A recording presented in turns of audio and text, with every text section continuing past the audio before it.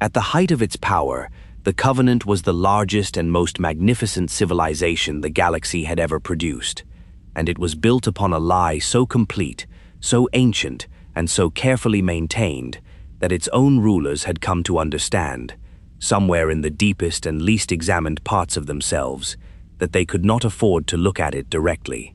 It was not that the truth was hidden from them. By the end, the truth was not hidden from anyone who sat at the summit of the Empire's power. The truth was simply that the truth could not be spoken, that the lie, by then, was older than any living memory, was woven into every law and every prayer and every breath drawn in the name of the faith, and that to speak it plainly would be to bring the whole golden edifice down in a single afternoon. And so the rulers of the greatest civilization in the history of the galaxy looked away. They held their tongues and tended their incense and led their peoples onward along the sacred path. And they understood, in the way that powerful men and women always understand the mechanisms of their own power, that the path led nowhere, that it had never led anywhere. And they said nothing, and the trillions walked on and believed. Consider first the grandeur, because the grandeur was real. Nothing about the tragedy that follows makes any sense at all unless one first holds in one's mind how genuinely, how breathtakingly magnificent this empire was, how much it achieved, how much it gave to the peoples it bound together, how real and how beautiful the faith at its center appeared from the inside. The Covenant was not a small thing. It was not a cruel joke played on a handful of credulous peoples by a cynical priesthood. It was a civilization of staggering scale and genuine achievement, a union of species that should by every reasonable measure never have become one, a faith that gave meaning to the births and deaths of trillions across thousands of years and thousands of worlds. Whatever it was at its foundation, it was also something extraordinary. And the historian who forgets that, who flattens it into simple villainy, who treats the faith as nothing but a mechanism of control, will not understand why its fall was a tragedy rather than merely a resolution. The empire was magnificent, the faith was beautiful, and both of these things were true at the same time as everything else that was true, and the tension between them is the whole of the story. At the center of the empire, drifting always through the dark between the stars, there was a city. Not a city on a world, not a city fixed to any rock or soil, but a holy city that moved, a vast mobile cathedral world that the faithful called High Charity, and that was, by any measure that any people has ever devised for such things, one of the most extraordinary structures ever raised by living hands. It was roughly the size of a small moon. Its outer shell was dark, and ancient stone pierced through with arching windows the size of mountains, through which the light of whatever star it happened to be passing would fall in long cathedral rays down into the vast interior. And the interior was a world unto itself, a cavern of golden light, so immense that clouds gathered near its highest reaches, so tall that the towers built upon its floor rose for kilometers before their summits were even a third of the way to the ceiling, a space in which entire climates formed and drifted in the thermal currents rising from the inhabited levels far below. Pilgrim crowds moved through the lower streets in slow and reverent rivers. A dozen species mingled together beneath the domes, the air thick with incense, and the faint harmonic resonance of choral voices rising from 1,000 separate devotions at once. The whole vast interior humming with a life so layered and so dense that it felt not merely like a city, but like a living thing, breathing and warm and ancient. This was the seat of the faith. This was where the hierarchs sat upon their thrones, where the High Council gathered in its great chamber to deliberate the direction of the empire, where the prophets interpreted the sacred relics and proclaimed the ages and determined, with absolute authority, the meaning of the gods' designs. To come to High Charity on pilgrimage was the aspiration of the devout in every species the Covenant had ever gathered in. because to stand in that golden light was to stand, the faithful believed, within the shadow of the divine, to be as close as a mortal could come, in this life, to the presence of the gods themselves. The relics were here, the prophets were here, the promise was here. All that was holy and certain and eternal had its home in this drifting golden city, and to belong to the covenant was to belong to whatever high charity meant, to carry it with you in your understanding of yourself and your place in the order of things, regardless of how far from its light you had been born or sent to serve.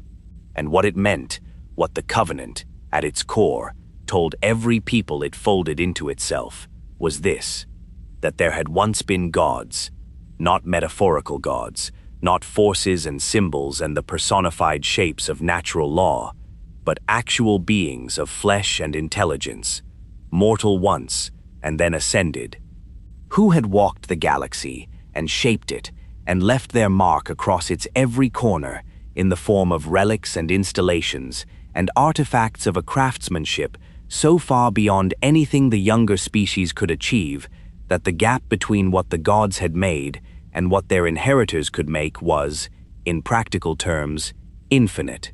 These beings were called the Forerunners. They had been real. They had been here. And then, long ago, longer ago than any living memory could reach, longer ago than any written record persisted, they had gone. They had vanished, all of them, in a single cataclysm that had swept the galaxy like a hand sweeping a table clean, and they had not returned, and the galaxy they had left behind was a quieter and smaller place for their absence. But they had not vanished without leaving something. Across the worlds they had walked and the systems they had touched, the Forerunners had left their works, the relics, the installations, the seamless humming artifacts that did not rust and did not dim and did not surrender their secrets easily, but that sang, faintly, eternally, of the intelligence that had made them. And the faith of the covenant said that these relics were not merely the byproducts of a vanished civilization.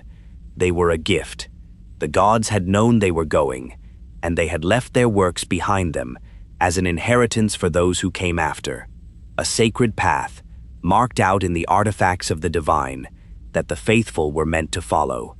And at the end of that path, if they walked it correctly, if they revered the relics and studied them and prepared themselves through obedience and devotion and service, the faithful would find waiting for them the greatest of all the gods' gifts, a set of vast ring-shaped installations scattered across the galaxy that the covenant called the halos, the sacred rings.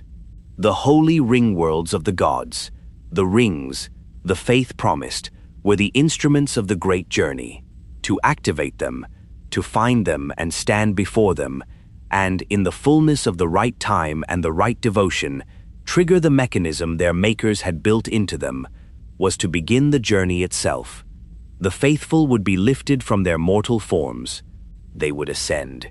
They would leave behind the smallness and the limitation of bodily existence and be carried into a state of godhood, joining the Forerunners in whatever plane of existence lay beyond the mortal one, completing the circle that the gods had drawn when they left their works for their children to discover.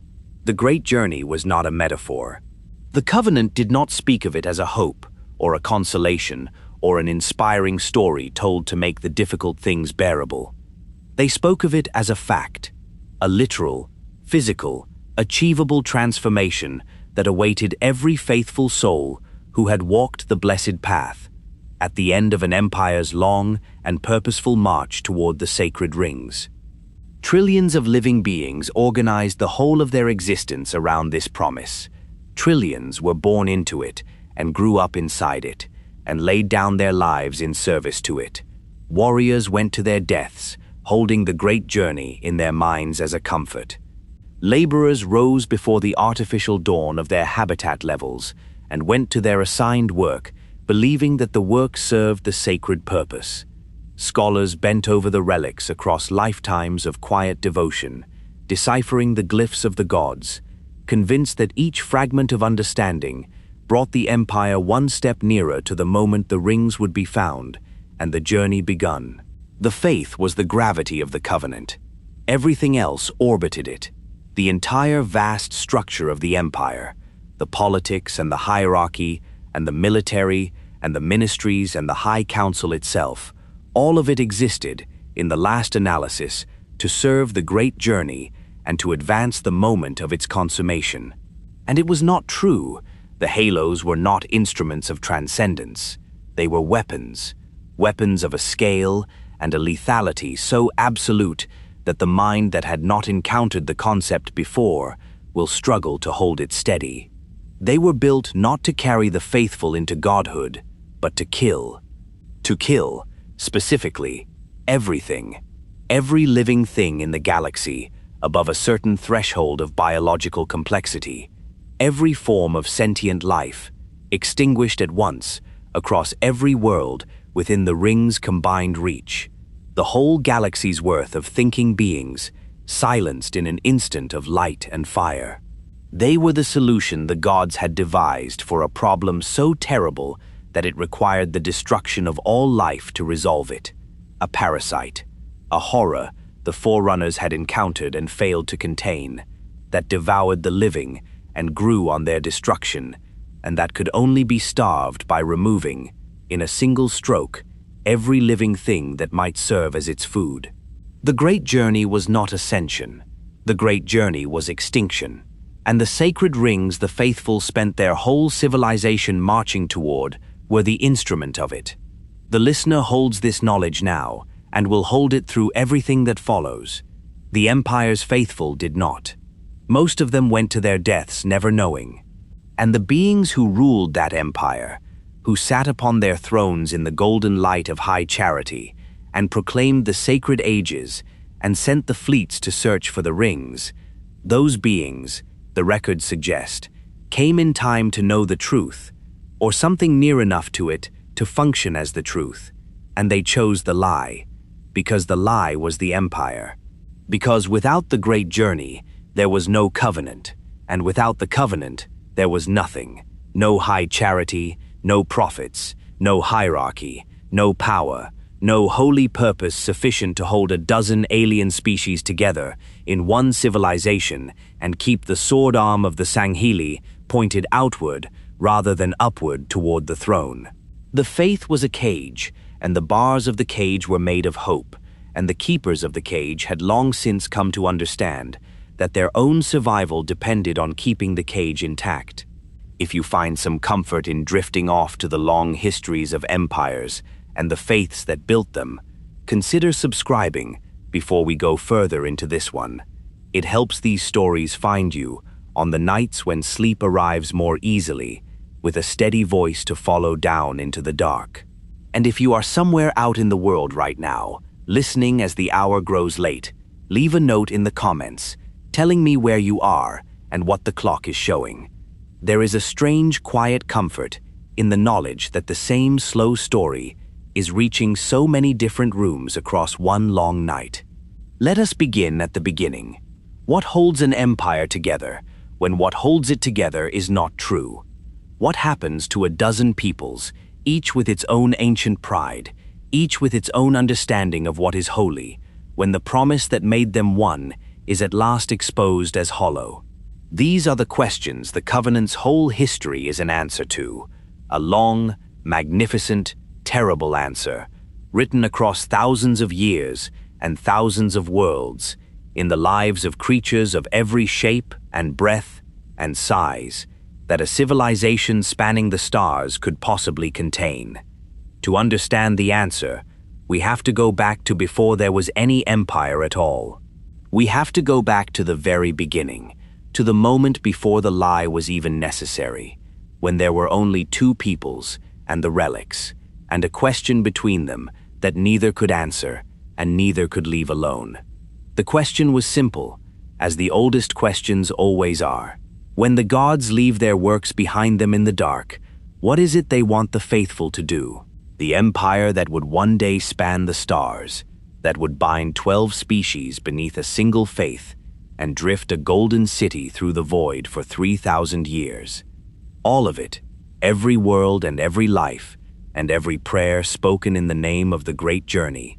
All of it grew from that one small, ancient, unanswerable question. And before any of it could grow, two peoples had to tear each other very nearly apart, trying to answer it. The first of those peoples called themselves the Shyuum, and before they ever met the warriors who would become their protectors, before there was any empire to protect, they fought a war among themselves, because even alone, even before they had found any other species in the galaxy to disagree with, the Shyuum could not agree on what their gods required of them. That war, the war within, is where everything begins. Long before the Shyuum ever laid eyes upon the warriors who would become their eternal protectors, and longer still before there was any empire to protect or any faith to enforce, they were an old people. Older, by most reckonings, than nearly any other people then living in the galaxy. They had been ancient when the Forerunners still walked among the stars, and they had endured, barely and at tremendous cost, the cataclysm that ended that age. The Forerunners' disappearance had not been a quiet thing. It had been total, a sweeping extinction event that had reached into every corner of the galaxy and silenced nearly all the thinking life it found there, and the Shyuum had not been spared the reach of it. Almost nothing had been spared. But the Shyuum had survived, after a fashion, had been reseeded upon the ruins of what they had been, drawn back from the edge of extinction by processes they only half understood and remembered in their oldest texts as an act of divine mercy. And when the long silence afterward finally lifted and the galaxy's life began, slowly and painfully, to return, the Shyuum returned with it. They emerged into the aftermath of the Forerunners' passing as a diminished and quiet people, fewer than they had once been, their great cities gone, their history preserved only in fragments that the most devoted among them spent lifetimes piecing back together. But they emerged with something the catastrophe had not been able to take from them. They emerged with the relics. Not all of them. Many had been lost or broken, or buried beyond any finding. But enough. Enough to look upon and to understand, even in the earliest days of the reseeding, that what they held in their hands was something extraordinary. The artifacts of the Forerunners were not like anything the Shyuum could produce. They were seamless and cool and smooth in a way that spoke of craftsmanship so advanced it had ceased to resemble craftsmanship at all, more like thought made physical, like intention hardened into matter. They did not tarnish, they did not crack. They hummed faintly, many of them, with a power that had not dimmed across the full breadth of the long silence. 100,000 years of darkness and death, and the slow crawl of recovery, and the power was still there, still present, still waiting, as though the makers had simply stepped away for a moment and might return at any time to pick up where they had left off.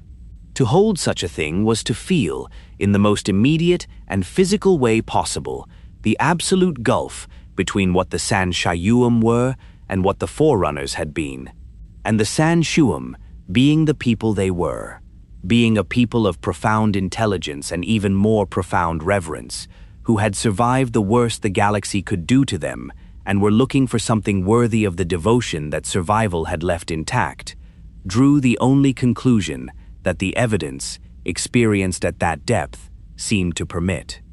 The Forerunners had been gods. Not the metaphorical gods of comfortable theology, not the symbolic forces and personified abstractions of a mature and settled faith, but actual gods, beings who had been mortal once and had ascended, who had walked among the stars and shaped them, who had built things that could not be explained by any other hypothesis, and who had then vanished in a manner that, to the Shyuum, looked nothing so much as like a departure, rather than a death. They had not died, they had gone somewhere, and they had left their works behind, the Shyuum concluded, because they had intended to, because the relics were a gift, because the gods, in going, had thought of those who would come after, and had laid out a path, marked by the works of their hands, for the faithful to walk. This conviction became the bedrock of Shyuum civilization. It shaped everything they were, their scholarship, because the relics demanded to be studied and understood, their social order, because the keepers and interpreters of the relics naturally held the highest positions of authority, their sense of purpose, because a people with a divine inheritance has a reason to endure that a people without one lacks entirely. The Shyuum organized themselves around the relics, the way a river organizes itself around the slope of the land, naturally, completely, as though no other arrangement were conceivable. The wisest among them became scholars of the artifacts. The most powerful among them became guardians of the scholars. The whole civilization bent its considerable intelligence toward the work of understanding what the gods had left behind and what precisely the gods intended their children to do with it. And here, in the space between the relic and its meaning, was where the Shyuum first came apart. The question seemed simple, stated plainly. The gods had left their works. What did they want done with them? But simple questions, when they carry the full weight of a civilization's faith, are never simple in their consequences. Two answers emerged among the Shyuum, and the two answers were not merely different. They were opposed, irreconcilable, each the mirror image of the other, each carrying within it the complete negation of everything the other held sacred. The first answer was held by the faction who came to be called the Stoics. Their position was one of reverence, maintained through distance, of holiness understood as something that required protection from use. The relics of the gods, they argued, were sacred precisely because they were beyond the Shyuum's making, because they represented a level of existence the faithful had not yet attained and could not yet truly comprehend. To use such objects, to power them, to reverse engineer them, to bend the works of the divine to the common purposes of mortal life, was to presume an equality with the gods that the faithful did not possess and had not earned. The relics were to be worshipped, preserved, guarded. They were to be studied in the way that a distant star is studied, observed, described, revered, but never touched in the way that implies ownership, never bent to purposes the gods had not explicitly ordained. The Stoics were not against scholarship, they were against use. And for them, use and worship were not compatible.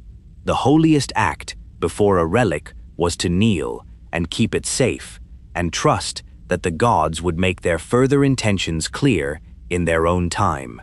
The second answer was held by the faction who came to be called the Reformists.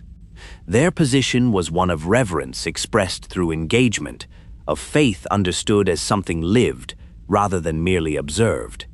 The gods had left the relics within reach, they argued, had placed them on the very worlds where the Shyuum would be reseeded, had ensured that the faithful would find them in the long recovery after the silence.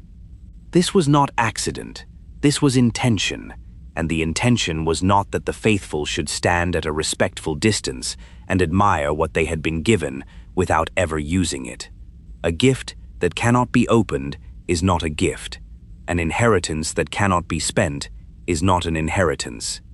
The gods had built these relics with the full knowledge that their children, finding them, would want to understand them, would want to learn from them, and the gods had not built them to be fragile, had built them, as the faithful could plainly see, to last across any length of time without degrading, to remain powerful and functional for as long as they were needed. That was not the work of a maker who expected the work to be left alone. That was the work of a maker who expected the work to be used. To refuse the gift, the reformist said, was not piety. It was ingratitude dressed up as holiness. It was a failure of faith masquerading as its fulfillment. Between these two positions, there was no middle ground that either side could accept without ceasing to believe what it believed. The dispute was not about degree.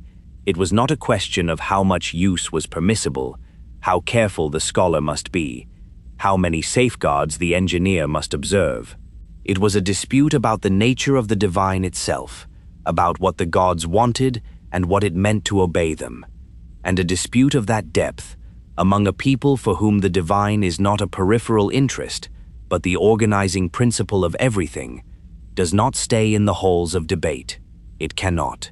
It seeps into everything it touches, into who may hold authority and who may not, into what the law permits and what it forbids, into who is righteous and who is profane, until there is no part of common life left that has not been infected by the question, and the whole of a civilization stands divided along the single line of it.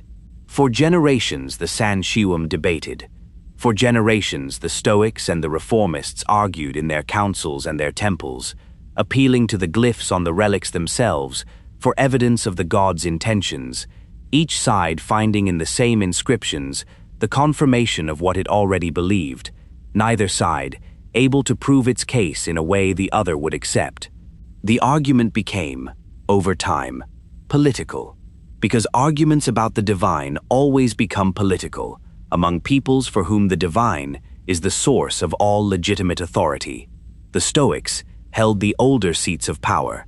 The Reformists grew in number and in conviction.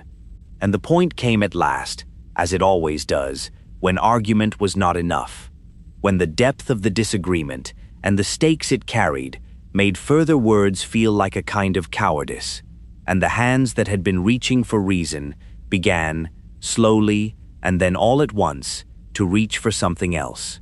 The war among the Shyuum is remembered in their oldest surviving texts as the War of Wills, and it was a terrible thing, made more terrible, not less, by the fact that it was fought between people who shared a world and a history and a faith, and differed only on the single most important question that faith posed. A civil war of this kind has a particular quality of horror that a war between strangers lacks. There is no enemy to dehumanize, no alien face to hate. There is only the neighbor, the cousin, the scholar one studied with in the same halls, the warrior who trained beside one's children, transformed by a single question into someone who must be defeated or else submit. The Shyuum turned their frail and brilliant civilization against itself with a thoroughness that reflected how completely the theological question had saturated everything. Temples became fortresses, the councils of scholars became command posts, the guardians of the relics became soldiers fighting over the very objects they had each sworn to protect. The Reformists lost. The precise reasons the records do not make entirely clear. Perhaps they were fewer at the critical moment. Perhaps the Stoics held ground that was easier to defend. Perhaps fortune simply turned its face in the wrong direction when it mattered most. But the outcome is not in dispute. The Reformists were defeated upon their homeworld of Janjur Qom, driven from the councils and the temples, their creed declared deviant, their leaders given the choice of submission or exile.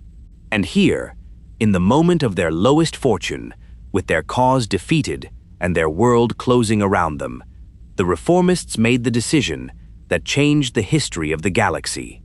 They chose exile. They would not submit.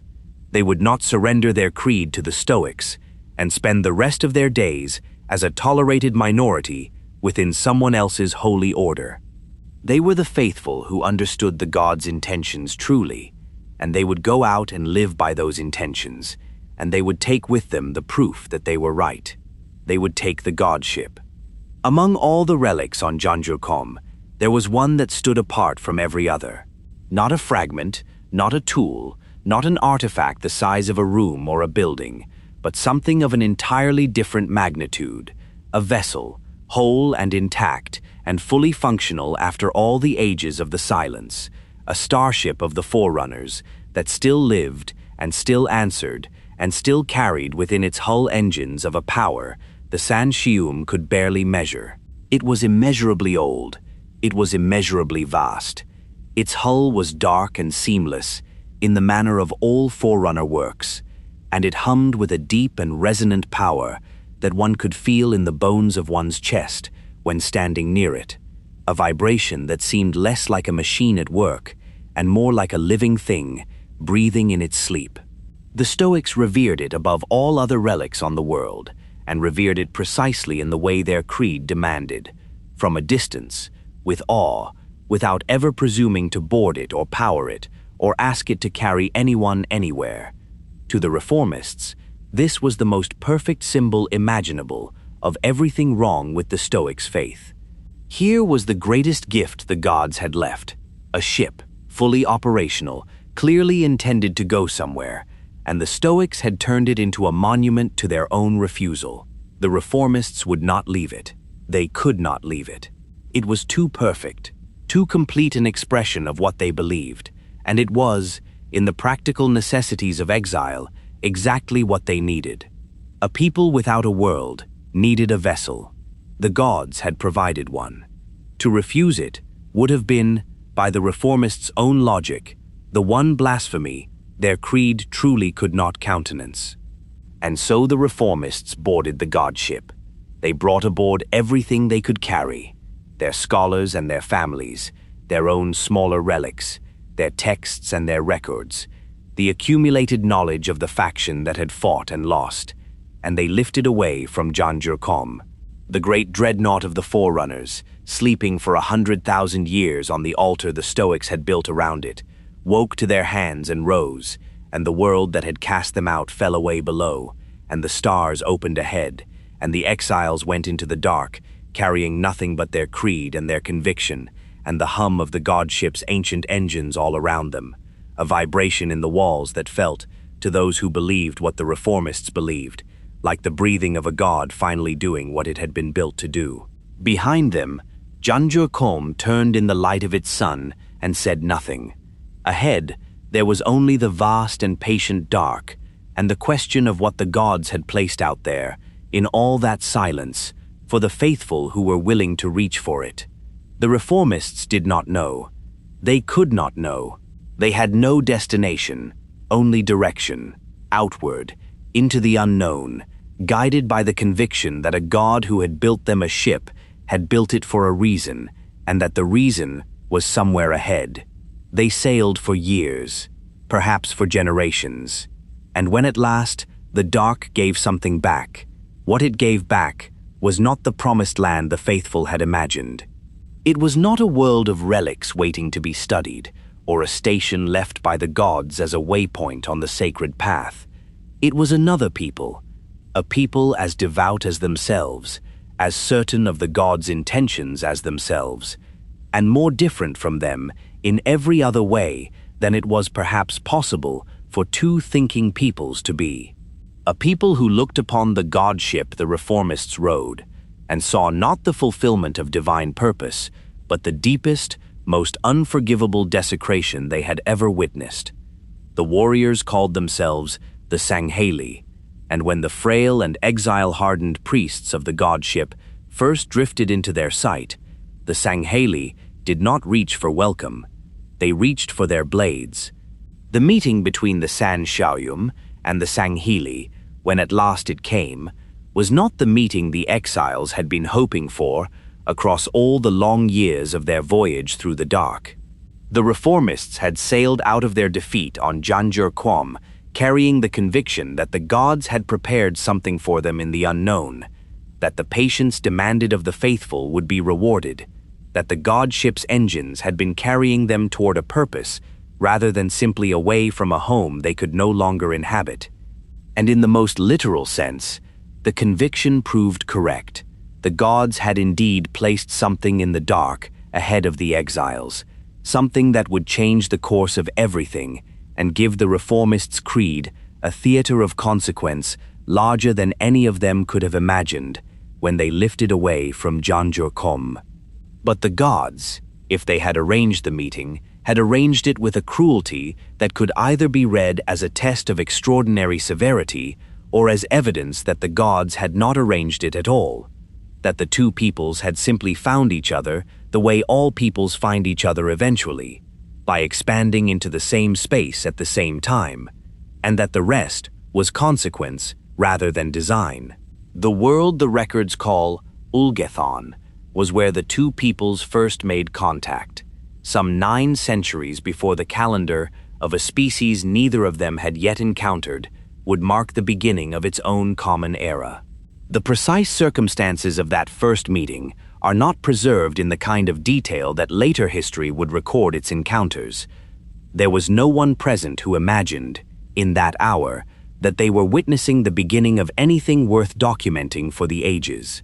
What is known is the shape of it, the god ship drifting into range of Sangheili sensors, the Sangheili becoming aware of the impossible thing, a forerunner vessel, whole and powered and crewed by creatures who were not forerunners, and the horror that awareness produced in a people for whom the works of the gods were the most sacred things in existence, and the idea of those works being used as common transportation was not merely offensive but cosmically, theologically unbearable. To understand the depth of that horror, one must understand the Sangheili as they were in that age, before the covenant had shaped them, before the Writ of Union had redirected their pride into the service of the empire's aims. They were a people built by a hard world into a form that hard worlds tend to favor, tall and powerful, their bodies dense with the kind of strength that comes not from cultivation, but from necessity, from a world that required physical capability simply to survive in. Their hands, when extended, revealed the 4-fingered split-jaw arrangement of their species, the mandibles that framed their faces, giving them an aspect that other peoples, meeting them for the first time, found deeply alien, a face that seemed designed for war, even in repose. They moved with an economy of motion that spoke of bodies trained from earliest childhood to understand their own capabilities precisely, to waste nothing, to be always and in every circumstance ready. A Sangheili at rest was a Sangheili prepared. The distinction between peace and combat readiness was, for them, largely one of permission rather than posture. But the thing about the Sangheili that is most easily lost in descriptions of their physical formidability is their depth of feeling. They were not a cold people. They were not the efficient and emotionless warriors that a first accounting of their military culture might suggest. They were deeply, almost constitutively passionate about honor, about the obligations that blood and lineage and sworn oath imposed, about the keeping of one's word and the living of one's life in a manner that would not shame the ancestors. Their keep and bloodline social structure, the great fortresses in which extended families and their sworn allies lived and trained and governed themselves, was not merely a military arrangement. It was the vessel of everything the Sangheili held dear. Every relationship of loyalty and love and obligation that gave life its meaning was held within the keep, and the honor of the keep was a living thing that each generation inherited and was responsible for maintaining. To disgrace the keep was to harm something that could not be repaired by any action within a single lifetime. To honor it was to participate in something larger than any individual life, something that stretched backward to the ancestors and forward to the children not yet born. And the Sangheili's faith was of a piece with this structure.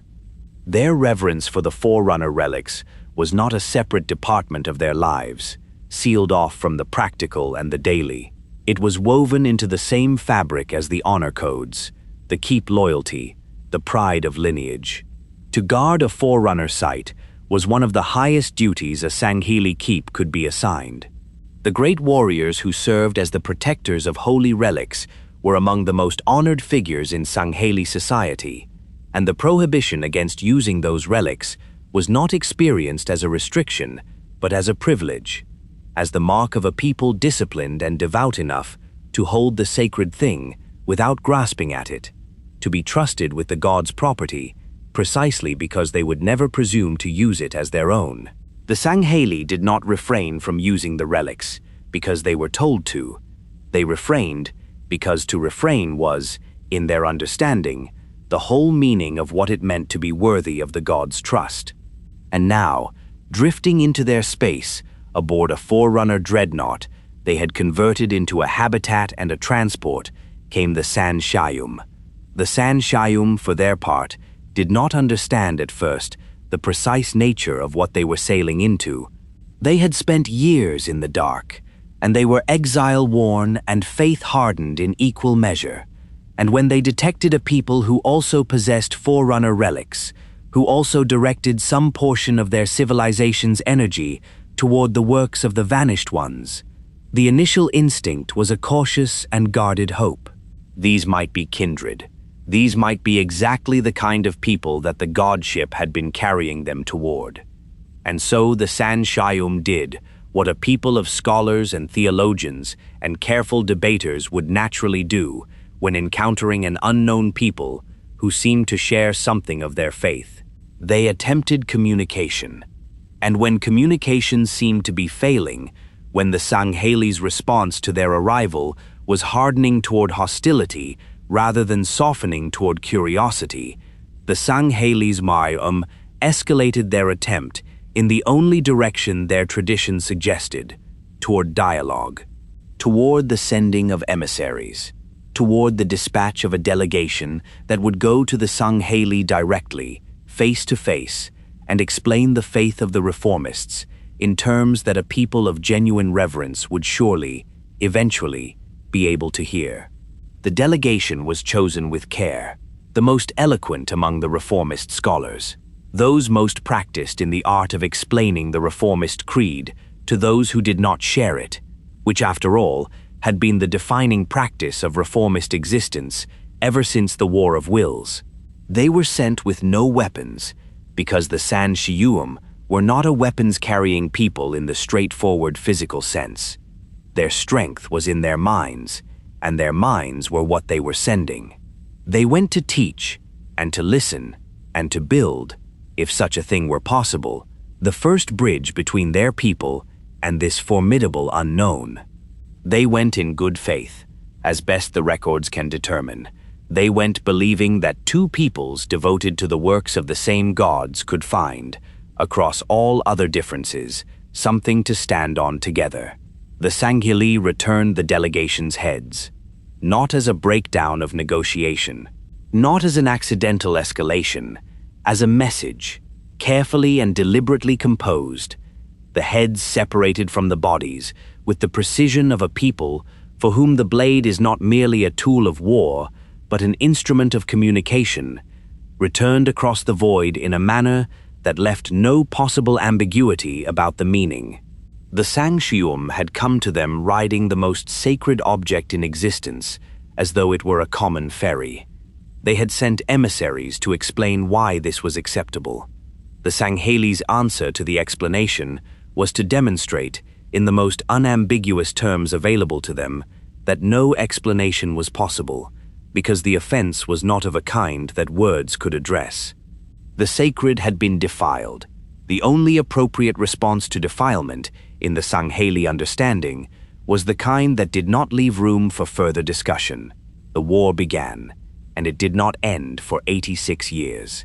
It was a war of a particular and exhausting kind, not a war of rapid conquest or decisive engagement, but a grinding, generational, attritional struggle fought over ground that neither side could simply abandon, because the ground was holy.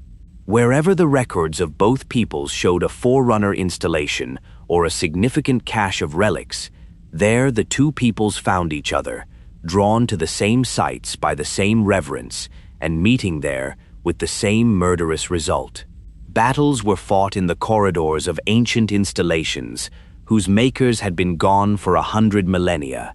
The two armies, moving through spaces built for beings far larger than either of them. The seamless forerunner walls, absorbing the noise and light of a war, being fought in the name of the beings who had built them. The relics themselves persisted through all of it, without comment, humming their patient hum, indifferent to the blood being shed on the threshold of their mystery, waiting with the infinite patience of things built to outlast everything that mortal life could throw at them. The war's cruel arithmetic was apparent from early in its course. The Sangheili were, in direct martial engagement, superior, more powerful in body, more disciplined in battle, more experienced in the forms of warfare that involved two forces meeting each other at close range and one of them prevailing. A Sangheili warrior was simply, in the physical terms that hand-to-hand combat makes determinative, a more dangerous creature than a Shyuum scholar, and the Sangheili had been making warriors for as long as they had been making anything. In any fight where the terms were simple and the weapons equal, the Sangheili won, but the terms were not simple and the weapons were not equal, because the Sangheili would not touch. The Sangheili had the relics. They had the godship's vast forerunner systems to draw upon, and they had spent their entire history as a people developing the willingness and the capability to understand and use such systems, where the Sangheili had spent their entire history developing the honor discipline to refuse. And so the Sangheili, for all their martial supremacy, found themselves fighting an enemy who deployed weapons and shields and systems drawn from the very works the Sangheili considered too holy to touch, and dying, in their thousands and then their tens of thousands, to fire they could not answer, from technology they could not match, because their own faith had put that technology beyond their reach. There is a particular kind of suffering that comes from dying for a principle. It is different from the suffering of dying for incompetence or bad luck, or the mere bad mathematics of a lost battle. It carries with it a quality of meaning that ordinary suffering lacks, and that quality of meaning is what allows people to endure it for far longer than they could endure suffering that meant nothing. The Sangheili endured their losses with the discipline and the stoicism of a people for whom dying well was one of the highest things a life could achieve. Each warrior who fell to Shyuum forerunner fire fell with the understanding that he or she was dying in defense of something genuinely sacred, and that understanding was passed down through the keeps and the bloodlines as both a grief and a sustaining force. But 86 years is a very long time, even for a principle, and the Sangheili were not a people given to abstract self-destruction. They were a people given to survival, and to the honest assessment of what survival required, and as the decades wore on, and the dead mounted, and no decisive victory came, and none appeared to be coming, the honest assessment became impossible to avoid. The principle was killing them. The prohibition against using the relics, maintained with perfect fidelity across the generations of the war, was the direct cause of the military disadvantage that was bleeding the Sangheili toward an end they could not control. The gods required them to guard the sacred things without using them, and the enemy was using the sacred things to kill the guardians. And somewhere in the long, terrible middle years of that war, among the senior commanders of the Sangheili warrior caste who had to make the actual decisions about how to keep their people alive, the question that the faith had always made unspeakable became, out of sheer necessity, speakable. If the gods truly wished the relics to remain untouched in all circumstances and without exception, why had the gods allowed those relics to be weaponized against the very people who refused to touch them? Was the prohibition truly absolute? Or was there a reading of the gods' intentions, not the reformist reading, not the heresy of the defilers, but perhaps a third reading, a warrior's reading, in which the relics could be used in the defense of the relics themselves? The answer the Sangheili arrived at is one the records preserve with characteristic understatement.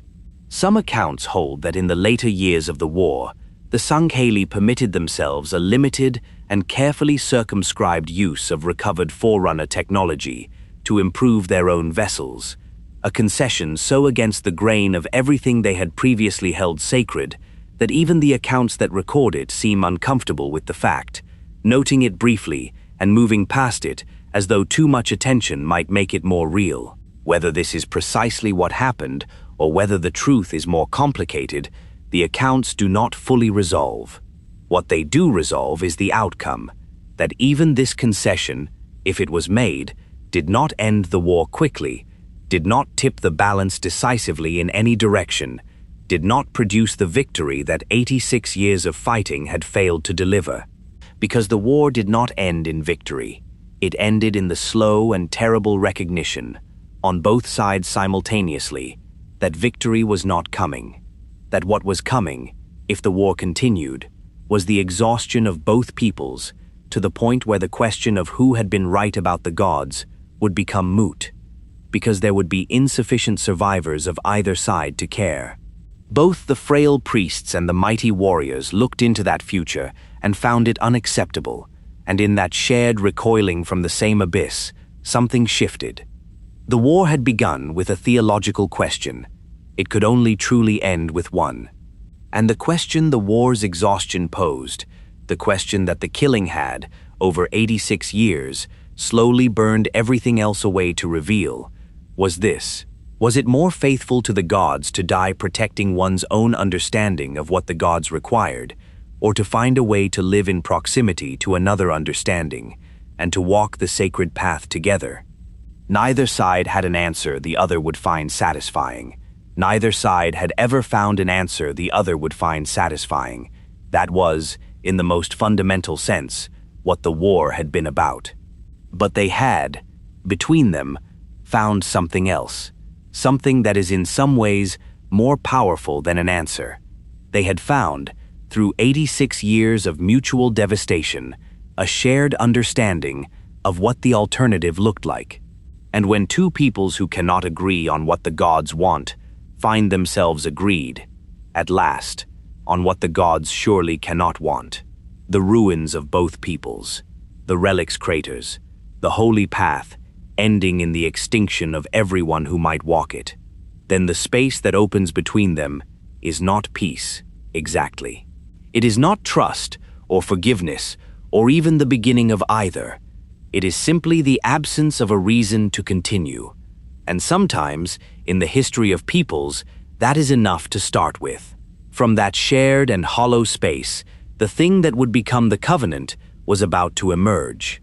It would take negotiators of extraordinary skill and courage to cross the gulf of a century of blood. It would take gestures of a significance that neither people had previously imagined themselves capable of making. And it would take a document, an oath, a covenant in the oldest and most binding sense of the word, that would try to hold in its language the weight of everything both peoples had been through and the impossible promise of what they might, together, become. The war was ending.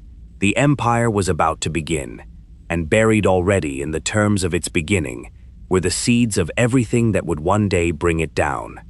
The peace did not begin with a grand gesture. It did not begin with a summit of the powerful, or a ceremony arranged at neutral ground, with the full weight of both people's authority behind it, or any of the formal mechanisms by which civilizations that have decided to stop fighting typically announce that decision to the world. It began, the records tell, with something far smaller and far more fragile than any of that.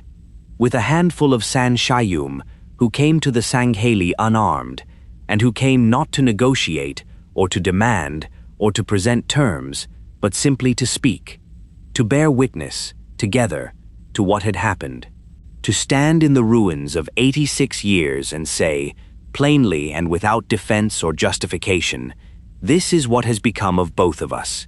This is what we have made of each other. Look at it with us, and tell us whether you can imagine any reason to continue making it.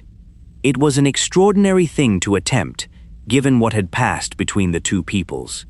The last time the Shyuum had sent an unarmed delegation to the Sangheili, the delegation had come back as a row of severed heads, and that memory was not old. It was alive in the flesh of the war, present in every Sangheili warrior who had trained with the knowledge of it, every Shyuum scholar who had grown up understanding what the Sangheili's first answer to their overture had been.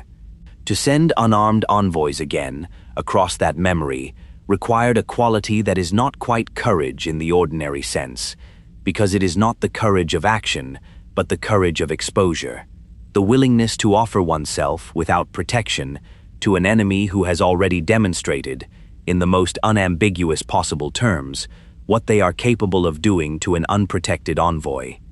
And yet the delegation went, perhaps because there was nothing left to lose that the war had not already taken, perhaps because the Shyuum, being a people of scholars and theologians, understood better than most that some chasms can only be crossed by the unarmed, because weapons, in such moments, are not a protection but an obstacle, or perhaps simply because there was, among those who went, someone wise enough to understand that the Sangheili's answer to the first delegation had been a message, and that a message, however brutal, is still a form of communication, and that a people who communicate, even in the language of severed heads, are a people who can, under the right circumstances, be reached.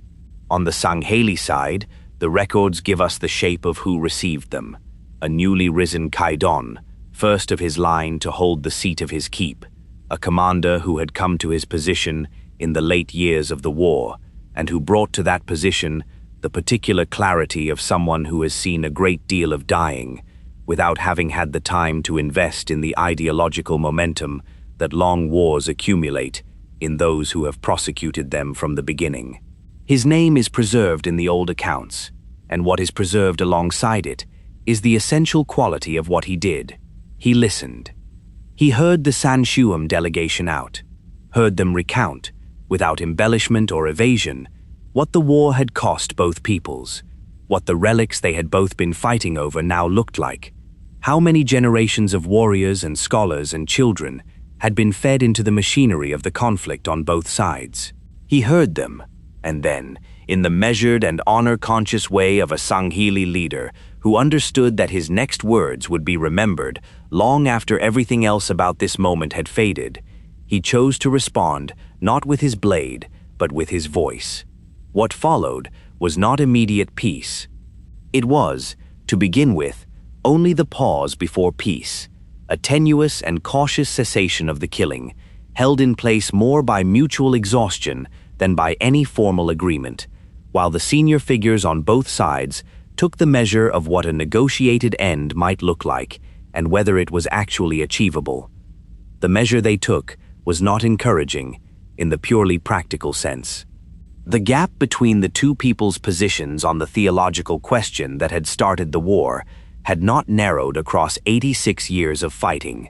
The Sangheili had not become reformists, and the Shyuum had not become stoics, and no amount of shared grief had made the question of what the gods wanted from the faithful any easier to answer.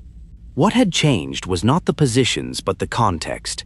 The two peoples now knew, with the kind of knowledge that only a very long and very costly war can produce, what the cost of irreconcilable positions was, and that knowledge gave each side a reason to find a way around the question that no amount of theological argument had been able to provide.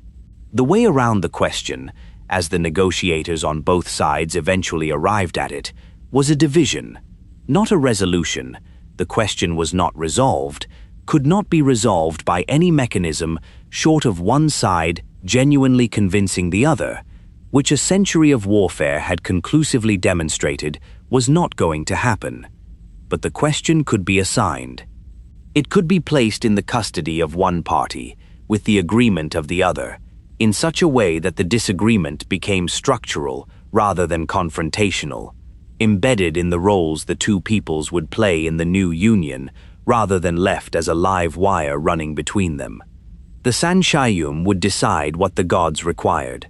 The Sangheili would ensure that what the gods required was enforced. And in exchange for this arrangement, in exchange for the Sangheili's agreement to accept the Sangheili's interpretive authority over the faith, the Sangheili would receive everything their strength entitled them to: the full resources, and the military supremacy, and the honor of being the sword of the divine, the protectors of the sacred path, the warriors whose blood paid for the empire's advance toward the great journey. The document that formalized this arrangement was written, the later reckoning's place, in what Earth's calendar would call 852 before the Common Era, and it was called the Writ of Union.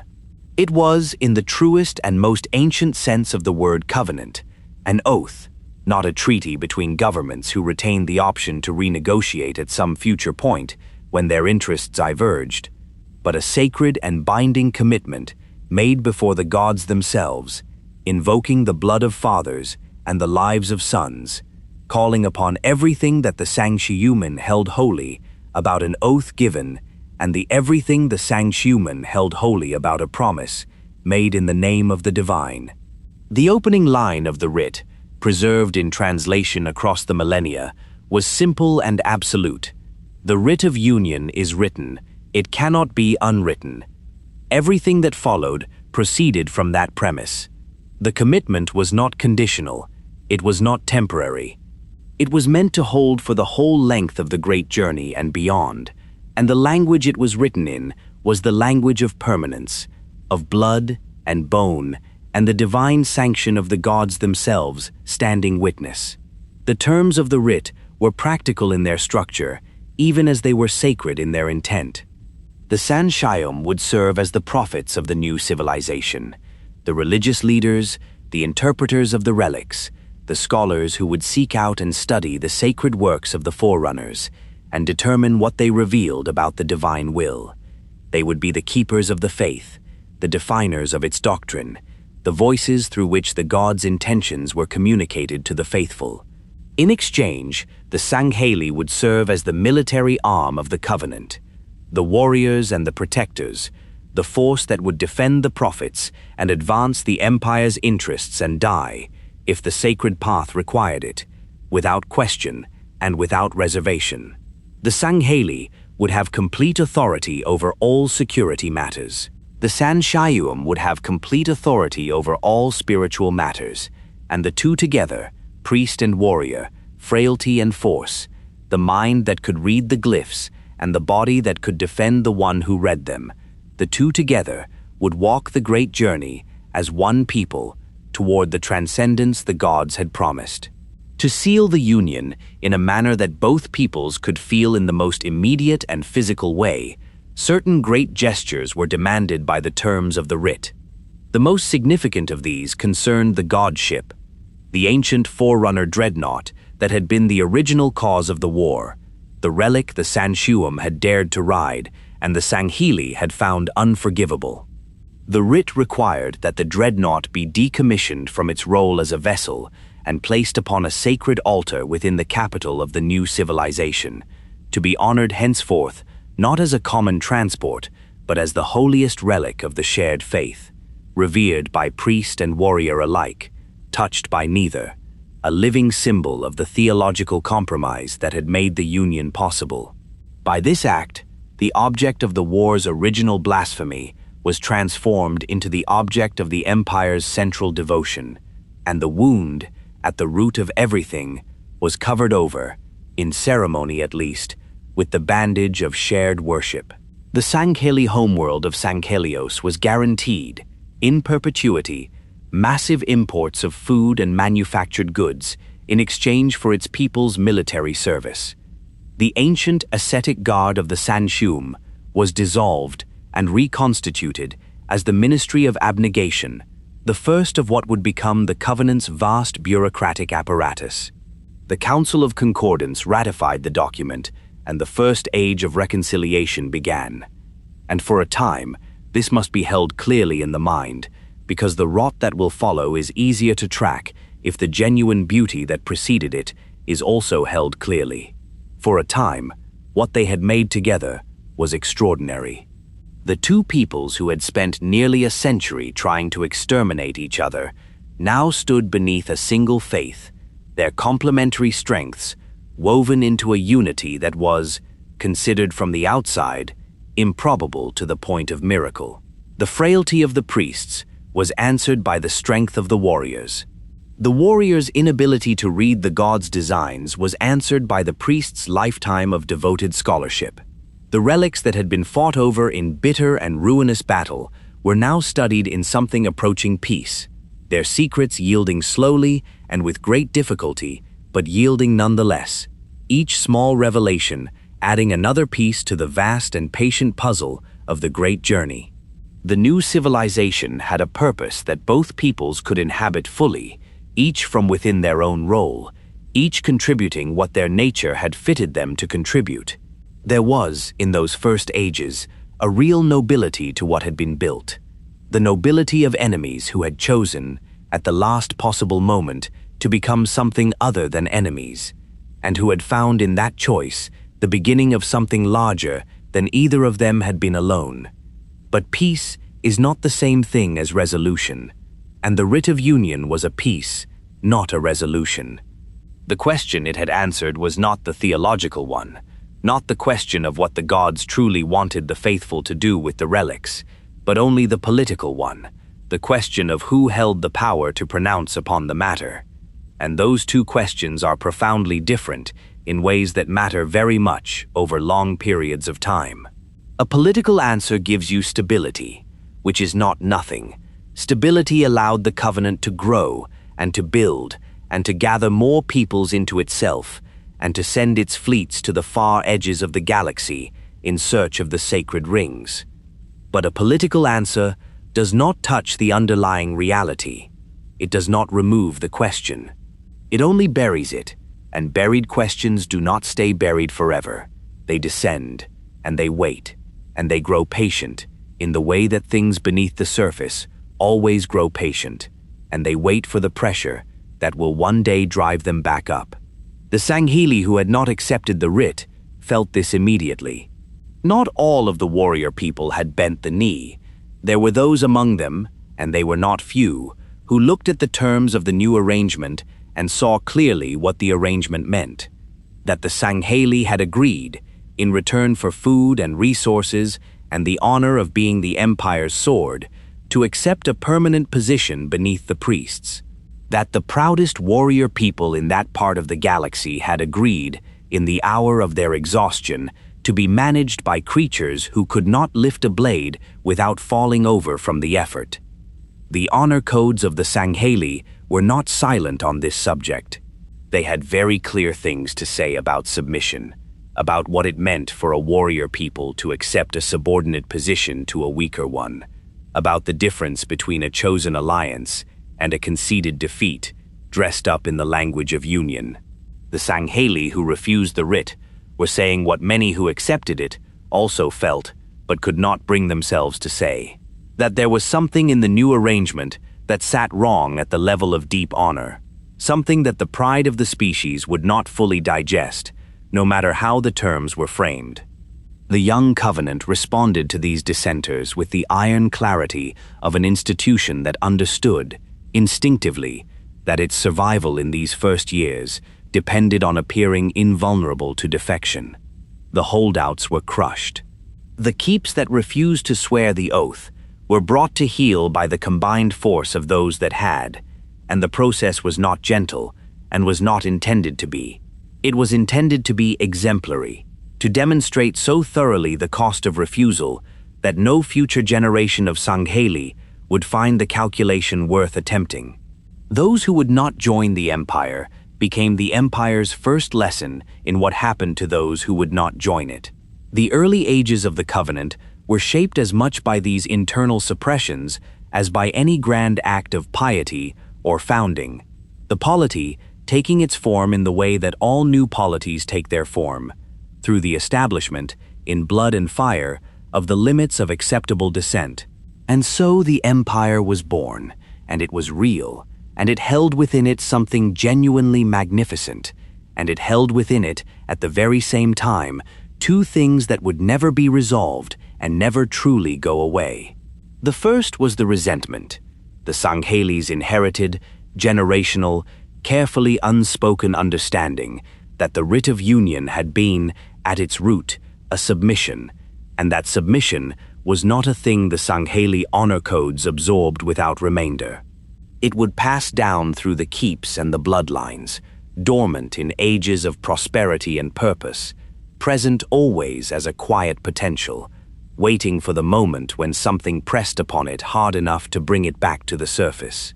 The second was the question itself, the old question that the writ had answered only by assignment, that still lived, unanswered and unanswerable, in the foundation of everything the empire would build atop it.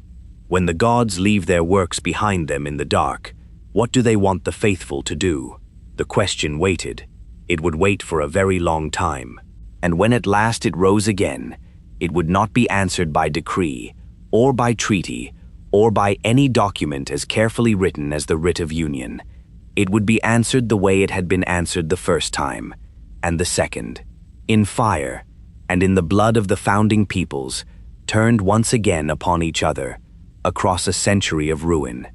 But that hour was still thousands of years away, and between the founding and the fall, there was an empire to build, faith to be examined, peoples to be gathered, a holy city to be raised, and a sacred path to be walked, with all the terrible and beautiful conviction that only a great lie, perfectly maintained, can produce. Having seen how the covenant was made, we must turn now to what held it together across all those long ages between the beginning and the end. We must turn to the faith itself, to the great journey, and to the beautiful and terrible truth of what the sacred rings were actually built to do. A faith that holds an empire together across 3,000 years is not a simple thing. It cannot be. A simple faith, a faith of clean lines and easy answers, and demands that the ordinary life of an ordinary person can meet without particular strain, may comfort individuals and sustain communities, but it does not bind civilizations. It does not give 12 species, each carrying its own ancient pride and its own long understanding of the cosmos, a reason to subsume that pride into something larger and to keep it subsumed across thousands of years and thousands of worlds and every pressure that time and distance and difference place upon the bonds between peoples. What binds civilizations is something of a different order entirely, something that speaks not merely to the comfort of the individual, but to the meaning of existence itself, that takes the whole of a conscious life, with all its difficulty and loss and confusion, and places it within a frame large enough to give even suffering a purpose. What binds civilizations is the kind of faith that makes the universe make sense. And the great journey, at the height of its power over the minds of those who believed it, was exactly that kind of faith. It was a complete account of what the universe was, and what it was for, and where the faithful stood within it, and where they were going.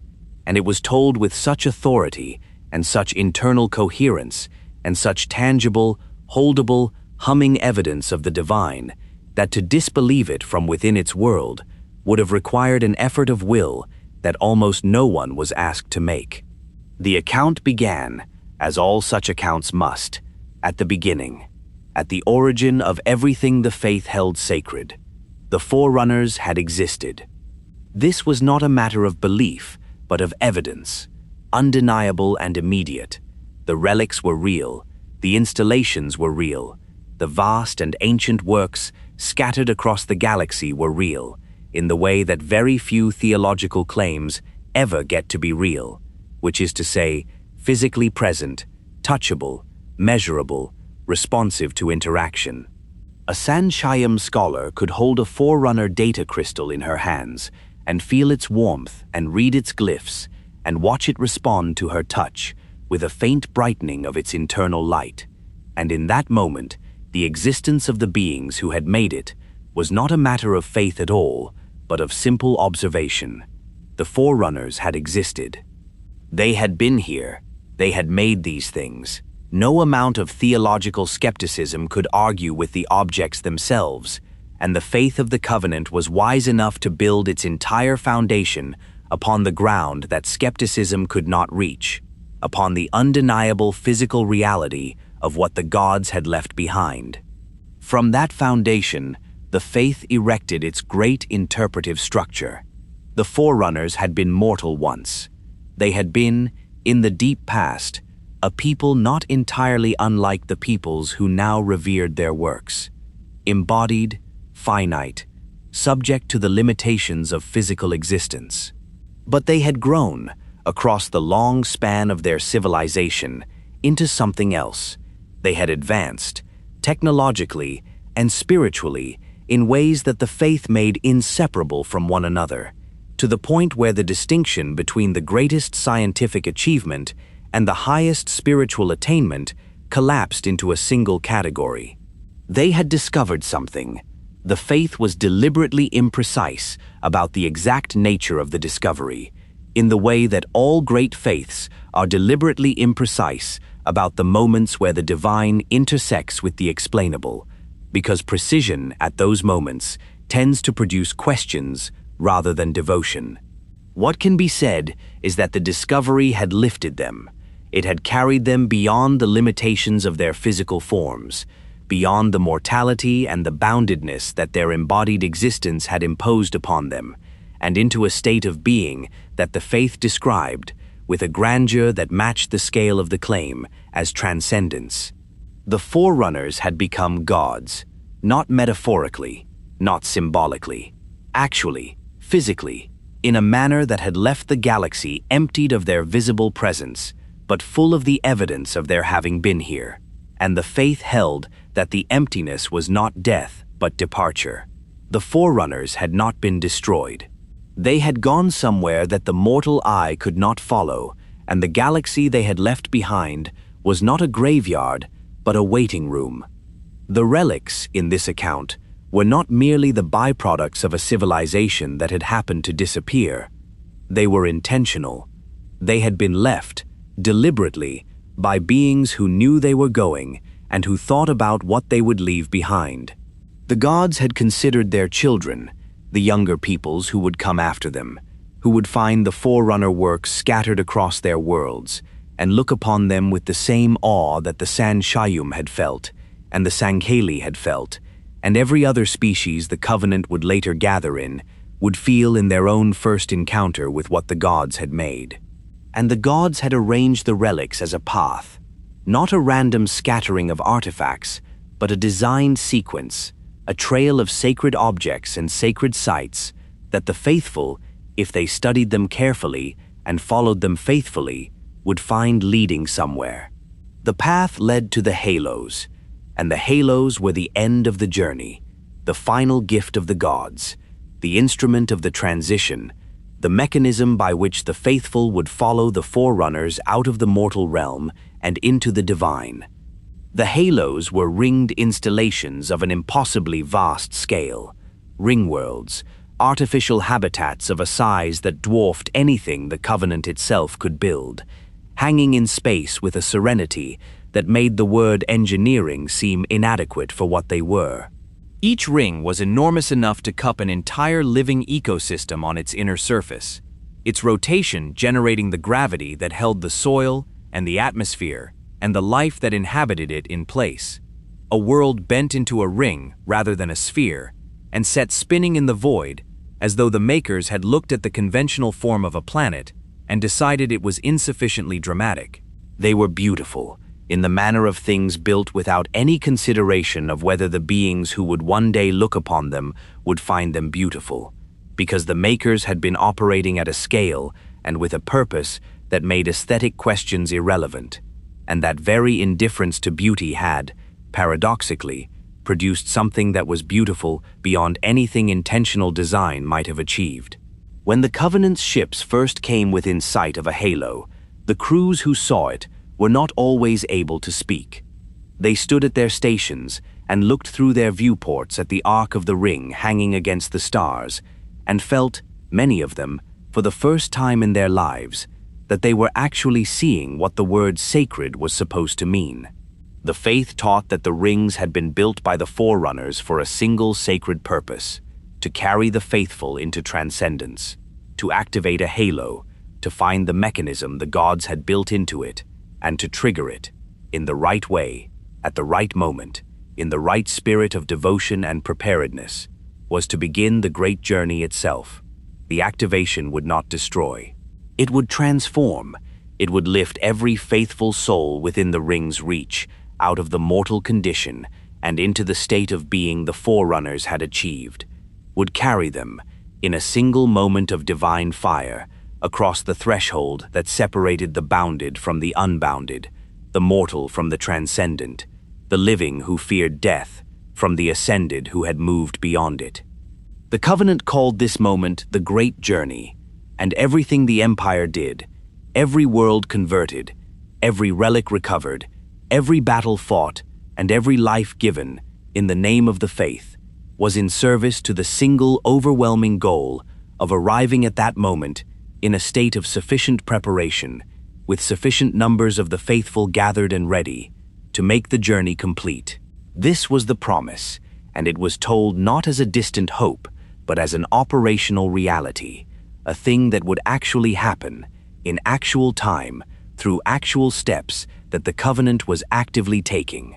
The High Council did not speak of the great journey the way a government speaks of a desirable future. They spoke of it the way a military command speaks of an objective, a thing with a location and a mechanism and a set of prerequisites that were being systematically assembled. The prophets did not offer the great journey as consolation to the dying. They offered it as a literal destination that the empire was sailing toward, and that the dying would be present at if they had walked the blessed path faithfully enough. To live within the covenant was to live within an institution that was, in its own understanding, on the verge of completing the most important project in the history of conscious life. The urgency was real. The preparation was real.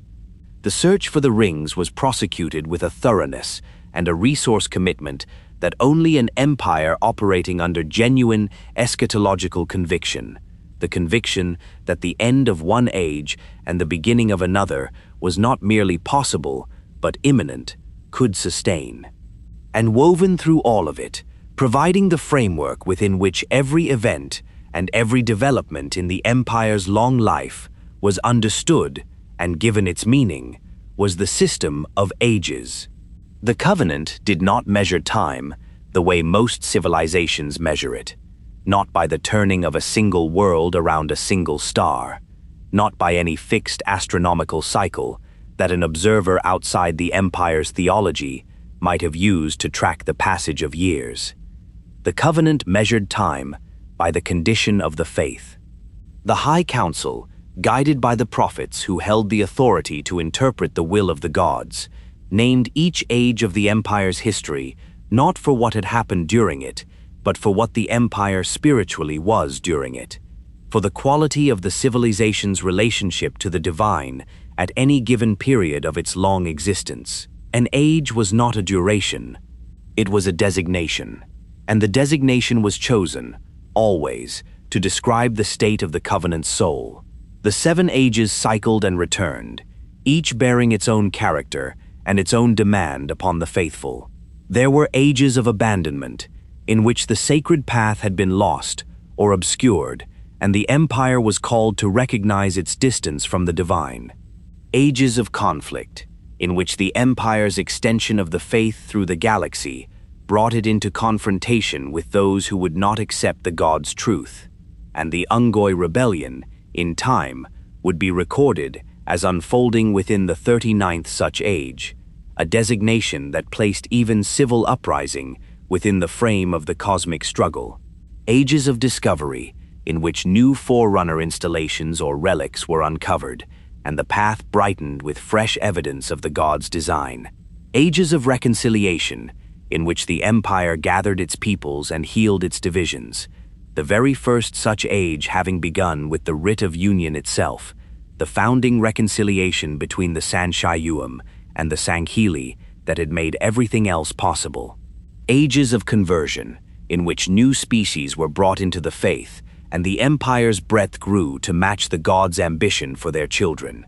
Ages of doubt, in which the certainties that sustained the faithful were tested by circumstance or loss or the silence of the gods. And ages of reclamation, the final age, the age of culmination, the age whose every cycle brought the empire closer to the moment it had been built for. An age of reclamation was declared when the prophets determined that the search for the sacred rings had entered a new phase of active and urgent prosecution, when the evidence available to the scholars of the relics suggested that the distance between the covenant and the completion of the great journey had narrowed to a point where the empire's full resources and attention must be bent upon nothing else. To declare an age of reclamation was the most significant act the High Council could perform, because it was not merely an administrative designation, but a theological statement of the highest order. A proclamation that the gods' timetable was accelerating, that the moment of transcendence was approaching, that the faithful must prepare themselves with a new and total urgency for the journey that was coming. And here is the place where the reckoning of the ages ceases to be merely a system of timekeeping and becomes something more than that. The ages were not simply descriptions of the empire's spiritual condition, they were instruments. The power to name an age was the power to define what the empire was for, and what it must do, and what resources it must direct, and what sacrifices it must make. An age of reclamation did not merely describe a state of religious urgency, it created one. It told every soldier, and every laborer, and every scholar, and every leader within the vast extent of the covenant that the final phase had begun, that the whole previous history of the empire had been preparation for this, and that to serve the covenant now was to serve the gods at the moment when their servants were needed most. No other mechanism the Shyuum possessed was as efficient a tool of mobilization. No edict, no military order, no economic directive could move an empire the way a declaration that the gods were calling could move it. The ages were not just how the covenant told time, they were how the prophets told the empire what to do. And by the period that the records identify as the 9th age of reclamation, the age in which the empire would at last find the sacred rings and stand at the threshold of the journey, the designation had been used and refined across 9 cycles spanning centuries, each cycle tightening the empire's focus a little further, drawing its vast energies a little more completely toward the single purpose that the faith defined as the reason for all of it. The ages turned, the empire marched, and the faithful, in their billions across their thousands of worlds, lived and worked and prayed and died in the warm certainty that they were part of the largest and most sacred undertaking in the history of conscious life, and that the gods were watching, and that the journey was coming, and that when it came, it would be everything that the prophets had promised across all the long ages of the covenant's history. And the rings were not what the prophets said they were. The rings were not instruments of transcendence. They were something else entirely, something that the faith, in its entire vast and sophisticated architecture, had not accounted for, because accounting for it would have required dismantling the faith entirely. The truth about the halos was not a truth that could be incorporated into the great journey and adjusted for. It was a truth that ended the great journey, that made the whole concept meaningless, that transformed the central promise of the covenant's existence from a gift into a horror. And it is the truth that the listener now holds and will carry through everything that follows, as the empire in its golden ages marches deeper and deeper toward the threshold of its own extinction. What the rings were and what they were built to do, that is where we must go next. The truth about the halos did not arrive in the covenant's history as a revelation. It arrived, when it arrived at all, as a problem, as a contradiction that the most powerful people in the empire encountered in the private spaces of their authority and chose, with full understanding of what they were choosing, to manage rather than to address. It was not discovered by a scholar poring over the glyphs in some quiet archive and bringing the finding to the council in the expectation of honest engagement. It was not announced, debated, and integrated into the faith through whatever process a theocracy uses to revise its central doctrines when the evidence demands revision. It arrived the way all truths arrive that are too large and too destructive to be allowed into the open, quietly, in a room with very few people in it, and then it was buried, and the burial was performed with the same efficiency and the same thoroughness and the same absence of public record that the most powerful institutions always bring to the interment of the things they cannot afford to let anyone else know. But the truth existed before the covenant found it, and will exist after the covenant is gone, and the listener holds it now, holds it in the way that only the historian, looking back across the full length of a story already finished, ever truly gets to hold a truth, not as a weapon to be used or a problem to be managed, but as a fact, quiet and absolute, that places everything else in a light that the people living through it could not see. The halos were weapons, the sacred rings of the gods, the promised instruments of the great journey, the most holy objects in the galaxy, according to the faith of the most powerful civilization the galaxy had ever produced. They were weapons, not metaphorically, not in some sense that required interpretive charity to arrive at. They were weapons in the most literal and operational and engineering precise sense of the word. Objects designed to kill, built for that purpose, optimized for it across what must have been generations of forerunner engineering effort, and capable of carrying out that purpose at a scale that the word weapon, with all its ordinary connotations of swords and guns and bombs, cannot adequately convey. To understand what the halos were built to kill, one must understand what the forerunners were fighting when they built them. And to understand what the forerunners were fighting, one must first understand that the forerunners, those beings of impossible achievement who the Covenant's faith described as having transcended mortality through wisdom and devotion, had, in the last years of their civilization, been losing. They had been losing badly, and for a long time, and against an enemy of a kind that their vast intelligence and their vast technology had proven, in the end, insufficient to defeat by any conventional means. The enemy was not another civilization. It was not a rival species with armies and ships and the kind of power that can be matched and overcome by building better armies and better ships. It was something else, something that had no homeworld to threaten and no leadership to decapitate and no economy to strangle and no morale to break. Something that did not negotiate and did not retreat and did not stop when it was hurt, because it was not organized in any way that made hurting it, in the conventional sense, meaningfully possible. The forerunners called it the Flood. The Flood was a parasite, a collective, distributed, ancient organism of a kind that the galaxy's younger civilizations, finding the word parasite in the records, will instinctively underestimate. The word suggests smallness, dependence, the kind of biological relationship that is unpleasant, but manageable. The Flood was none of these things.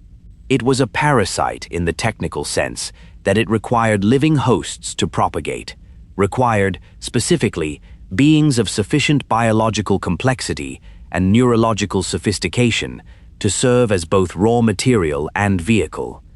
But the relationship between the Flood and its hosts was not a passive one, not a simple colonization of the body by an organism seeking nutrition. The Flood consumed its hosts and transformed them and used what remained of them as extensions of itself, growing with each new host it acquired, spreading with each new world it reached, building from the bodies and the minds of the beings it had taken into itself, something that was less like an infestation and more like an expanding intelligence, a distributed mind of enormous and growing complexity that became, as it consumed more and more of the life it encountered, increasingly capable of the kind of strategic thinking that made it genuinely, terrifyingly dangerous. The forerunners had fought it. They had thrown everything they had at the problem. Their science, their technology, their military power, the full resources of a civilization that had stood at the apex of galactic achievement for longer than the Covenant's entire history would last. They had quarantined, they had burned worlds, they had developed weapons and strategies and containment systems of a sophistication that the Covenant scholars, finding fragments of the record, could only partially comprehend, and none of it had been enough. The Flood learned, the Flood adapted. The Flood took the beings the forerunners sent against it and incorporated them and turned their knowledge and their capability against the civilization that had produced them, and the war went on, and the forerunners' losses mounted, and the Flood's mass grew, and the day came when the forerunners' greatest minds, looking at the mathematics of what they were facing, arrived at a conclusion that must have been, even for beings of their advancement and their long perspective, very nearly unbearable. The flood could not be defeated by any weapon that required something living to wield it. Any force the Forerunners sent against the flood became, in time, part of the flood. Any world they tried to hold became, if the flood reached it, a factory for more of itself. Any strategy that relied on the sustained effort of living beings to execute was a strategy that the flood could undermine simply by consuming the beings executing it. The only solution, the only final, reliable, mathematically certain solution, was one that did not require anything living to carry it out. One that could be triggered and then would complete itself regardless of what happened to the beings who had triggered it. One that would deny the flood its food source so completely and so permanently that the parasite would have nothing left to grow on, nothing left to consume, nothing left to build itself from, would be left, in the silence afterward, with only itself and the slow, inevitable diminishment that followed the removal of everything it needed to survive. The solution the Forerunners built was the halos. Each ring, when activated, released a pulse of energy calibrated with terrible precision to the biological requirements of the flood's propagation.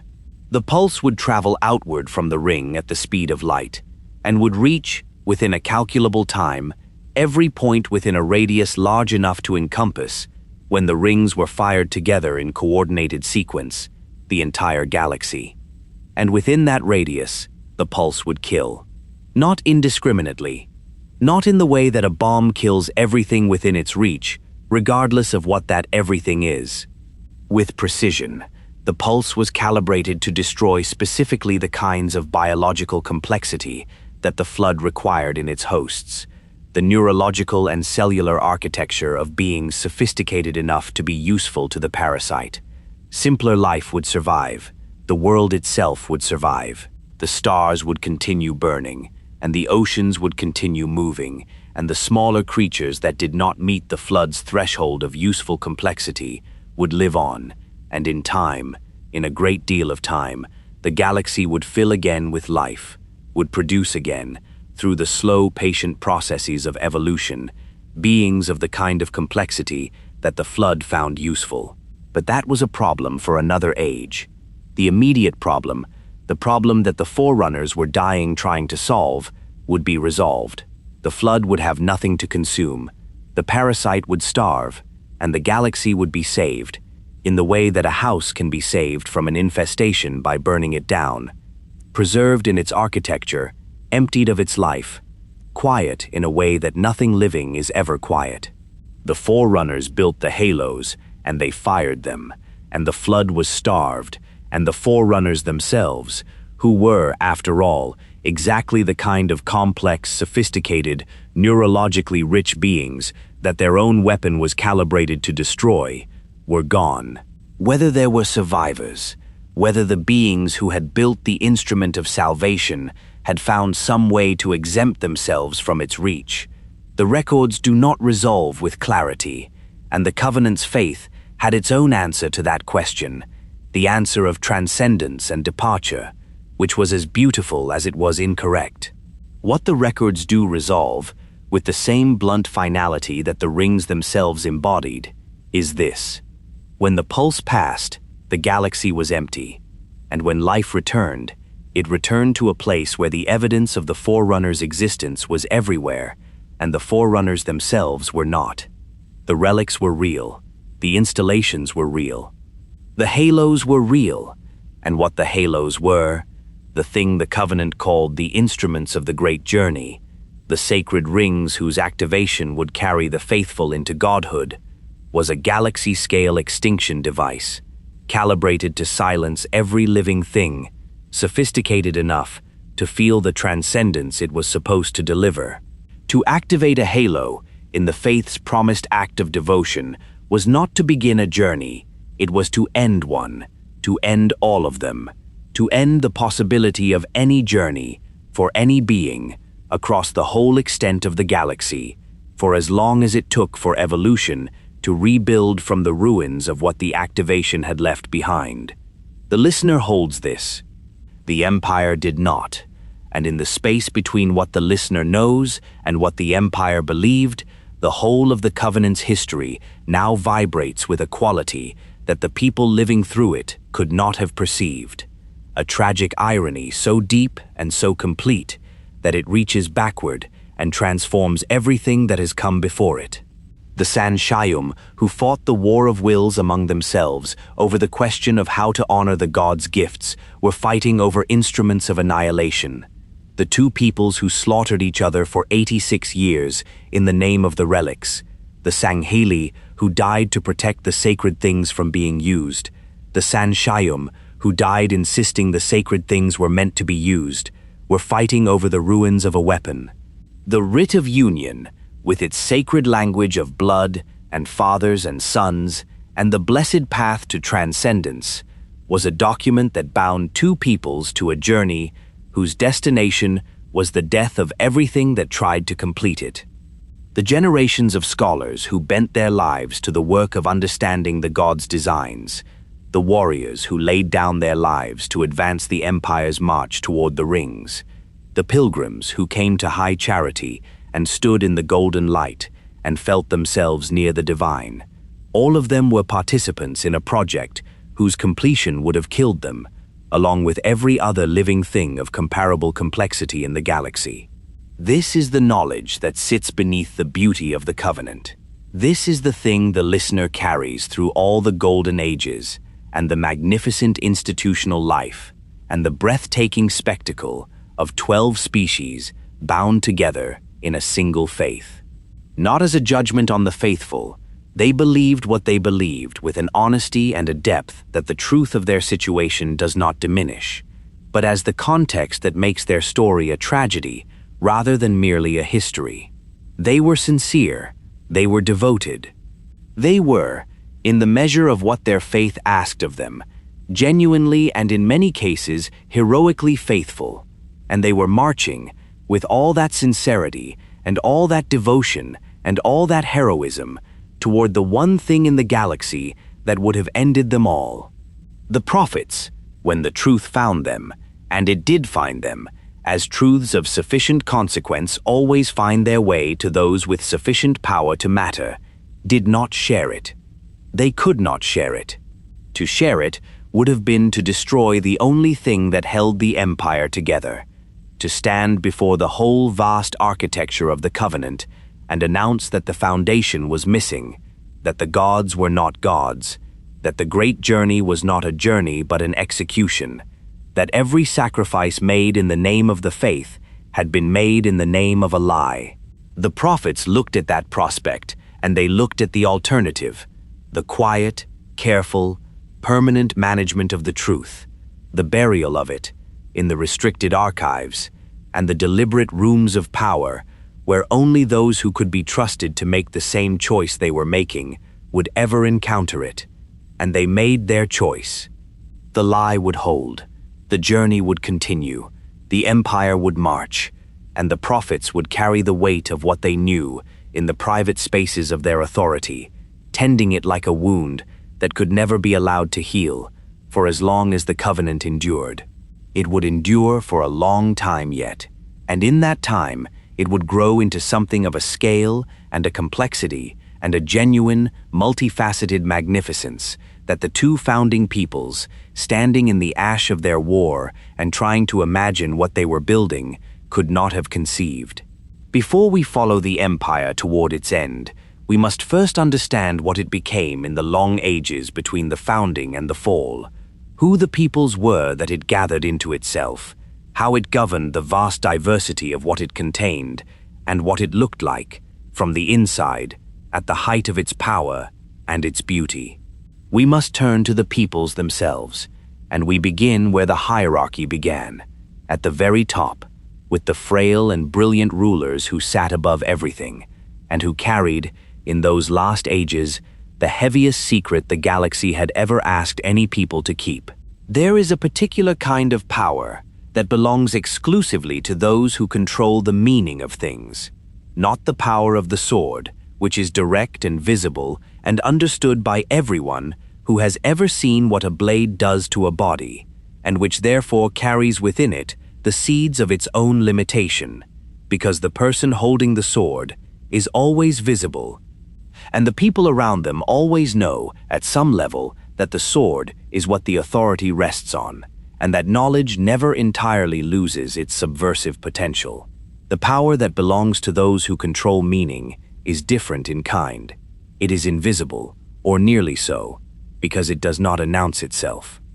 It operates through the medium of the obvious, through the shared assumptions and the inherited frameworks, and the settled certainties that a people uses to interpret its own existence, which feel not like the imposition of someone else's authority, but like the simple and natural shape of how things are. The person holding the sword can be identified and, in principle, opposed. The framework through which a whole civilization understands reality is not so easily located or so easily challenged because it is not experienced as a framework. It is experienced as the world itself. The San Shyuum had this power. They had built it carefully across the long ages of the Covenant's existence, through the terms of the Writ of Union, and through everything they had done in the centuries since to consolidate and extend what the writ had given them, and by the height of the empire, they wielded it with the ease and the unconscious assurance that comes from so long a tenure that the original construction of the arrangement has been entirely forgotten. No one in the Covenant asked why the San Shyuum were the interpreters of the divine will, rather than the Sangheili, or the Unggoy, or any other people within the empire's vast compass. It had been true for so long that it was simply true, in the way that the direction of gravity is simply true. A fact of the world, not a decision that anyone had made, not an arrangement that could have been otherwise. And in that forgetting was the San Shyuum's deepest and most durable source of strength. But the San Shyuum were not merely powerful. They were, in the way of people who have built their authority on the foundation of genuine intelligence applied over a very long time, genuinely impressive, not in spite of their frailty, but in some complicated way because of it, because the frailty had forced them to develop other capacities to a degree that peoples who could rely on physical strength never needed to reach. They were small, by the standards of most of the species the Covenant contained. In the earliest ages of their civilization, they had been a people of ordinary physical competence, not strong by the measure of a Sangheili, but functional, capable of the labor and the movement that embodied existence demands. But the millennia of the Covenant had not been kind to the San Shyuum body in the way they had been kind to the San Shyuum mind. Their population had never recovered fully from the losses of the Forerunner cataclysm and the War of Wills, and the long years of exile in the godship, and the small founding group that had signed the Writ of Union had been a gene pool narrowed by catastrophe into something precarious. Across the centuries that followed, the narrowness showed. The San Shyuum of the later Covenant were physically diminished compared to their ancestors, their frames lighter, their muscles weaker, their bones more fragile, their bodies requiring assistance to perform the functions that their earliest forebears had managed unaided.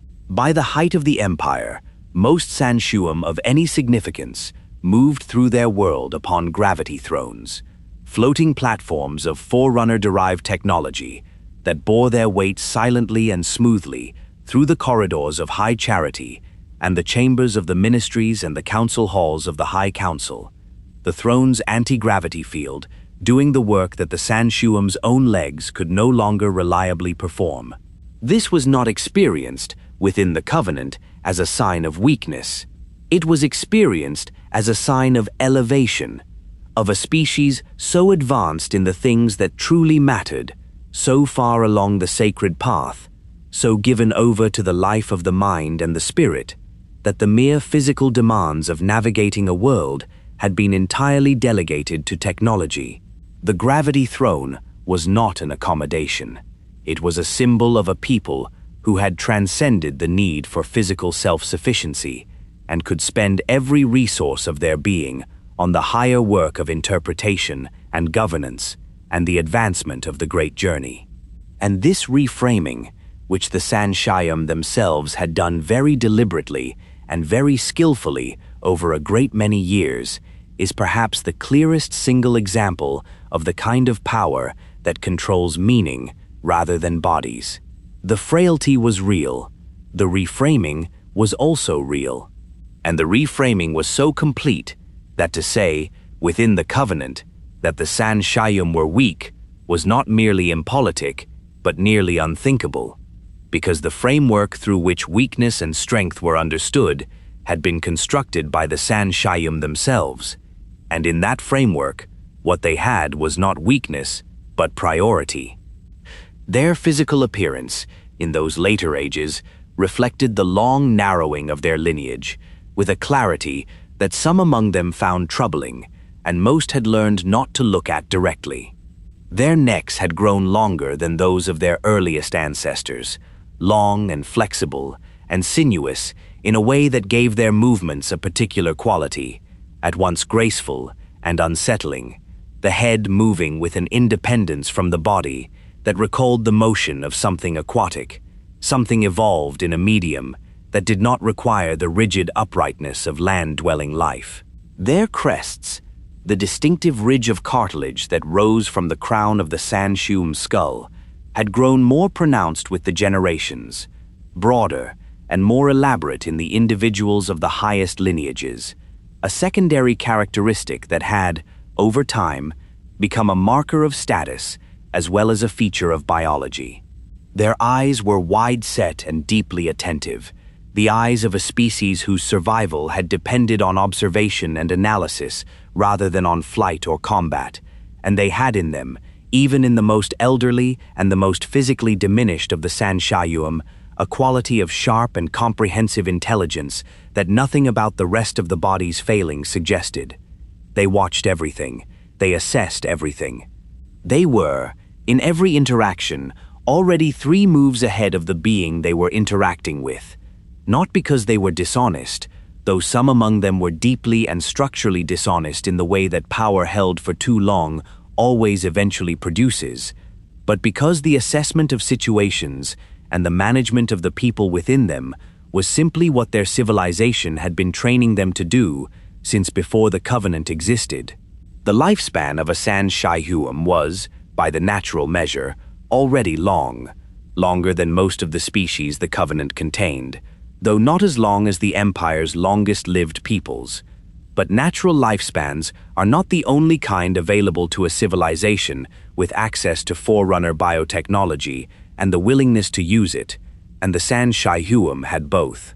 From at least the mid-period of the empire's history, the prophets had been actively pursuing the extension of their own lives through augmentation, through biological and medical interventions that drew on the understanding of life's processes that the forerunner relics, patiently studied across centuries, had made available. A San Shyuum of the later covenant did not accept the natural limit of their lifespan as a given, any more than they accepted the natural limit of their mobility as a given. Both were problems that technology could address, and addressing them was simply the application of the same principle that the reformists had always argued, that the gifts of the gods were meant to be used by those who had the wisdom to use them well. The result was a ruling caste of considerable longevity, of minds that had been refining their understanding of theology and politics and the management of power for decades beyond what an unaugmented lifespan would have permitted, of prophets who remembered the decisions of previous ages not from the records, but from having been present for them. This was, from the perspective of the San Shyuum's grip on the covenant's interpretation of the divine, an enormous advantage. Continuity of authority is one of the most powerful forces available to any institution, and the San Shyuum had it to a degree that no other species within the covenant could match. A Sangheili commander who disagreed with the prophet's reading of the god's will was, whatever his experience and his conviction, arguing with beings who had been performing that reading for longer than his grandfather had been alive, and who could invoke the weight of that continuity as a form of authority that was almost impossible to effectively challenge. At the formal apex of the San Shyuum's power were the hierarchs, the 3 highest prophets, who held between them the supreme religious and political authority of the empire. The office of hierarch was not merely a position of governance. It was a sacramental role. The occupants understood to stand in the closest possible relationship to the will of the gods, the voices through which the divine intention was most purely and most authoritatively communicated to the faithful. To be a hierarch was to be, in the covenant's understanding, the living point of contact between the mortal empire and the immortal purpose it existed to serve. The three hierarchs took, upon elevation to that office, the names of sacred concepts from the faith, titles rather than names, designations that collapsed the individual Shyuum into the office they held, that made of the person a symbol as much as a being.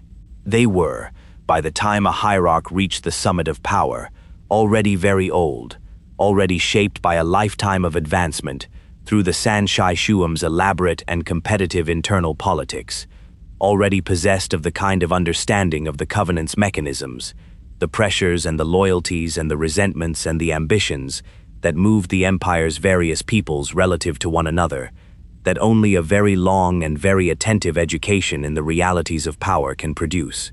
Below the hierarchs sat the broader Shyuum priesthood, the prophets who staffed the ministries and sat on the high council and administered the vast apparatus of the empire's religious and bureaucratic life. This was not a small population. The Shyuum had replicated the structures of their authority throughout every level of the covenant's functioning, placing Shyuum in the interpretive and administrative roles that controlled the meaning of events and decisions, so that no significant action within the empire's life, no military campaign, no diplomatic engagement, no relic discovery, no species incorporation, was processed through a framework that was not ultimately Shyuum, in its design and its orientation. Even in those areas of the empire's life where other species had operational authority, the Sangheili in the military command, the client species in their various assigned functions, the framework within which that authority was exercised was one the Shyuum had built, and the criteria by which success and failure were judged were criteria the Shyuum had defined. This was not experienced as control within the covenant. It was experienced as order, as the natural expression of a civilization that had given each of its peoples the roles suited to their nature, with the beings best suited to the interpretation of the divine placed in the interpretive role, and the beings best suited to fighting placed in the fighting role, and everyone performing their proper function in the great design that the gods themselves had ordained. And here, in the quiet, enormous, architecturally invisible gap between what was experienced as order and what was actually an arrangement of power that served, above all, the people who had designed it, lived the thing that would eventually bring the whole structure down. The Sangheili knew, at the level of deep and inherited Sangheili honor, that submission was what had been asked of them by the Writ of Union, even if they did not allow themselves to use that word. The Shyuum knew, at the level of deep and inherited Shyuum political intelligence, that the arrangement they had built was one that the Sangheili could overturn if ever they understood it clearly enough and felt sufficiently provoked to act. Each side managed this knowledge in the way their nature fitted them to manage it. The Sangheili, through the discipline that held unspoken things unspoken. The Shyuum, through the constant, careful tending of the conditions that kept the unspoken things from becoming spoken. The empire was, in this sense, always a managed situation. The management was very good. It held for a very long time, and it required, in its latter ages, a degree of attention and effort and willingness to take measures that the faith's own stated values would have made impossible to justify openly. Measures that the Shyuum took anyway, in the private rooms of the ministries and the councils, because the alternative was to stop managing, and to stop managing was to let the situation become what it always, in its deepest nature, had been. This was the species that sat at the apex of the covenant, frail in body, formidable in mind, ancient in tenure, supreme in the only form of authority that truly lasts. the authority over how a civilization understands itself and its place in the cosmos. The gravity thrones drifted through the golden halls of high charity. The wide, attentive eyes watched everything. The long, sinuous necks turned with a measured deliberateness that never wasted emotion, and the minds behind the eyes calculated, always, the distance between the empire as it appeared and the empire as it was, and the effort required to keep those two things from collapsing into one. They were magnificent. They were terrible. They were the prophets, and the empire was theirs, and they held it in their frail hands with the absolute and unsentimental grip of people who understood that there was nothing below the grip but the fall. Now we turn to the grip itself, to the other hand of the covenant, the one that the prophets could not hold without and could not afford to trust completely, the sword arm of the empire that had always known it was a sword arm and had carried that knowledge in the deep places of its honor for 3,000 years. We turn to the Sangheili. There is a quality that the Sangheili possessed, and that no amount of careful Shyuum political architecture could fully neutralize, and that the prophets spent the entire length of the covenant's mature history managing with the careful and exhausting attentiveness that one brings to something that is both indispensable and dangerous. It was not their strength, though they were strong. It was not their skill in war, though their skill in war was the reason the empire could enforce its will across thousands of worlds. It was something more fundamental than either of those things, something that lived beneath the strength and the skill, and that both of them expressed, that could not be separated from either without destroying what made the Sangheili the Sangheili. It was the quality of people who know, in the most direct and unmediated and physical way, what they are worth, who have tested that worth against real opposition and found it sufficient, over and over, across the whole length of their history, and who carry that knowledge not as arrogance, though it could look like arrogance, to those without the context to read it correctly, but as something quieter and more durable than arrogance, as a settled and unargued certainty about the nature of things.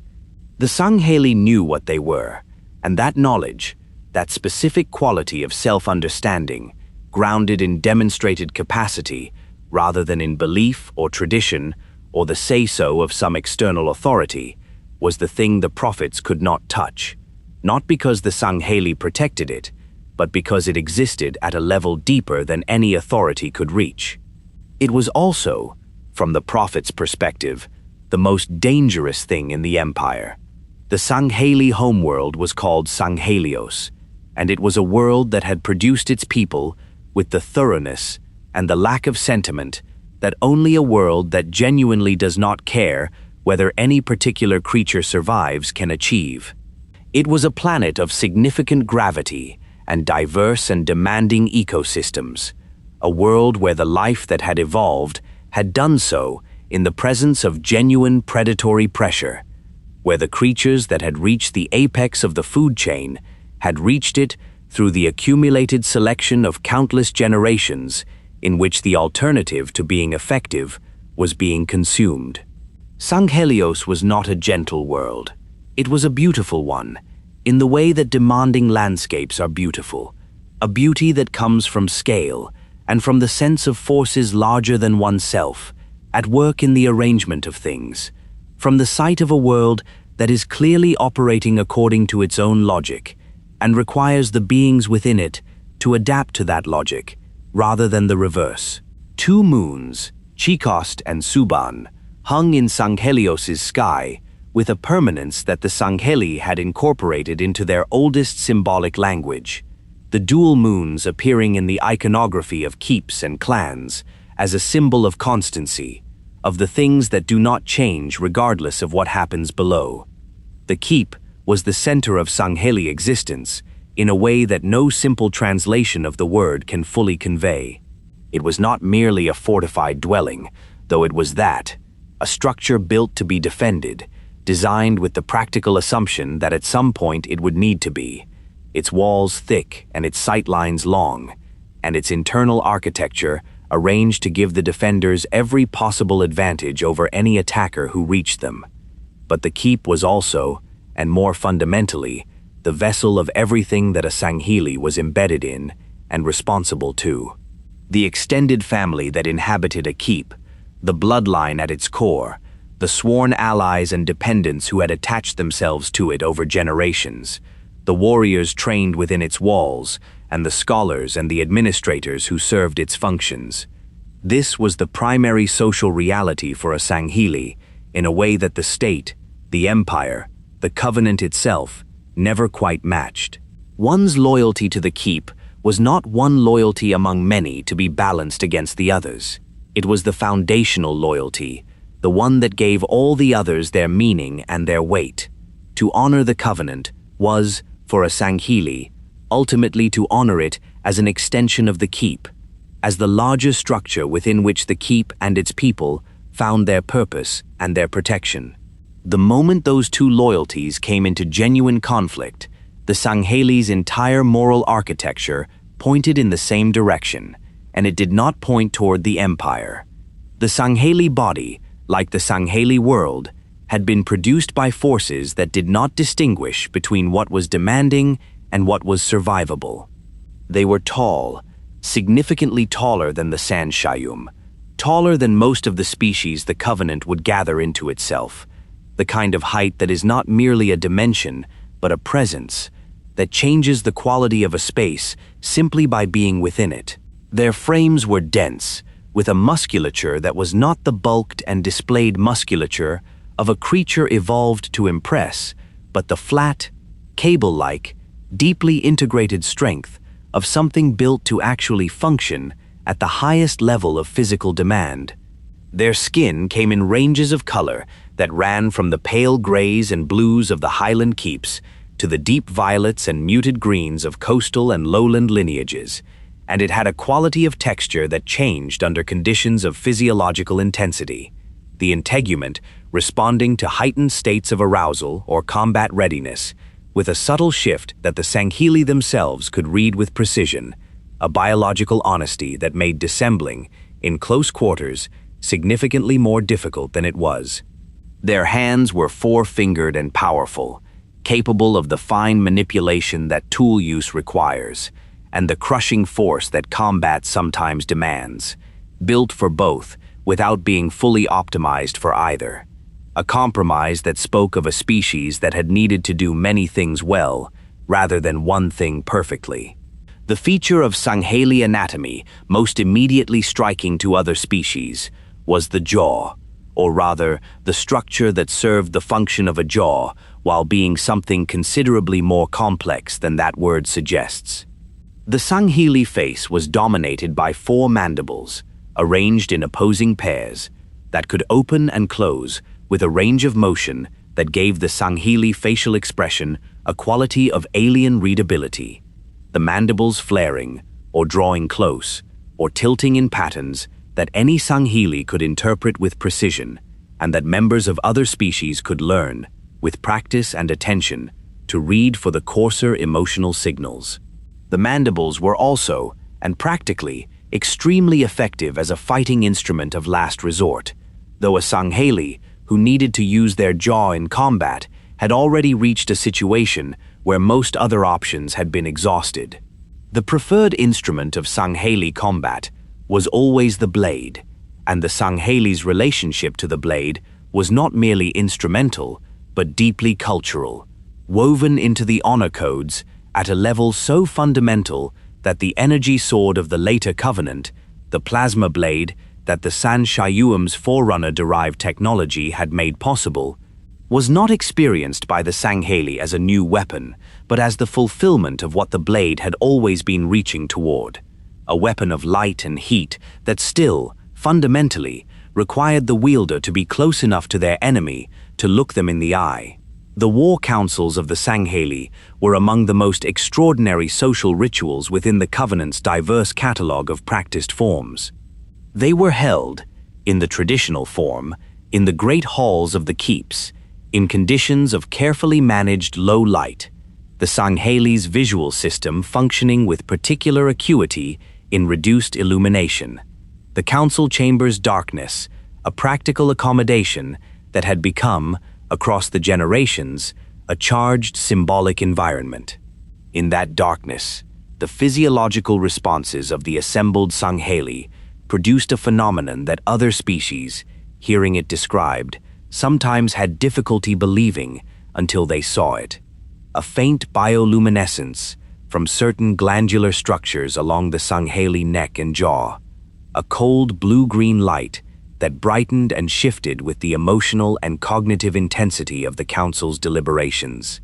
A war council at its height was a room of low light and moving luminescence, the pale glow of the assembled warriors rising and falling with the weight of what was being decided, the darkness itself seeming to participate in the gravity of the occasion. It was beautiful in the way that dangerous things often are, in the way that a fire is beautiful, the light produced by something burning. The honor codes that governed Sangheili life were not a legal system in the sense that a civilization with an external enforcement apparatus maintains a legal system. They were closer to a philosophy of being, a comprehensive account of what it meant to live correctly, to be the kind of Sangheili that the ancestors would recognize and the descendants would be worthy of, to hold one's place in the chain of being and obligation that connected the individual to the keep to the lineage to the people, and the people to whatever it was that the Sangheili's long history pointed toward. The codes were not simple. They did not reduce to a handful of principles that could be memorized and applied mechanically.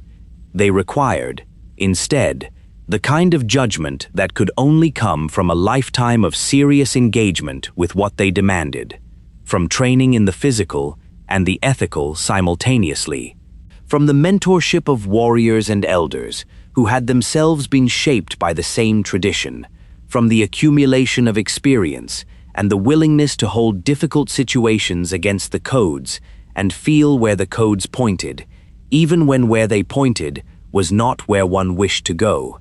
The central concept of the codes was honor, and the Sangheili understanding of honor was not the simplified form that other cultures sometimes reduce to mere reputation or the avoidance of public shame.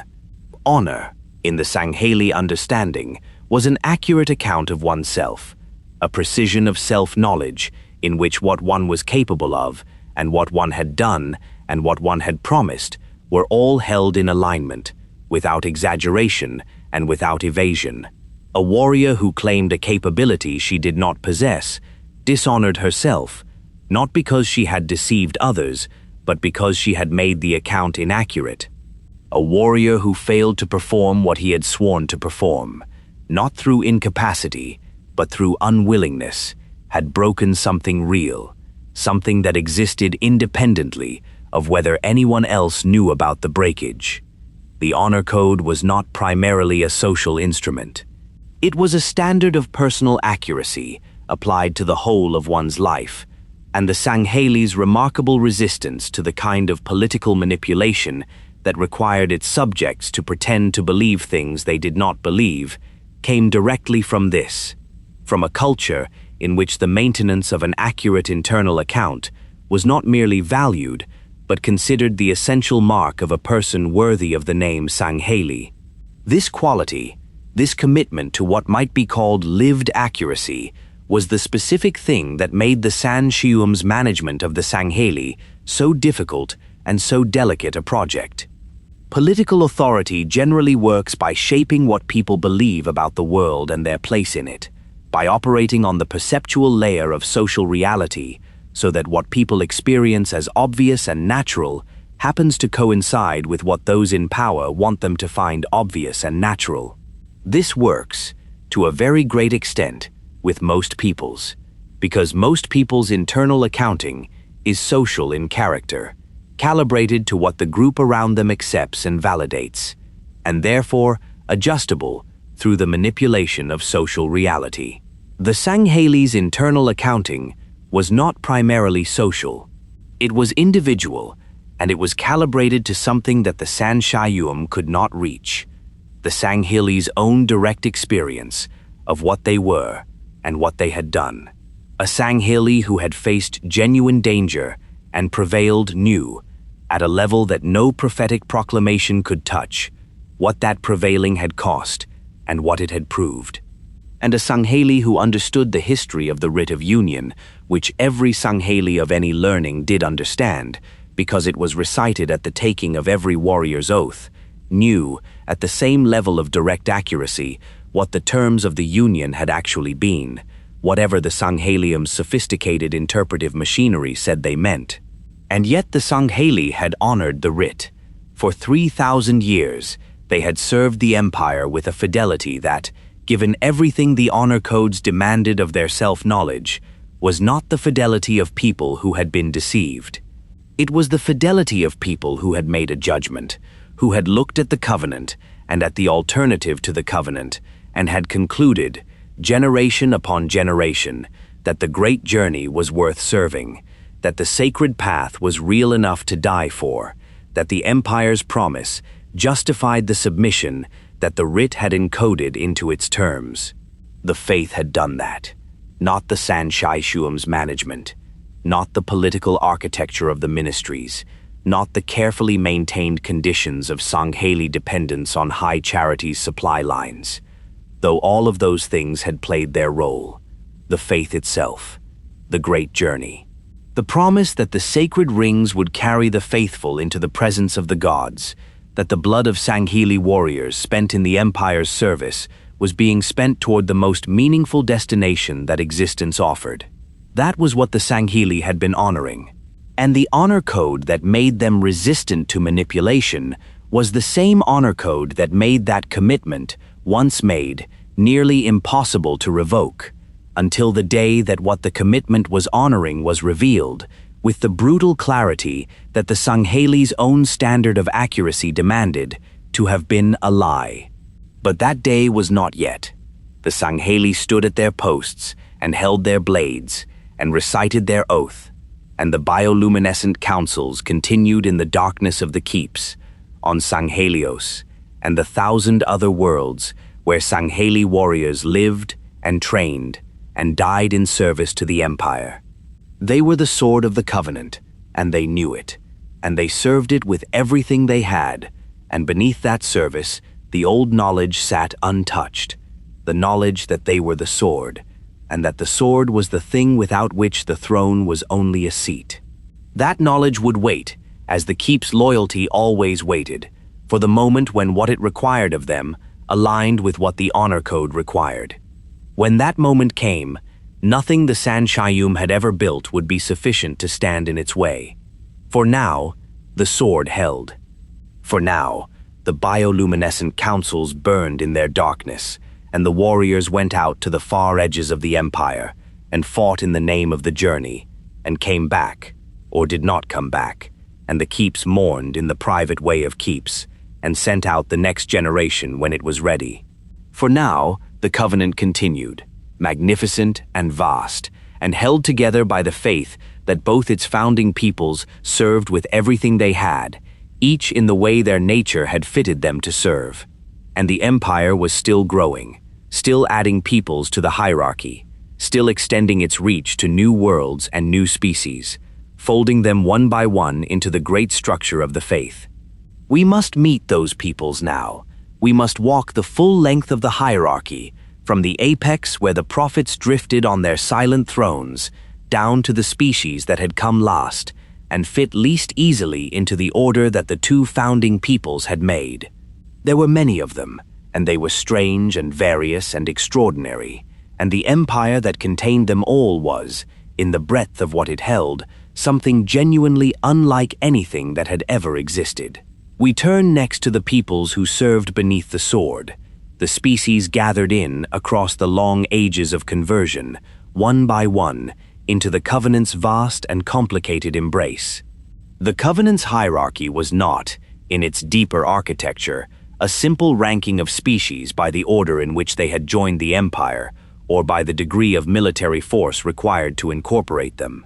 It was something more nuanced and more revealing than that, a layered system in which each species' position reflected not merely the circumstances of their incorporation, but the ongoing utility of what they provided, the degree to which the prophets found them manageable, and the extent to which their particular combination of capabilities and limitations could be deployed in the service of the Empire's aims without creating the kind of concentrated power that might one day become a problem.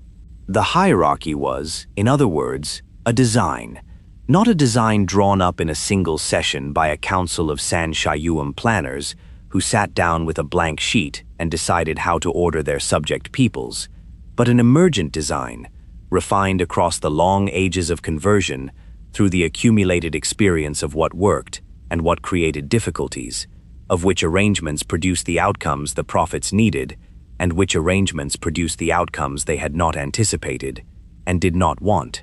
By the height of the empire, it had the quality of all mature institutional designs, the quality of inevitability, of a thing so long established that its contingency had been entirely forgotten, that it appeared not as one possible arrangement among many, but as the natural and correct order of things, confirmed by the faith and sanctioned by the gods.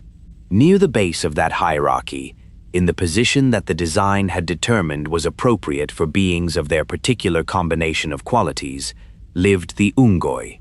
They were small, significantly smaller than any of the Covenant's other major species, built on a scale that placed them at an immediate physical disadvantage in almost any direct confrontation with a Sangheili, or a Jiralhanae, or even a Kig-Yar of substantial size.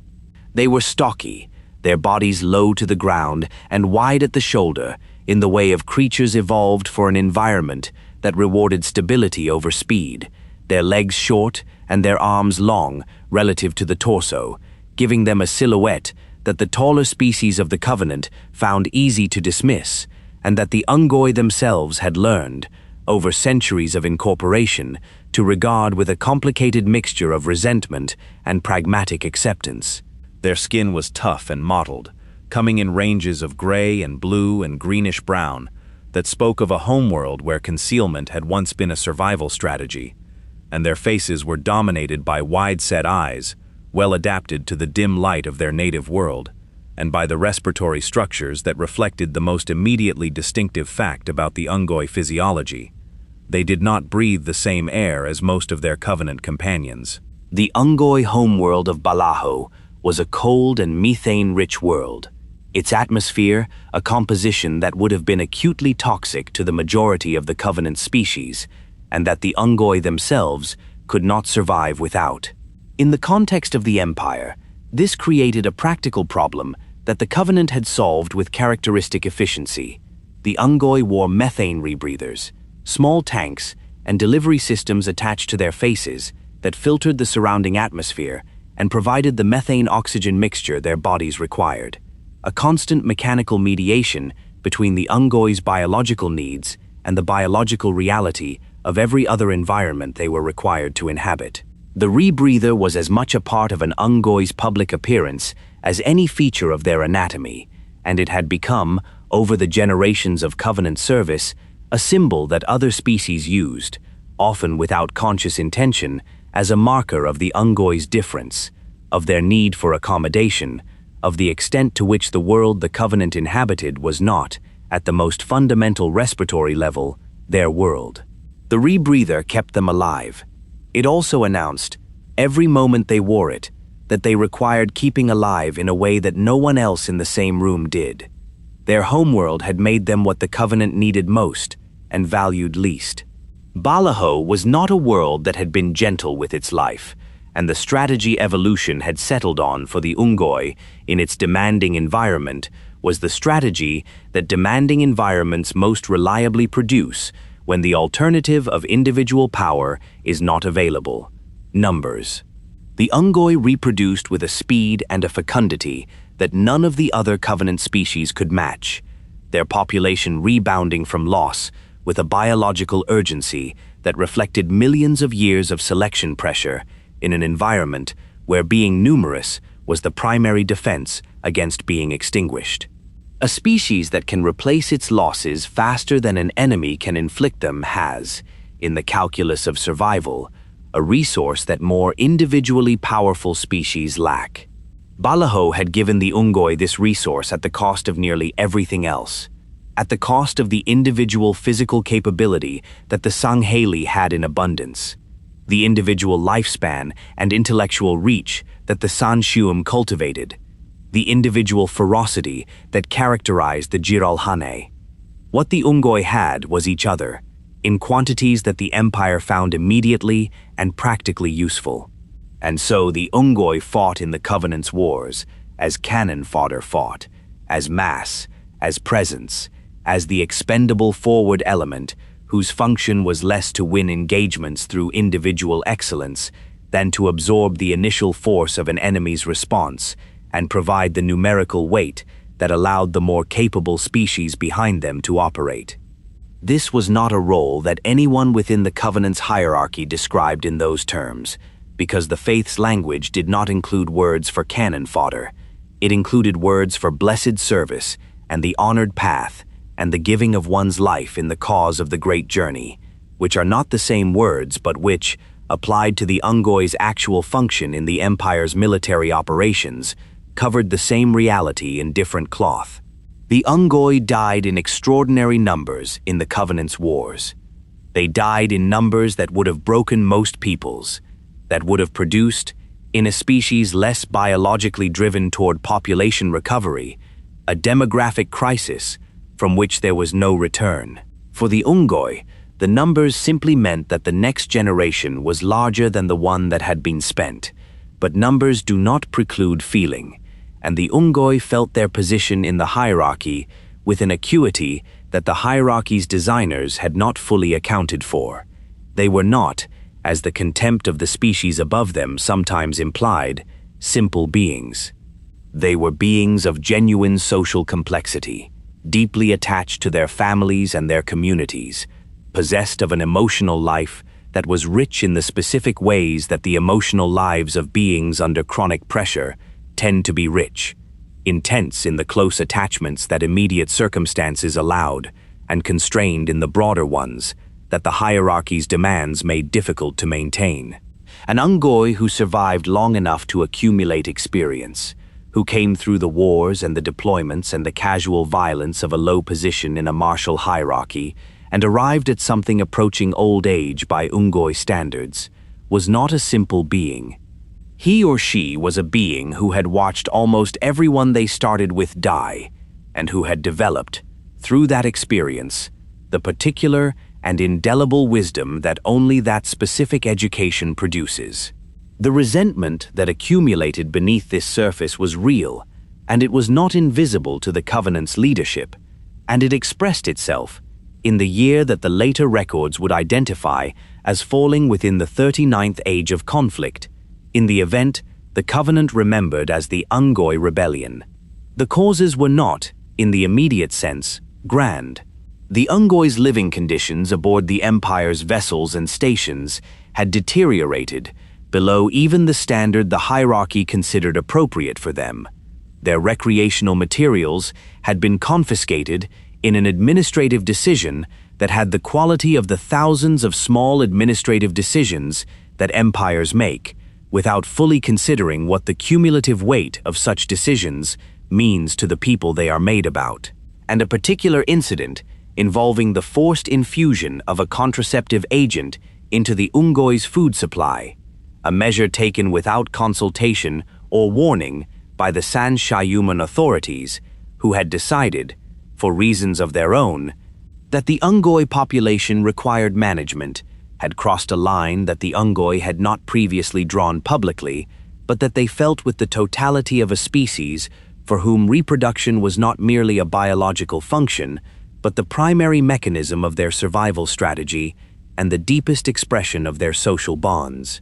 The rebellion was, in military terms, eventually suppressed. The Covenant brought its full capacity to bear on a species that, for all their numbers, lacked the weapons and the training and the coordinated command that the Empire's military forces possessed, and the outcome, once the full weight of Covenant military power was applied, was not in doubt.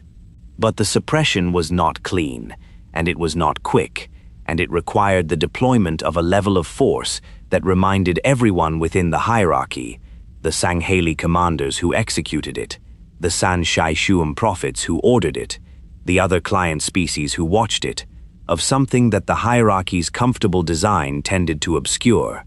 That the beings at the base of the arrangement were not, in fact, simply accepting their position, and that the acceptance that appeared on the surface was a product of conditions, and that when the conditions changed sufficiently, the acceptance changed with them. The Unggoy rebellion was suppressed, but it was not forgotten, and in its aftermath, the Covenant's treatment of the Unggoy incorporated, alongside the continued exploitation, a slightly more attentive management of the conditions that had produced the explosion, a slightly more careful attention to the threshold below which the Unggoy's tolerance would not go. The hierarchy continued. The Unggoy continued to die in its wars, but both sides now knew something about the other that they had not known before, and the knowing changed, in subtle and persistent ways, the texture of the relationship between them. Above the Unggoy in the hierarchy, and separated from them by a gap of cultural and biological difference that was in some ways larger than the gap between any other two Covenant species, were the Kig-Yar. Where the Unggoy were mass and expendability, and the reproduction-driven survival strategy of the numerous and the small, the Kig-Yar were precision and opportunism, and the survival strategy of the individually capable creature that has decided the surest path to continued existence is to be more useful to the powerful than the cost of tolerating them. They were not a species that had been incorporated into the Covenant through the kind of enthusiastic conversion that the faith's language preferred to describe. The Kig-Yar had not looked upon the Forerunner relics and felt the stirring of reverence, had not heard the promise of the great journey, and found in it the organizing principle their civilization had been waiting for.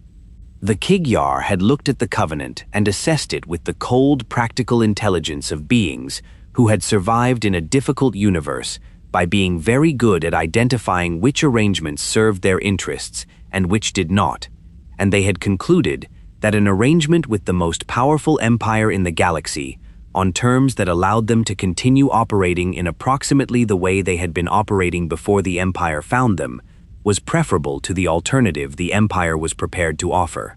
The Kig-Yar homeworld system, the planet Esene, and the broader Kig-Yar Point Lookout had produced a people that looked, to the eyes of most other Covenant species, like something between a bird and a reptile, or perhaps like the evolutionary outcome of a moment when those two developmental pathways had declined to fully separate and had produced instead something that shared the most functional features of each. They were lean and quick, built for agility over power, their frames lightweight, and their movements characterized by the sharp economy of motion of a predatory species, every gesture purposeful, nothing wasted, the body held in a constant low readiness that never fully resolved into relaxation. Their heads were crested with a distinctive arrangement of cartilage and quill that served both sensory and communicative functions, shifting and orienting with an expressiveness that a Kig-Yar's companions learned to read as carefully as they read the creature's vocalizations. Their eyes were among the finest in the Covenant's biological catalog, large and precisely focused, capable of resolving detail at distances that the Sangheili's already considerable visual acuity could not match, and possessed of a spectral range that extended beyond what most other species could perceive.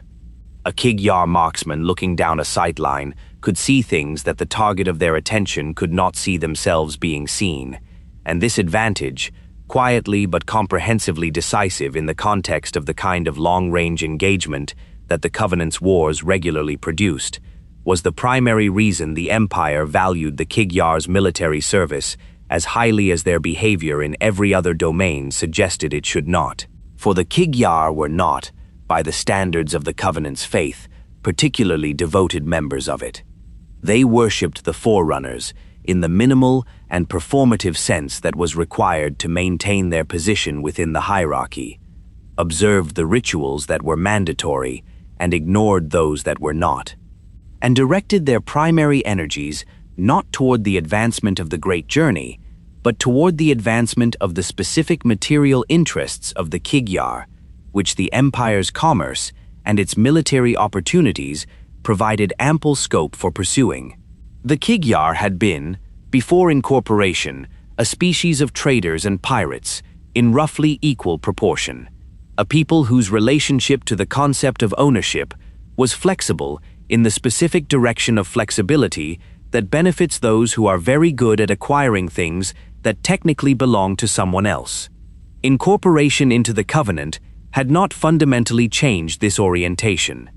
It had redirected it, partially and imperfectly, into channels that the empire could use, the same sharp eyes, and the same practical intelligence, and the same absence of sentimental attachment to the rules that governed other species' behavior, deployed now in the service of the Covenant's military and commercial aims, rather than in the service of the Kig-Yar's own independent interests, except that the distinction between those two things was, in practice, never entirely clear. The Covenant managed this by paying them, not in the currency of faith. The Kig-Yar's relationship to the Great Journey was too transactional for the promise of transcendence to function as an effective motivator, but in the currency of material benefit, of commissions and privileges, and the practical advantages that came with operating under the protection of the galaxy's most powerful empire. The Ministry of Tranquility paid Kig-Yar shipmasters directly for their services in exploring the frontier and recovering Forerunner relics, bypassing the faith-based motivational structure that worked for other species and applying instead the motivational structure that actually worked for the Kig-Yar, which was the straightforward calculation of what the job paid and whether it was worth doing. This arrangement was not, in the Covenant's official theology, particularly dignified. It acknowledged implicitly that the promise of the Great Journey was insufficient to secure the Kig-Yar's cooperation, which was not the kind of thing the faith's language was designed to accommodate. But it worked, and in the hierarchy of values that actually governed the Covenant's operational decisions, working was more important than dignified. The Kig-Yar flew their missionary ships to the edges of Covenant space and pointed their extraordinary eyes at the darkness and found things there, and what they found, they brought back, and the empire was richer for it. The faith was poorer for what the arrangement said about the limits of its reach. Both things were true, and the prophets were wise enough to let the working take precedence over the dignified and to ensure that the arrangements that made the working possible were never described, in public, in terms that would reveal what they actually were. And below the Kig-Yar, and stranger than either of them, and more extraordinary in their biology than anything else the Empire had yet encountered, waited the Lekgolo, creatures of a kind that no other civilization in the galaxy had ever produced, beings that required the listener to revise, at the most fundamental level, the assumptions that the word being ordinarily carries. We turn to them now. The word individual is one of the most fundamental concepts that any thinking being carries, so fundamental, so deeply embedded in the architecture of conscious experience, that most peoples never examine it at all. It is simply given. To be a thinking being is, in the experience of almost every species that has ever achieved the kind of complexity the Covenant gathered into itself, to be a self, a bounded, continuous, located self, with a perspective that is yours, and a body that is yours, and a history of experience that accumulates in you and nowhere else. The Sangheili's sense of self was so robust that it formed the foundation of an entire moral philosophy. The Shyuum's sense of self was sufficiently developed that it could conduct multi-generational political strategies with the cool detachment of beings who knew exactly where they ended and everyone else began. Even the Unggoy, for all the mass and number logic of their species' survival strategy, were individuals in the most immediate and irreducible sense, each one a separate experiencing creature with a distinct history and distinct relationships and a distinct thread of consciousness that would end when that particular body ended and not before. The Lekgolo were not individuals, not in any sense that the word, as it is ordinarily used, can accommodate. And this was not a limitation, not a failure to achieve what other species had achieved, not an arrested development at some earlier stage of conscious organization. It was a different solution to the problem of being, arrived at through a completely separate evolutionary path, and it was in its own terms as complete and as functional and as extraordinary as anything that individuated consciousness had ever produced. The Lekgolo were a colonial organism. Each Lekgolo was not a single creature, but a vast assemblage of small ones, eel-like worms, individually simple, individually possessed of only the most rudimentary biological processing, but capable, when gathered together in sufficient numbers and in sufficiently organized configurations, of producing something that the components alone could never approach: a shared consciousness, a distributed mind, a thinking and feeling and deciding entity that existed not in any single body, but in the collective activity of the whole. The individual worm, if one can speak of an individual in this context at all, was a creature of modest dimensions and unremarkable appearance, its body elongated and muscular in the manner of things that move through confined spaces, its outer surface a deep and burnished orange-brown that had given some species' early observers a mistaken impression of metallic composition. It was not, examined alone, an impressive thing. It did not think, in any meaningful sense. It did not decide. It responded to its immediate environment through biological mechanisms of the kind that very simple creatures use: stimulus and response, chemical signaling, the basic reflexes of an organism that has not yet crossed the threshold of what any of the Covenant's other species would have recognized as mind. One worm was nothing in particular. 1,000 worms, organizing themselves into a coherent mass, began to be something. 10,000 worms, structured and connected in the ways that the Lekgolo's biology made possible, became something else entirely. Became a creature capable of sensation and response of a complexity that simple arithmetic would never have predicted. The emergent property of sufficient connection and sufficient organization producing, out of simple components, the irreducible phenomenon of awareness. The Lekgolo's homeworld was the gas giant Tine, or rather, not the gas giant itself, but the extraordinary system of forerunner ringwork structures that orbited it. Vast installations of the vanished ones that the Lekgolo had been inhabiting and, in their own fashion, consuming for generations before the Covenant arrived.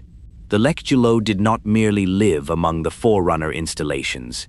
They fed on them, incorporating the metal and composite materials of the ancient structures into their own biological processes, in a manner that the Covenant's scholars, when they first encountered it, found simultaneously fascinating and horrifying. The forerunner relics were being eaten, slowly, incrementally, with the patient thoroughness of organisms that had been doing it for as long as any record of them existed. The Lekgolo were incorporating the gods' own works into their bodies, and the installations were diminishing, and the Covenant, arriving to find this, arrived in a state of theological crisis that resolved itself, with the blunt efficiency that the Empire brought to theological crises that threatened practical interests, into a military response.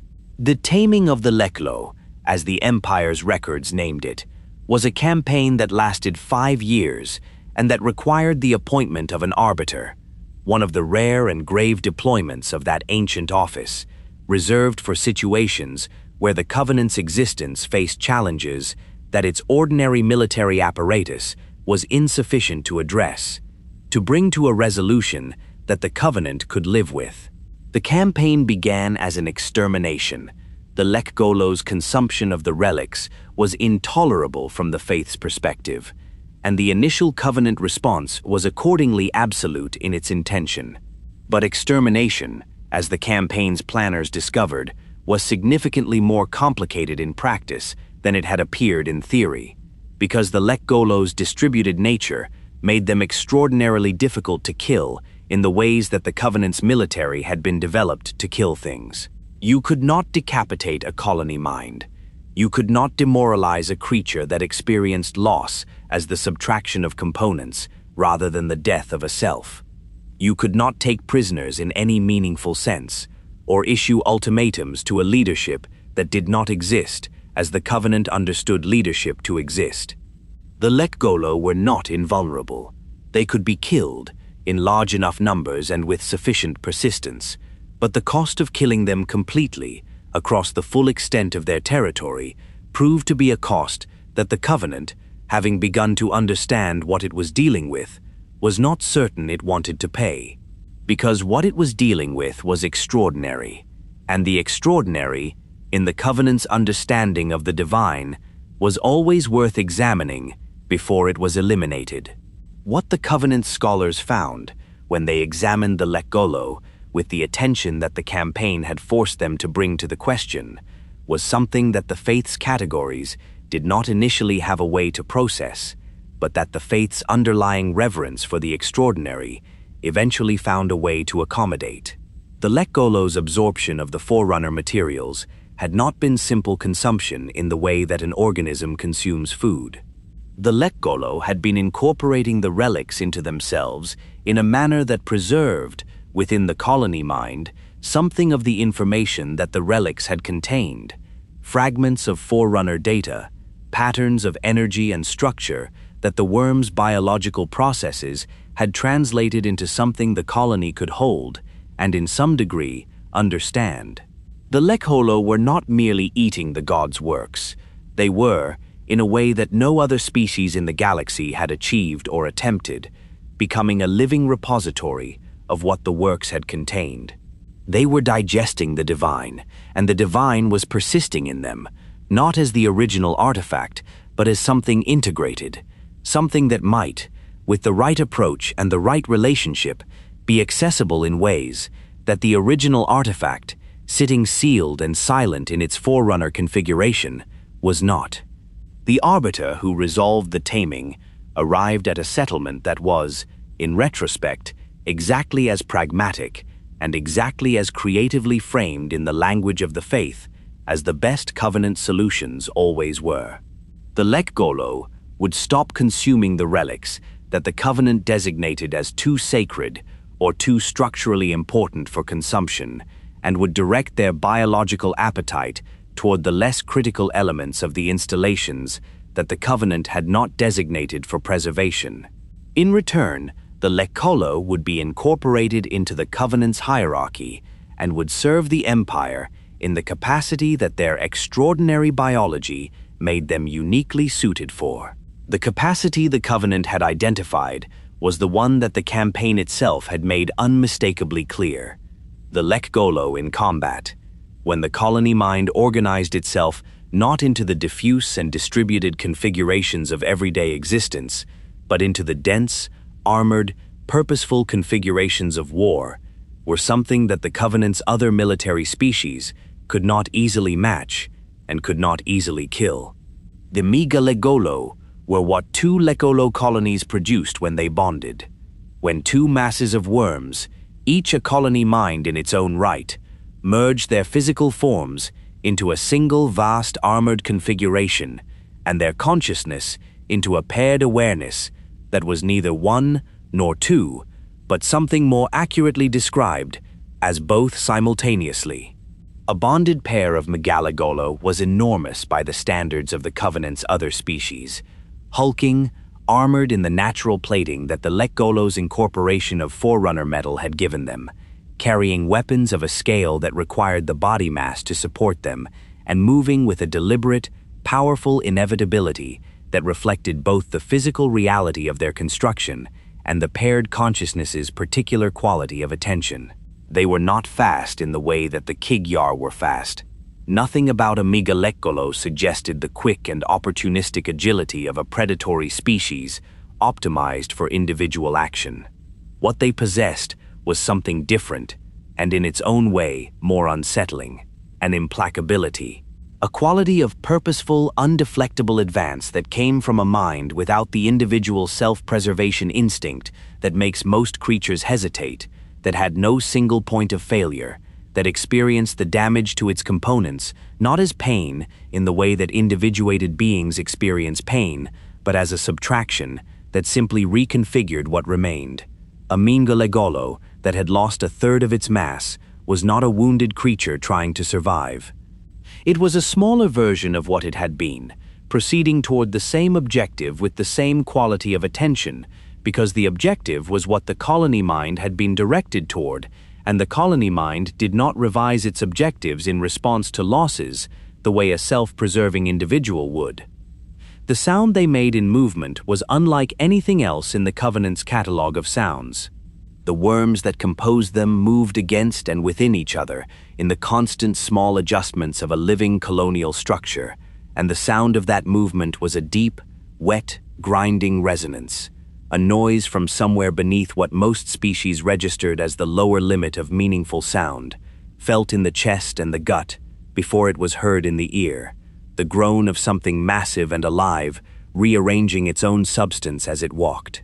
In the corridors of a Covenant vessel, that sound, arriving before the Lekgolo themselves were visible, had a quality that the other species had learned, across the long history of serving alongside them, to register as significant. Not as fear, precisely. The Lekgolo were allies, after all, fellow servants of the great journey, but as a specific kind of attentiveness, the heightened awareness that the proximity of something much larger and much less individually self-interested than oneself tends to produce. The Lekgolo's relationship to the Covenant's faith was, like the Lekgolo's relationship to almost every concept developed by and for individuated beings, something that required translation before it could be meaningfully discussed. The Great Journey, as a promise of transcendence for the individual faithful soul, was a concept that applied to a colony mind in ways that neither the colony mind nor the prophets who were supposed to be explaining it ever fully worked out.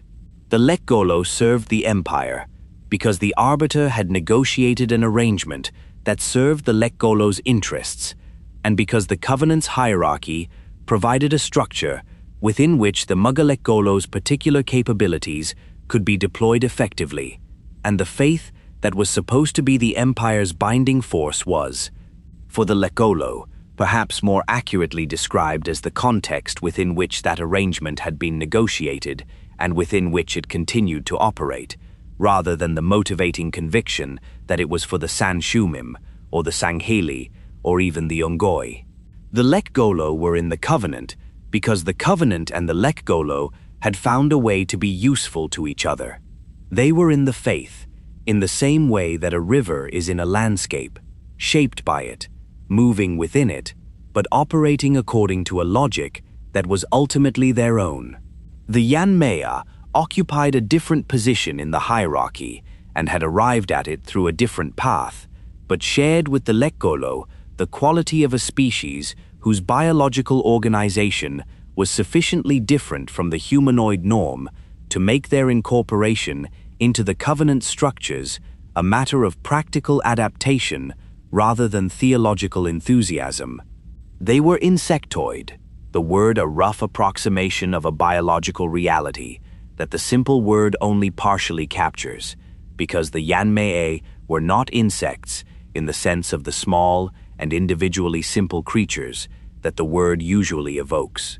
They were large, by the measure of most insectoid life, their bodies supported by the chitinous exoskeletal framework that their world had found efficient, and their 4 wings capable of sustained flight that could carry them through the open spaces of a Covenant vessel or a planetary engagement with a speed and a maneuverability that their size would not, to a casual observer, have seemed to permit.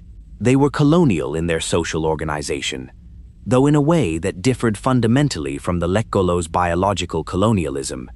The Yanme'e's colony was social rather than physical, an organization of individuals who were genuinely separate creatures, but whose behavior was so thoroughly shaped by the colony's needs and the Queen's influence that the distinction between individual decision and colony imperative was, for most practical purposes, not a distinction that the Yanme'e themselves made or needed. The hive was the Yanme'e's world, in the same comprehensive sense that the keep was the Sangheili's world, and high charity was the Shyuum's world. the primary reality within which existence was organized and meaningful, the structure without reference to which individual action lost its purpose and its shape. A Yanme'e separated from the hive was not merely lonely in the way that a social creature separated from its community is lonely. It was diminished in a more fundamental sense, deprived of the context within which its own behavior made sense, operating without the constant informational and chemical connection to the colony that the Yanme'e's nervous system had been built to receive and to process. The hive was not merely where the Yanme'e lived, it was, in a very real biological sense, part of what the Yanme'e were. To remove a Yanme'e from it was to remove something from the Yanme'e as well, something that the individual creature could function without, technically, but that its functioning reflected the absence of, in ways both behavioral and physiological. Their sound, when the Yanme'e moved in numbers, was the high chittering resonance of chitin against chitin, and wings beating in the close harmonics of creatures flying in proximity to others of their kind, a sound that filled the spaces they inhabited with a quality of constant, purposeful, slightly unsettling industry, the noise of beings for whom stillness was not a natural state, and efficiency was not an aspiration, but simply the mode of existence that the colony's demands produced. It was not an unpleasant sound, exactly, but it was an insistent one, a reminder that the space it filled was filled by minds organized according to principles that had very little overlap with the principles that organized the minds of the beings who found themselves listening to it. The Yanme'e worked. The hive worked. The Covenant's installations that housed them were always, in some sense, being tended by the Yanme'e in ways that the other species had not asked for and could not always follow the logic of. The colony's needs and the Queen's imperatives producing maintenance behaviors that the Empire found useful and left in place, regardless of whether it fully understood them. The diversity of life that the Covenant contained, the full biological range from the long-lived and gravity-throned Shyuum to the colonial and implacable Lekgolo, from the honor-bound Sangheili to the mercenary Kig-Yar, to the numerous and grief-bearing Unggoy, to the hive-organized and chittering Yanme'e, was, in its way, one of the most extraordinary achievements of any civilization in the galaxy's history. The Empire had taken beings as different from one another as beings could be while still occupying the same physical universe, and had found a way to make them function together, had found, in the shared frame of the Great Journey and the hierarchy that served it, a structure capacious enough to contain all of them. This was genuinely remarkable. It was also, as with everything about the Covenant, not quite what it appeared.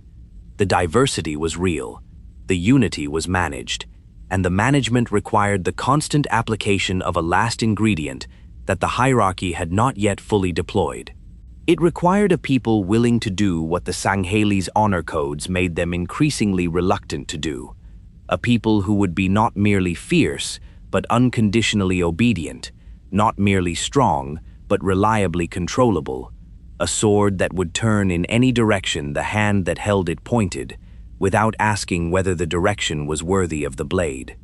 The Covenant found that people, and in finding them, the Empire put in place the last piece of the structure that would, in the fullness of time, bring the whole of it down.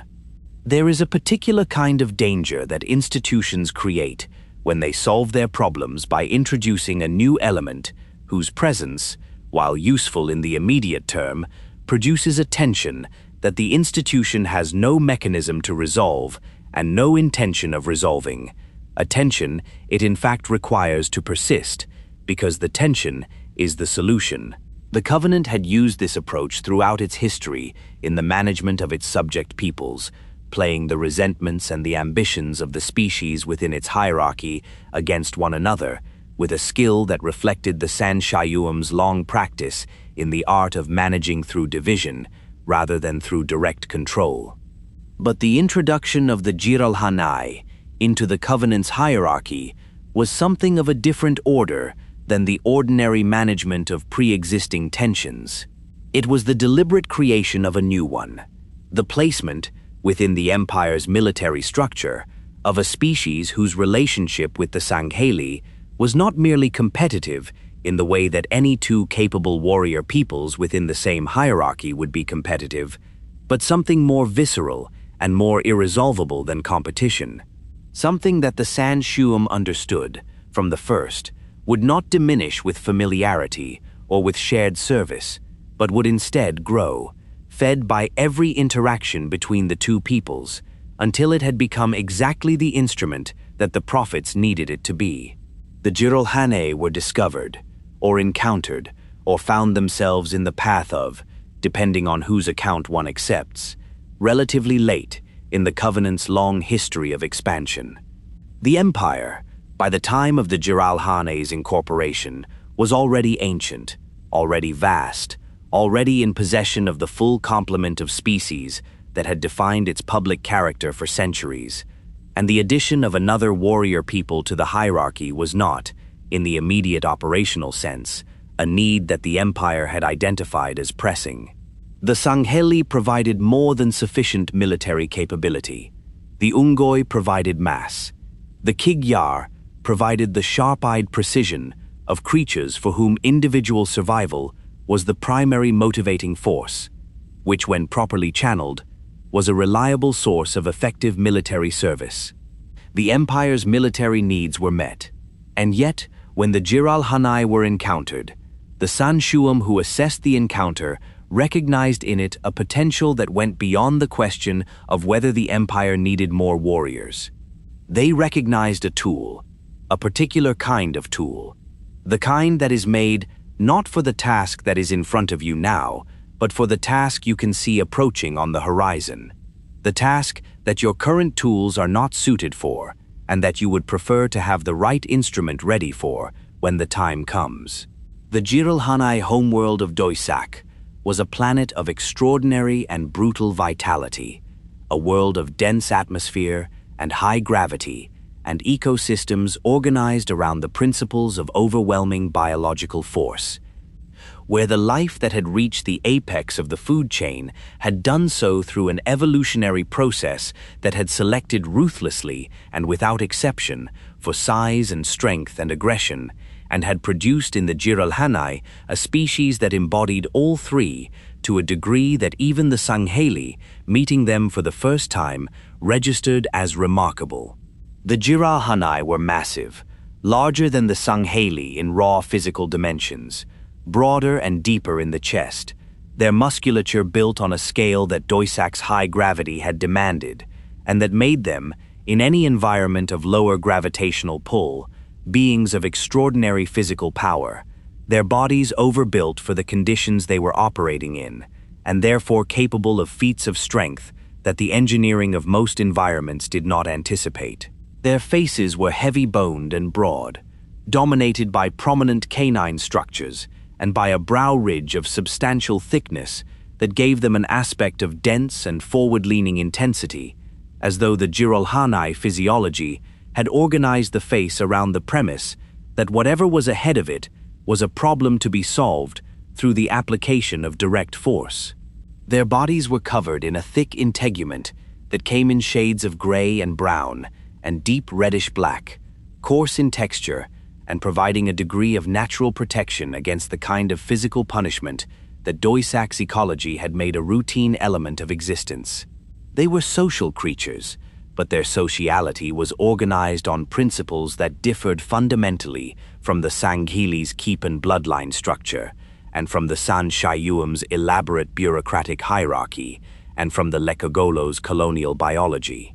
The Jiralhanae organized themselves into packs, groups of males centered on a dominant individual whose authority derived directly and continuously from his demonstrated capacity to maintain it against all challenges, a social structure in which leadership was not inherited or appointed or earned through the accumulation of wisdom and service, but was instead the immediate and ongoing product of the pack's assessment of who among them was capable of holding the position.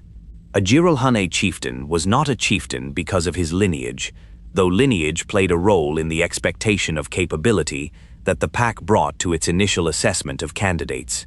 He was a chieftain because he was, at this moment, the most capable individual the pack contained, and the moment that ceased to be demonstrably true, the moment the pack concluded that its current leader's grip had weakened to the point where a challenger could reasonably expect to succeed, the process of transition was not a political one. It was a physical one. It was, in the most direct and unmediated sense, the resolution of the question of who the pack would follow through the means that the Jiralhane's biology had developed for the resolution of such questions, through confrontation and through the outcome of confrontation. This social structure produced Jiralhanae of a particular psychological character, beings for whom the assessment of dominance was a constant background process, who read every interaction through the lens of what it implied about the relative standing of the parties to it, who experienced the hierarchical positioning of themselves relative to every other being they encountered, not as an abstraction, but as an immediate and practically significant fact. A Jiralhanae greeting another Jiralhanae was, on some level, also assessing that Jiralhanae, cataloging the signals of capability and confidence and physical condition that the pack social animal's attention had been honed by evolution to notice and to file. A Jiralhanae encountering a member of another species was doing the same thing, applying the same evaluative framework to a situation that the framework had not been developed for, arriving at assessments that were not always accurate by the standards of the non-Jiralhanae species being assessed, but that were absolutely real and absolutely consequential for how the Jiralhanae conducted themselves in the encounter.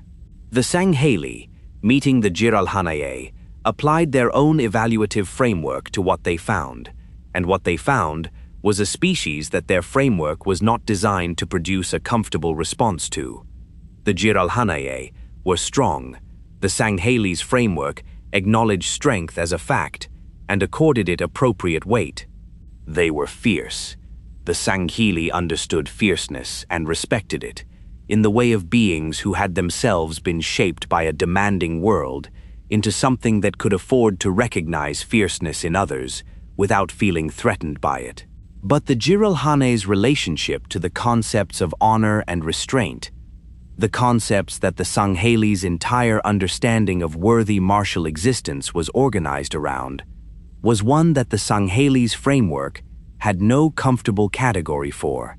The Jiralhanae fought with a ferocity that did not distinguish between the parts of combat the Sangheili considered honorable and the parts they considered beneath the dignity of a warrior who understood what combat was for. They were effective in ways that violated the codes without appearing to notice that the codes existed. They were powerful without being disciplined in the specific sense of discipline that the Sangheili meant when they used the word. And they were, in the Jiralhane's own understanding, the equals of the Sangheili in the ways that the Jiralhane's social framework made the concept of equality meaningful, which was not the same thing as equal in the ways the Sangheili's social framework made it meaningful, and the gap between those two understandings was not a gap that further acquaintance tended to close.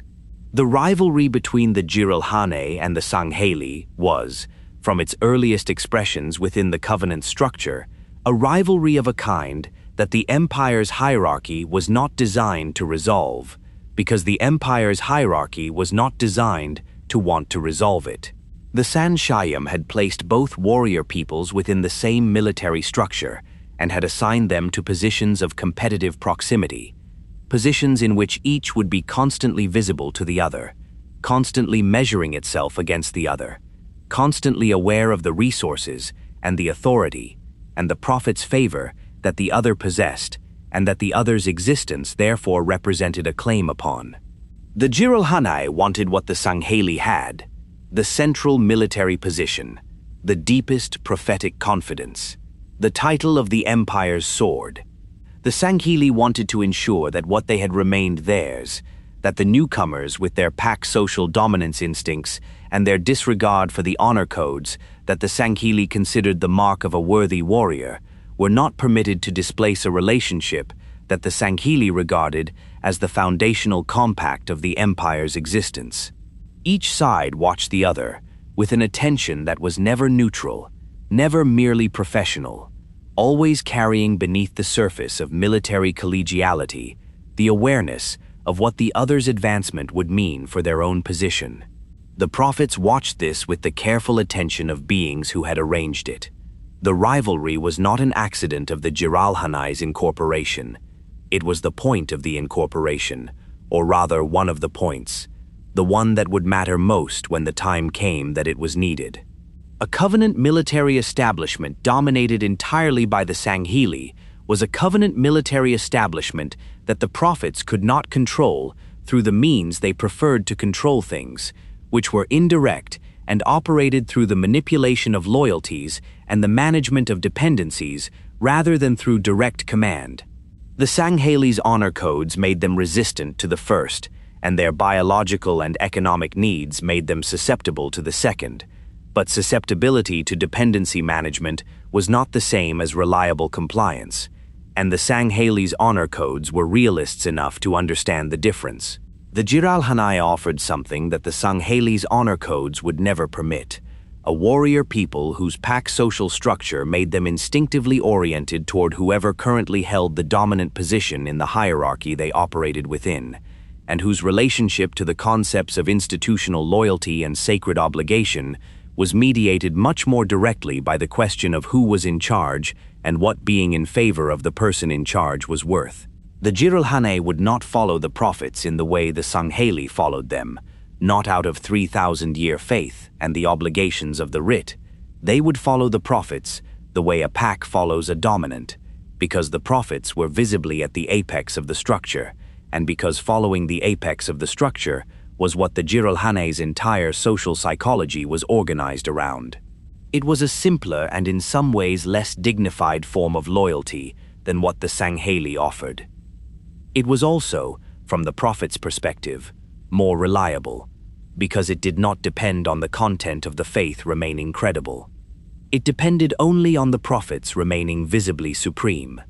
In the late period of the empire, as the Shyuum's private understanding of the faith's fragility deepened, and the question of what would happen if the Sangheili ever learned the truth about the Great Journey moved from a theoretical concern to an operational one, the cultivation of the Jiralhanae-Sangheili rivalry became a more deliberate and more intensive project. The prophets who thought about these things, and there were always prophets who thought about these things, whose function within the Shyuum's political apparatus was precisely to think about the conditions under which the arrangement that kept the Shyuum supreme might fail, and what alternative arrangements might be developed as insurance. Those prophets had concluded, with the cold clarity of people who had been managing dangerous situations for a very long time, that the Sangheili's position as the empire's primary military power represented a vulnerability. Not because the Sangheili were disloyal in the present, they were not, but because their loyalty was conditioned on the faith, and the faith was conditioned on a premise, and the premise was false. And if the Sangheili ever learned that the premise was false, the honor codes that had made their loyalty so thorough and so reliable for 3,000 years would make the response to that discovery equally thorough and equally reliable, in the opposite direction. The Jiralhanae were the answer to that calculation, not a replacement, not yet. The Sangheili were too central to the empire's actual functioning to be replaced suddenly without destroying the functioning, but a parallel development, a second instrument being prepared for the day when the first would need to be set aside. The rivalry between them was the preparation, the conditioning of both peoples for a moment that had not yet arrived, the laying of a fuse that the prophets intended to light at a time of their choosing, when the circumstances made it necessary. The covenant did not know this. The Sangheili did not know this. The Jiralhanae did not know this. They understood themselves to be competing for position within the hierarchy, in the way that the hierarchy's own logic encouraged, pursuing the dominance that their social psychology told them to pursue, advancing their standing within the empire's structure through the means available to them. None of them knew they were pieces being positioned on a board whose full layout only the most far-sighted of the Shyuum could see, and whose final move had been decided upon long before the moment would come to make it. The empire drifted through the dark, and the Jiralhanae and the Sangheili served it side by side with a hostility so carefully maintained and so deeply felt that it had taken on a life of its own, and the prophets on their gravity thrones watched both peoples with the wide, attentive eyes of beings who knew exactly what they had built and exactly what it was for. Two swords now hung at the heart of the empire, and the hand that held them had decided, already, which one it intended to keep. There is a moment in the life of every great civilization, a moment that can rarely be identified while it is being lived, that is only visible in retrospect, from the vantage of whatever came after, when the arc of everything the civilization has built reaches its highest point before beginning its descent. The moment is not, at the time, distinguishable from any other moment in a long period of success. The empire does not announce it. The faithful do not feel it passing. The councils continue their deliberations, and the fleets continue their patrols, and the pilgrims continue their journeys, and the prayers continue to rise from 1,000 worlds in 12 languages toward whatever it is they are addressed to, and nothing in the texture of any of it signals that this is the summit, rather than simply another point on a line that has been ascending for as long as anyone living can remember, and that the living therefore cannot easily imagine stopping. It is only later, only from the position of aftermath, looking back across the full shape of what the civilization was, that the moment can be located and understood and felt for what it was, the last hour of the greatest thing the world had made, still whole, still beautiful, still entirely itself, before the descent. For the Covenant, that moment was the 9th age of reclamation, and at the center of it, at the literal and spiritual and physical center of everything the empire had become across 3,000 years of building, drifted high charity. To describe high charity is to attempt something that language is not entirely equipped for, not because the city was beyond description in the mystical sense that the faith would have used that phrase, but because its scale was of a kind that the instruments of ordinary description were developed for ordinary things, and high charity was not an ordinary thing by any measure that the ordinary world provides. It was, by the most straightforward accounting, a space station, a constructed habitation built to house a population and to serve a function, which is a description that covers every human settlement, from the smallest outpost to the most complex city, and that therefore conveys almost nothing about what high charity actually was. It was a space station in the way that a cathedral is a building, technically accurate, comprehensively inadequate. The structure's outer shell was roughly hemispherical, a vast dome of dark and ancient stone, quarried from sources the records do not fully identify, pierced through at intervals with arched apertures of enormous dimension through which the light of nearby stars could fall, and across which, in the ages when high charity drifted through systems rich enough to provide it, entire weather systems formed and dissipated in the thermal dynamics of the light's passage through the enclosed atmosphere. The dome's exterior was not smooth. It was encrusted with the accumulated architectural additions of 3,000 years of continuous habitation and expansion, towers and antennae, and docking structures and sacred installations that had been added by each age of the empire, and that gave the outer surface a quality of organic growth rather than planned construction, as though the city had been growing outward from its center like a living thing for all the years of its existence, adding to itself as a tree adds rings, each layer the residue of a different age of the empire's long life. The interior was the experience that the exterior could only suggest. It was a cavern.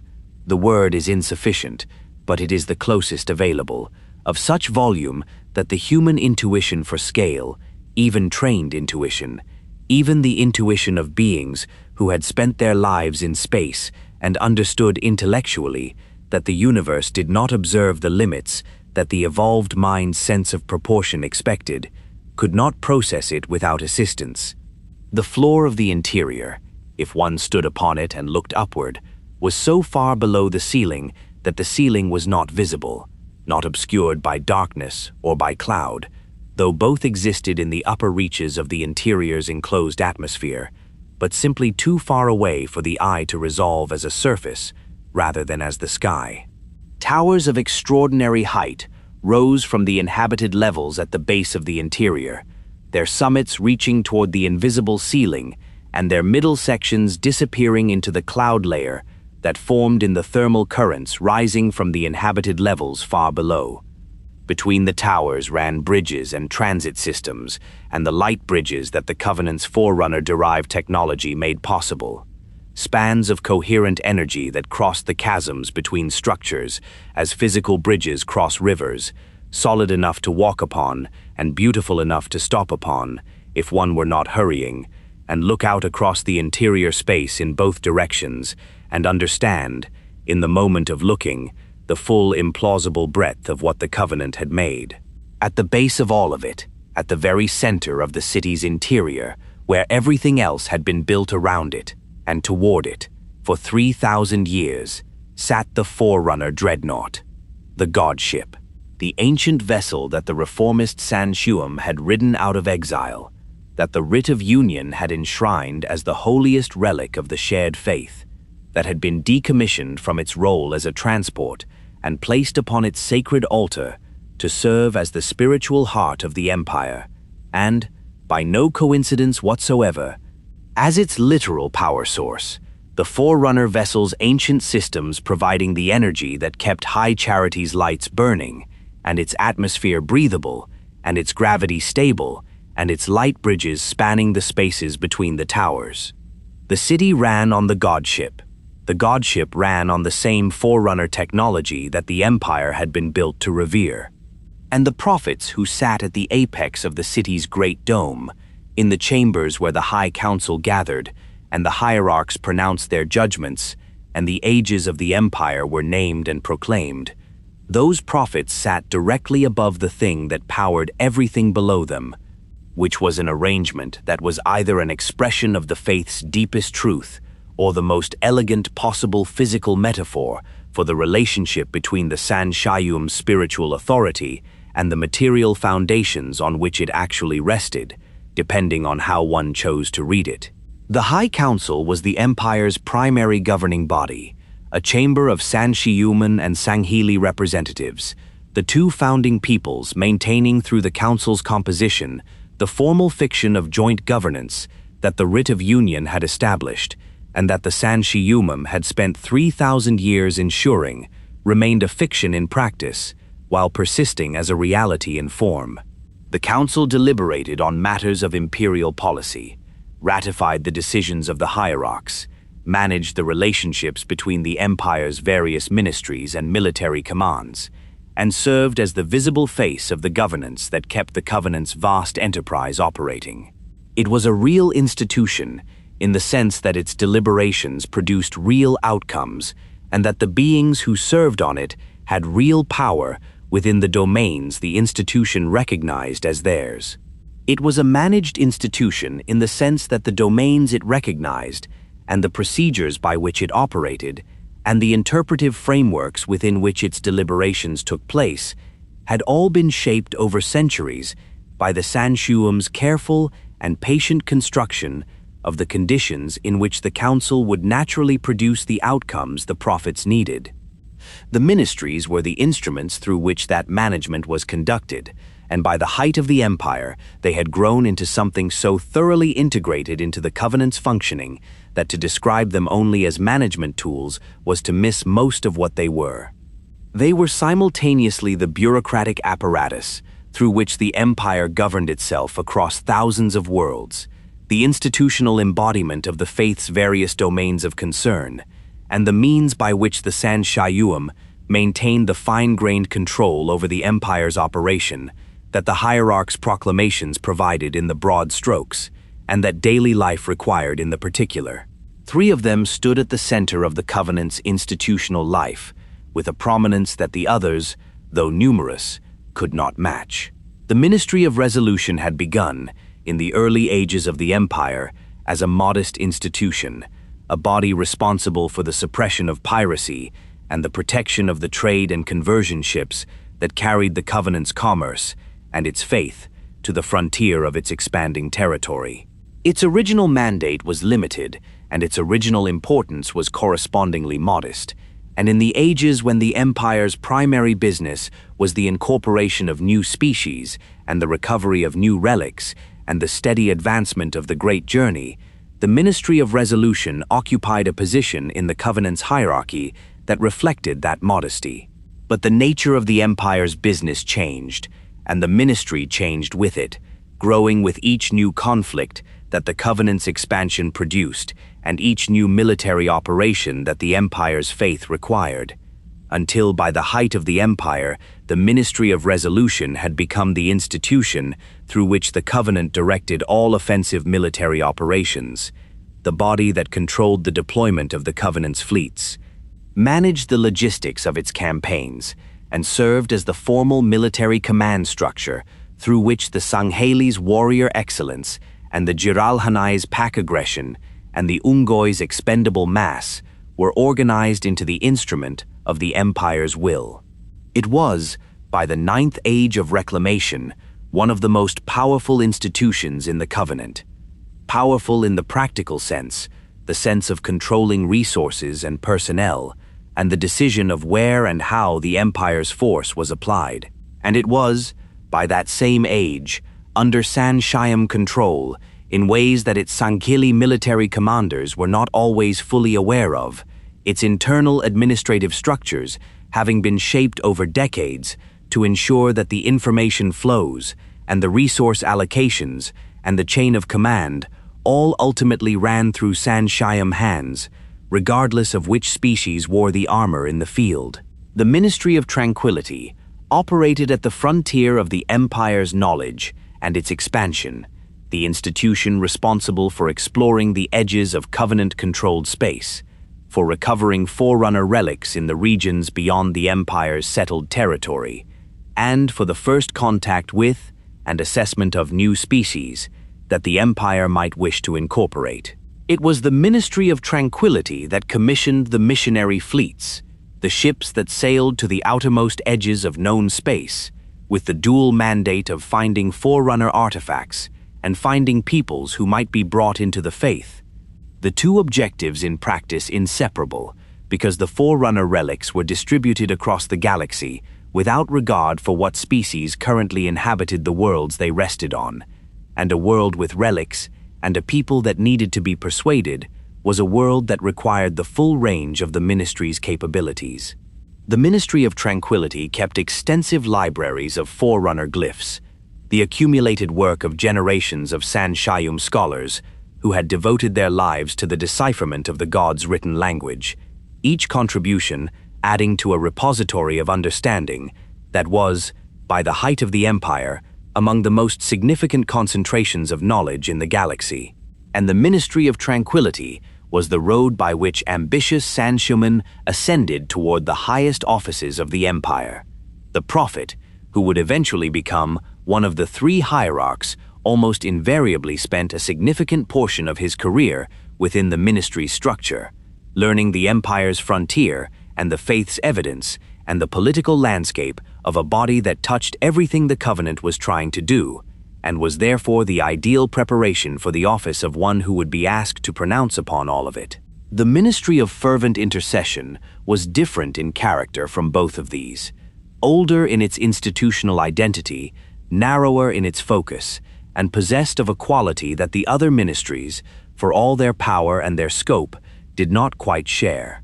It was semi-monastic in its organization, its members drawn from the Sangheili Zealots, who served as its field agents, and from the Shyuum scholars who directed their operations, and it was, by its own understanding, and by the Empire's formal recognition of that understanding, obsessed. The word is not an exaggeration. It appears in the Covenant's own descriptions of the ministry's character, obsessed with the discovery and the control of Forerunner relics. Not the management of relics already known, not the diplomatic and commercial dimensions of relic recovery that the Ministry of Tranquility handled with its characteristic pragmatism, but the finding of relics not yet found, the securing of sites not yet secured, the ensuring that every fragment of the God's legacy that existed within the galaxy's compass was within the Covenant's knowledge and under the Covenant's authority. The Ministry of Fervent Intercession was the Empire's instrument of sacred completeness, the institution that could not rest while any Forerunner work remained outside the Empire's awareness, that brought to the task of relic recovery the quality of a calling rather than a profession. Its authority, grounded in writs that traced back to the founding of the Empire, gave it the power to draw upon resources and personnel directly from the Empire's colonies and from other ministries, a precedence that reflected how seriously the faith took the ministry's work, and that made the ministry, in the situations where its authority was invoked, effectively superior to the normal chain of command. It was held in awe by many within the Covenant, even those who found its intensity difficult to be near. And it was, in the quiet and thorough way of institutions that know exactly what they are for, deeply effective. These three ministries, and the dozens of others that served the Empire's various functions, operated within the framework of the ages that the High Council proclaimed and the hierarchs sanctioned, and the age that the Empire inhabited at its height was the age that the faith had been building toward since the Writ of Union, the 9th Age of Reclamation. The naming of an Age of Reclamation was, as the faith understood it, the declaration that the search for the sacred rings had entered its final and most urgent phase, that the Empire had arrived at the moment in its long preparation when the great journey was not merely the destination toward which it was traveling, but the threshold at which it was standing, requiring only the final steps of readiness before the journey began. 9 times in the Empire's history, the High Council had made this declaration. 8 times the urgency had passed, had resolved into the continued search, the continued preparation, the continued march of the ages toward a consummation that the declaration had proclaimed imminent and that the reality of the Empire's situation had made not yet possible. The 9th declaration was different. The prophets who made it, the 3 hierarchs of that age, whose names the faith would record as mercy and regret and truth, made it in the understanding that this time the circumstances had genuinely changed, that the Empire had found evidence of the ring's locations and was moving toward them with a purposefulness that previous ages of the search had not possessed. And they made it as the statesmen they were as much as the theologians they were required to appear, understanding that the declaration of the 9th Age of Reclamation was also the most powerful mobilization instrument in the Empire's toolkit, the signal that would bend every resource and every loyalty and every sacrifice that the Covenant contained toward the single purpose of reaching the rings before the time the gods had appointed had passed. The Empire at the height of the 9th Age of Reclamation was a thing of genuine magnificence, not the performed magnificence of an institution that has learned to look magnificent because magnificence is useful, though the Covenant understood that lesson as well as any institution had ever understood it, but the actual, substantial magnificence of a civilization that had built something real.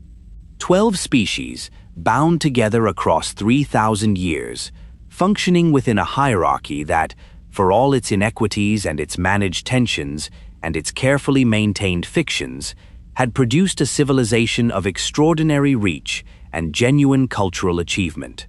The arts of the Covenant were real, the choral traditions that rose from High Charity's 1,000 devotional spaces, the architectural achievement of the city itself, and of the sacred installations that the Empire had built on the worlds it inhabited, the scholarship of the Forerunner relics that had produced, across the centuries, a body of understanding about the vanished ones that no other civilization had approached. The peace of the Covenant was real, the pax that the Empire's power and its faith maintained across thousands of worlds, the cessation of the interspecies conflicts that would have consumed those worlds in the Empire's absence.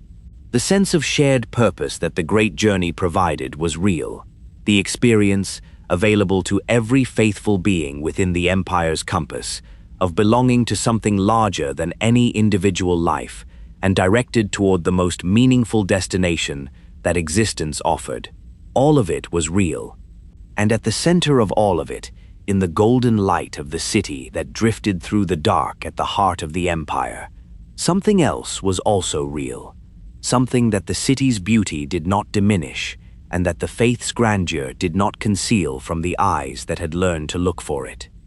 A rot, patient and old and quiet, present in the foundations of everything the beauty rested on, nourished by the very success that had made the beauty possible, and by the very lie that had made the success necessary. The Empire was at its greatest. And at its greatest, the distance between what it appeared to be and what it was had never been larger, and the effort required to maintain that distance had never been more consuming, and the moment when that effort would no longer be sufficient had never been closer. We must look at that rot now. We must go into the places where the Empire was not what it appeared to be, into the private rooms of power where the prophets tended the lie and used the institutions they had built to keep the sword arm of the Sangheili pointed outward and manageable and dependent. We must see the covenant as it was in the dark, beneath the golden light. Power, in its mature form, does not look like power. This is not an accident. It is the achievement that every institution with sufficient longevity and sufficient intelligence eventually arrives at. The understanding that power, which must announce itself, is power that is always at risk of being challenged, and that the most durable form of authority is the kind that has become invisible, that has been built into the architecture of the world so thoroughly that the people living within that architecture do not experience it as authority at all, but simply as the way things are. The Covenant, at the height of the 9th age of reclamation, had achieved this with a completeness that would have been remarkable even if the achievement had not been the product of 3,000 years of deliberate and patient construction.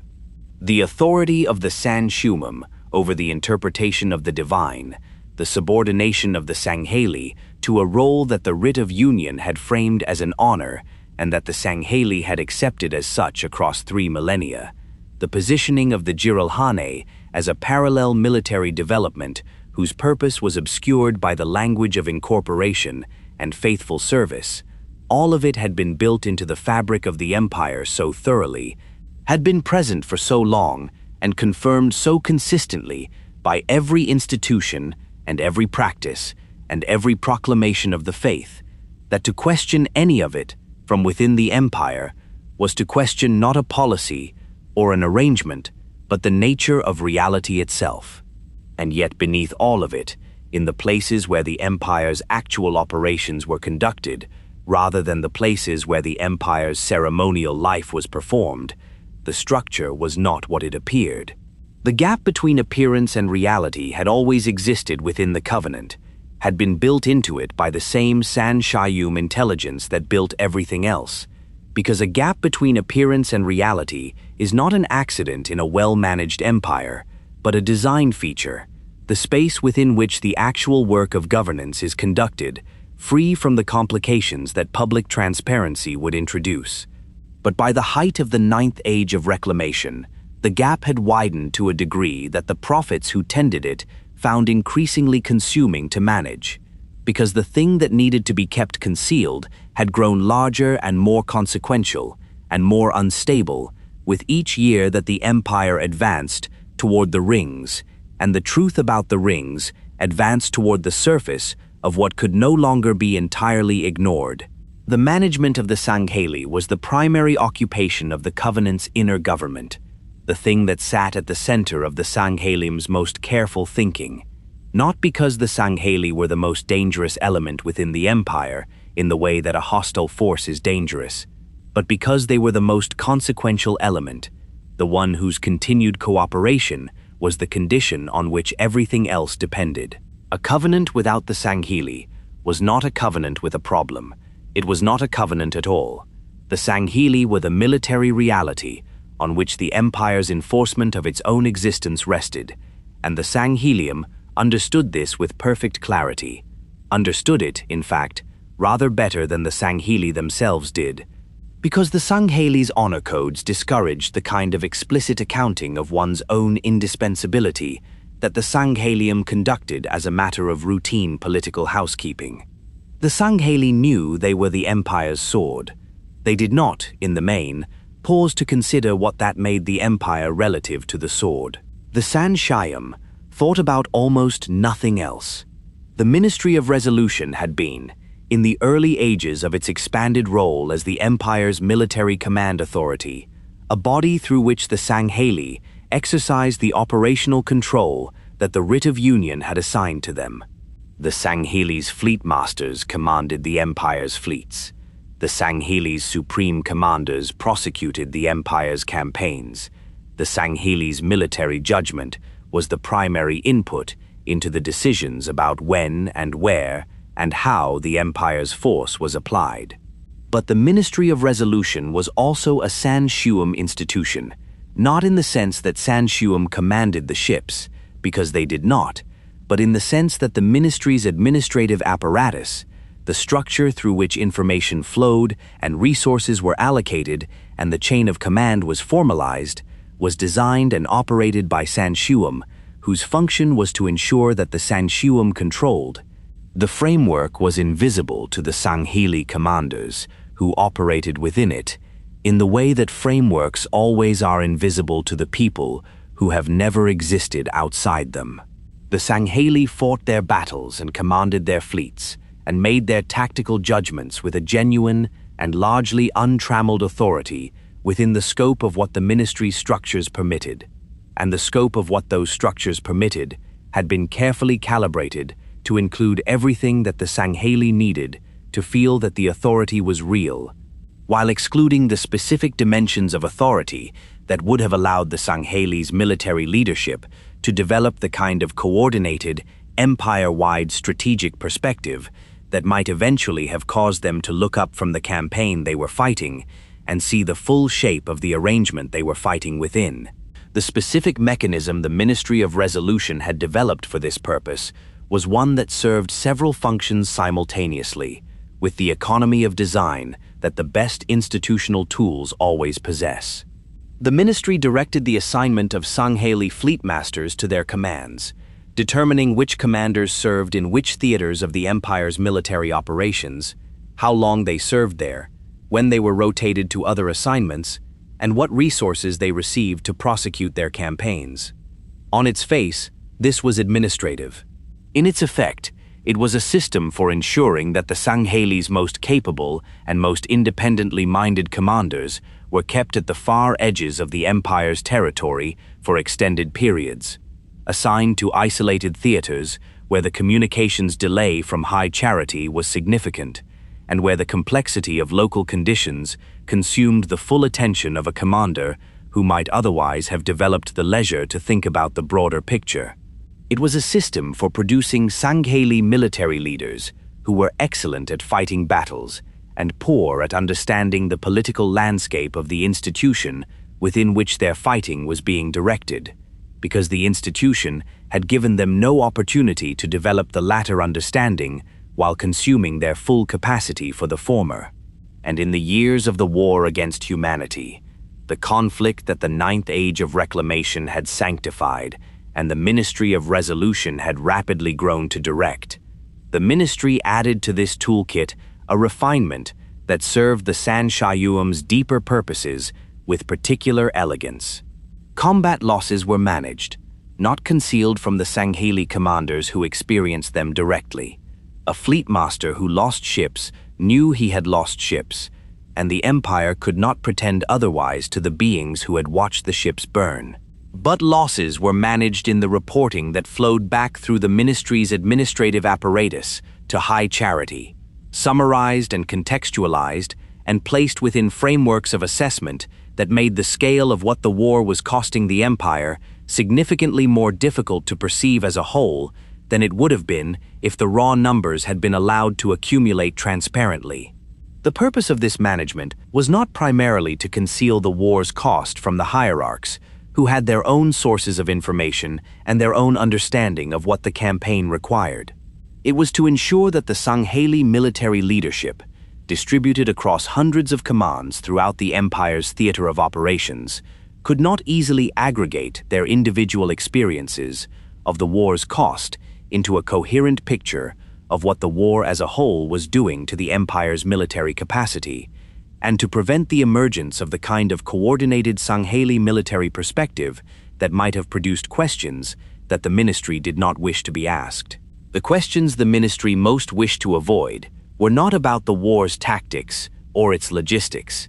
They were about its premise, because the war against humanity rested on a premise, the premise that humanity were heretics to be exterminated, an affront to the gods whose very existence was an offense to the faith. And that premise had, by the later years of the war, begun to show the kind of strain that only a false premise shows when reality is allowed to press against it, long enough and hard enough. The strain was not, in its earliest expressions, anything so dramatic as a Sangheili fleet master standing before the High Council and declaring the theology false. It was quieter than that. It was the private conversations that happened in the wardrooms of Covenant vessels, between warriors who had spent years fighting an enemy that the faith described as abhorrent vermin, and that the warrior's own experience described as fierce and disciplined and, most dangerously of all, apparently willing to die for something they believed in, which was a quality that the Sangheili's honor codes were constitutionally unable to dismiss. It was the question, forming in the minds of Sangheili, who would not have spoken it aloud, of why this enemy in particular had been marked for extinction rather than conversion. Why the same empire that had found a way to incorporate the mercenary Kig-Yar and the rebellious Unggoy and the relic-eating Lekgolo had determined that this species, alone among all the species it had encountered, could not be offered the path and must instead be offered only the fire. The question was forming. The Ministry of Resolution's administrative machinery was suppressing it, keeping it isolated within individual minds and individual conversations, preventing the accumulation of enough shared perception across enough Sangheili commands to produce the critical mass of coordinated doubt that might have forced the issue into the open.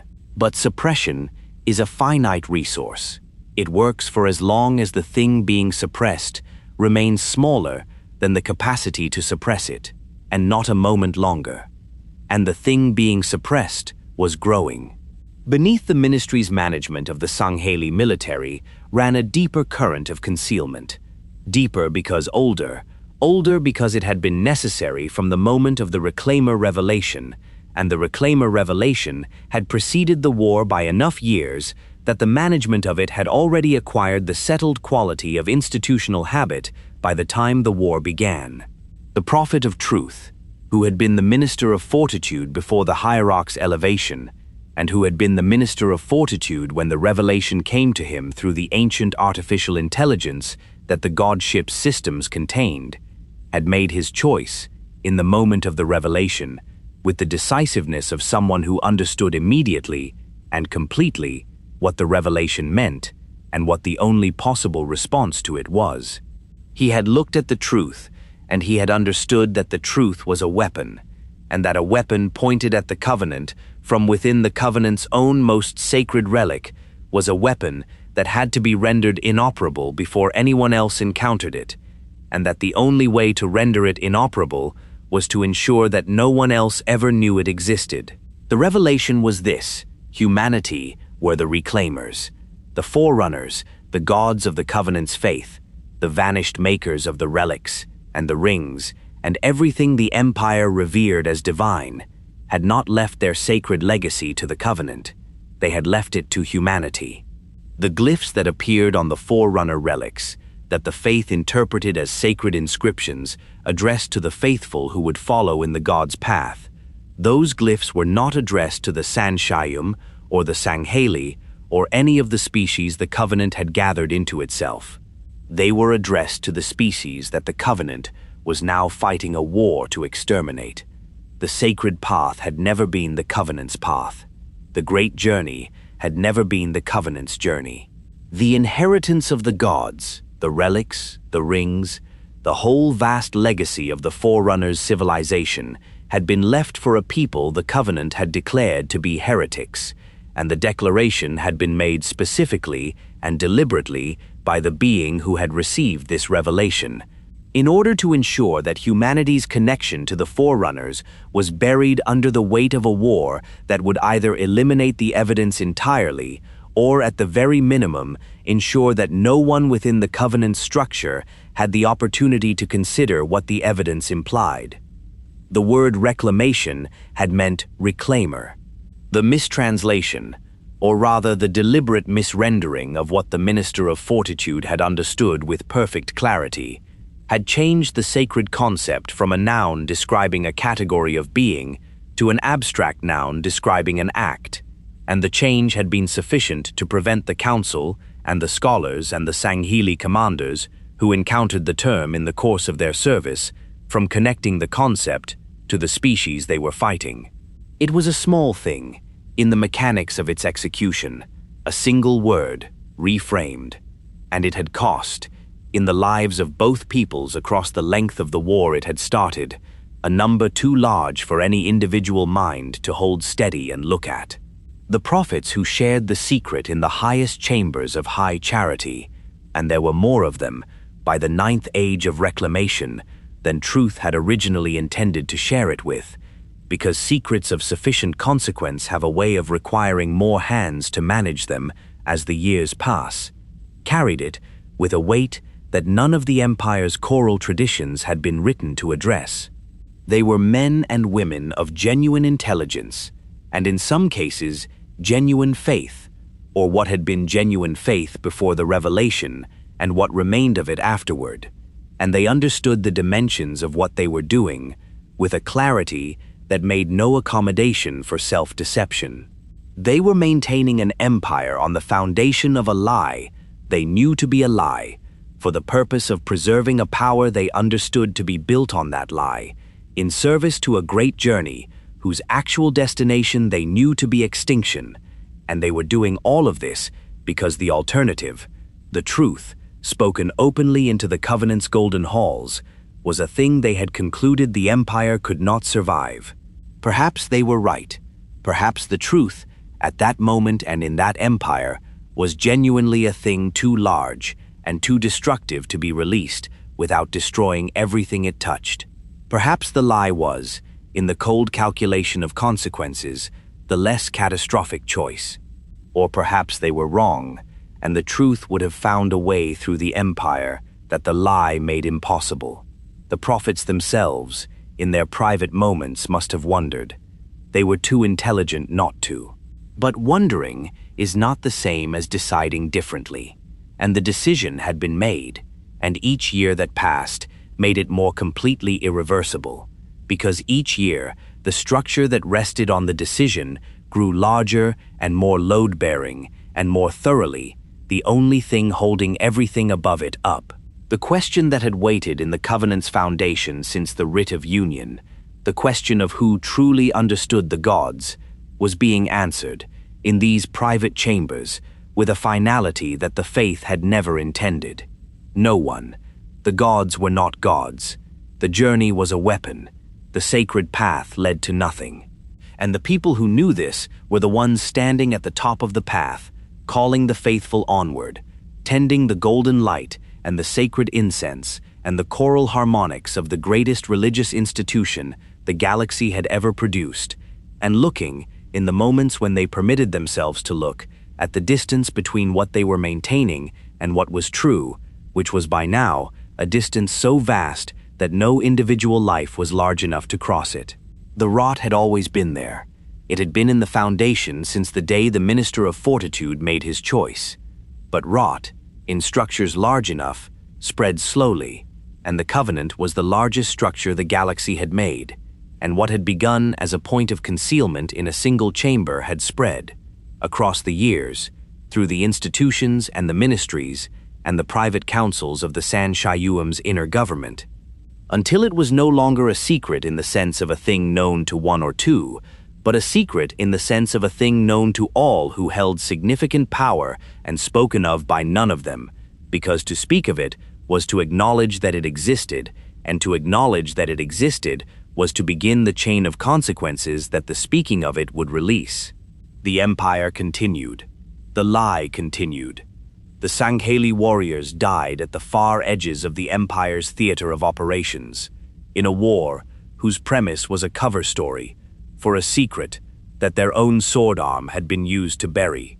And in the Ministry of Resolution's administrative offices, the losses were compiled and contextualized, and the reports were written in the language of the faith, and the aggregate was managed so that no single Sangheili command could see clearly what the sum of all their individual experiences added up to. But sums, in the end, accumulate regardless of how they are managed, and the moment was coming, was close now, closer than the empire knew or the prophets wanted, when the thing that had been suppressed would no longer fit within the space that the suppression had carved for it, and would find its own way into the light. The secret, after all, was not only held by the prophets, it was present in the universe, independently of any decision about whether to speak it, and the universe did not honor the institutional interests of the beings who wished it kept. The universe contained the rings contained the truth, and the empire was sailing toward the rings with the full urgency of the ninth age of reclamation, driving it forward, closing the distance, approaching the moment when the truth would not need to be spoken by anyone, because it would simply be there, waiting, as it had always been waiting, at the end of the sacred path. The covenant was marching toward its own undoing, and it was doing so with the full conviction and the full devotion and the full magnificent force of the greatest religious empire the galaxy had ever produced. The moment that ended the covenant did not announce itself as such. It arrived, as the most consequential moments in any civilization's history tend to arrive, in the middle of an ordinary day, in an ordinary chamber, in the hands of an ordinary administrator who had not yet become the extraordinary thing that what he was about to learn would make him. The being who would one day be known as the prophet of truth was, at the moment the revelation found him, the minister of fortitude, a position of significance within the covenant's bureaucratic hierarchy, a position that brought its holder into contact with the administration of the faith's most sensitive institutional operations, but a position that was not, in itself, the kind of position from which one expected to encounter the thing that would determine the fate of everything. The minister of fortitude was not, on the day in question, seeking revelation. He was working. He was doing the specific, detailed, administratively demanding work of a San Shyuum official responsible for the management of his ministry's domain, and the revelation came to him not through mystical experience or divine visitation or any of the channels that the faith would have recognized as the appropriate vehicles of divine communication, but through the testimony of a machine. The machine was ancient. It was, in fact, among the most ancient artifacts that the covenant possessed. Not a relic in the sense of a passive object, whose significance lay in its age and its craftsmanship, but an active intelligence, a forerunner artificial mind, of a kind and a sophistication that the covenant's own technology could not produce, and that the covenant's scholars had spent generations attempting to understand. It was resident within the systems of the godship itself, the forerunner dreadnought that the reformist San Shyuum had ridden out of exile, that the Writ of Union had enshrined at the center of high charity, that the city's entire infrastructure ran upon. The machine's name, in the records that survived the events that followed, was Mendicant Bias.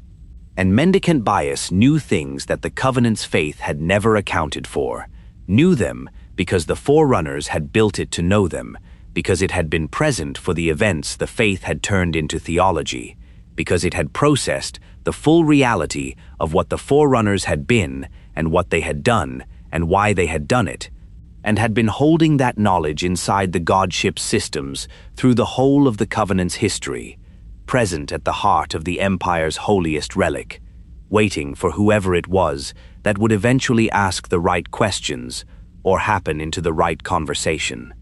The Minister of Fortitude asked the right questions or happened into the right conversation.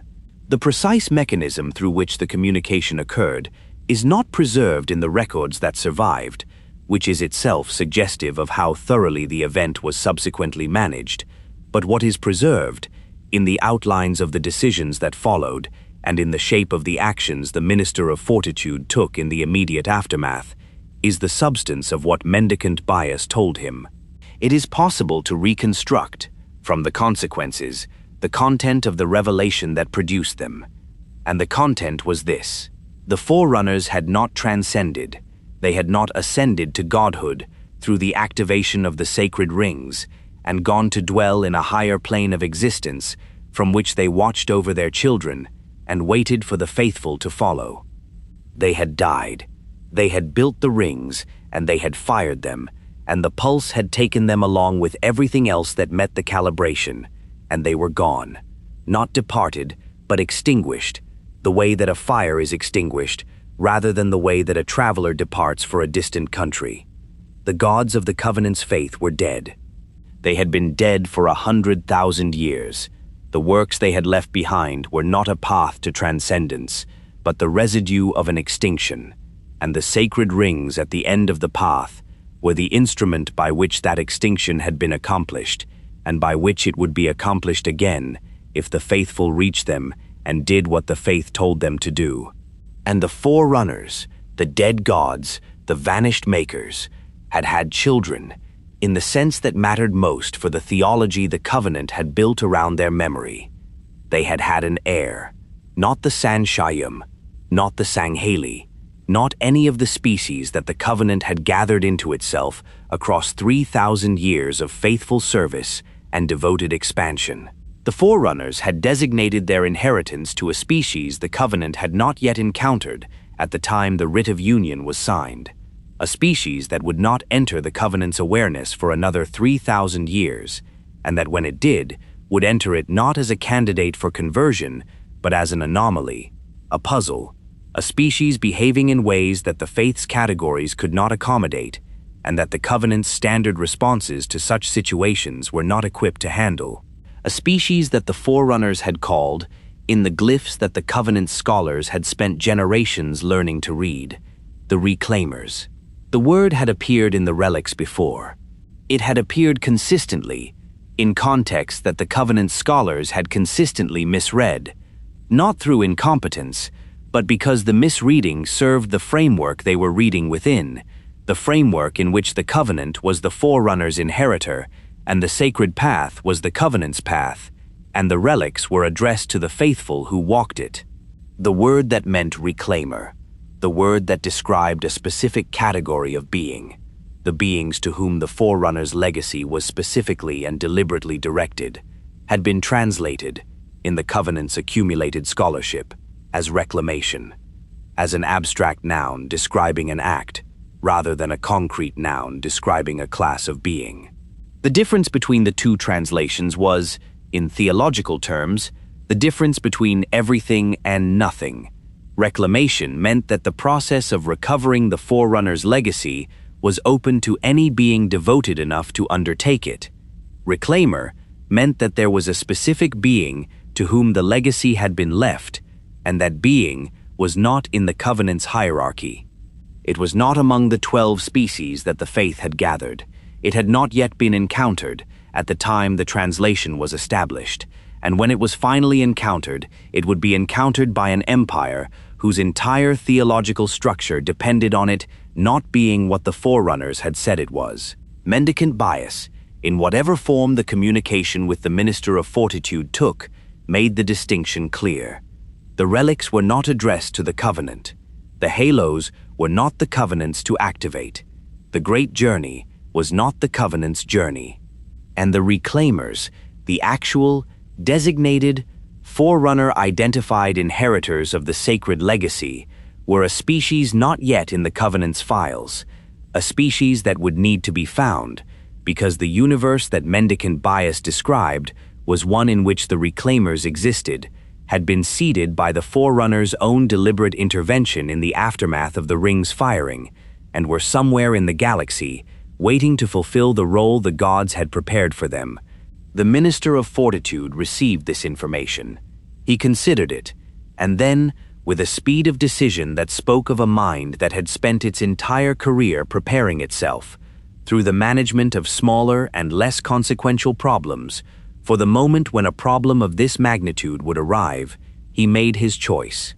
The choice was not complicated in its outlines. It was devastating in its implications, but the outlines were simple. The information could not be allowed to exist in any form that the Covenant at large could access. Not because the Minister of Fortitude had a settled view, in that moment, of whether the information was true, though mendicant bias was not a source that his experience of the Forerunner systems gave him any particular reason to doubt, but because the question of whether it was true was, from the standpoint of what it would do to the Empire if it became known, entirely irrelevant. True or false, the information was lethal to the Covenant. A revelation that the Reclaimers were not the faithful was a revelation that the faithful had no claim to the sacred path. A revelation that the Great Journey was not the Covenant's journey was a revelation that the Empire had no purpose.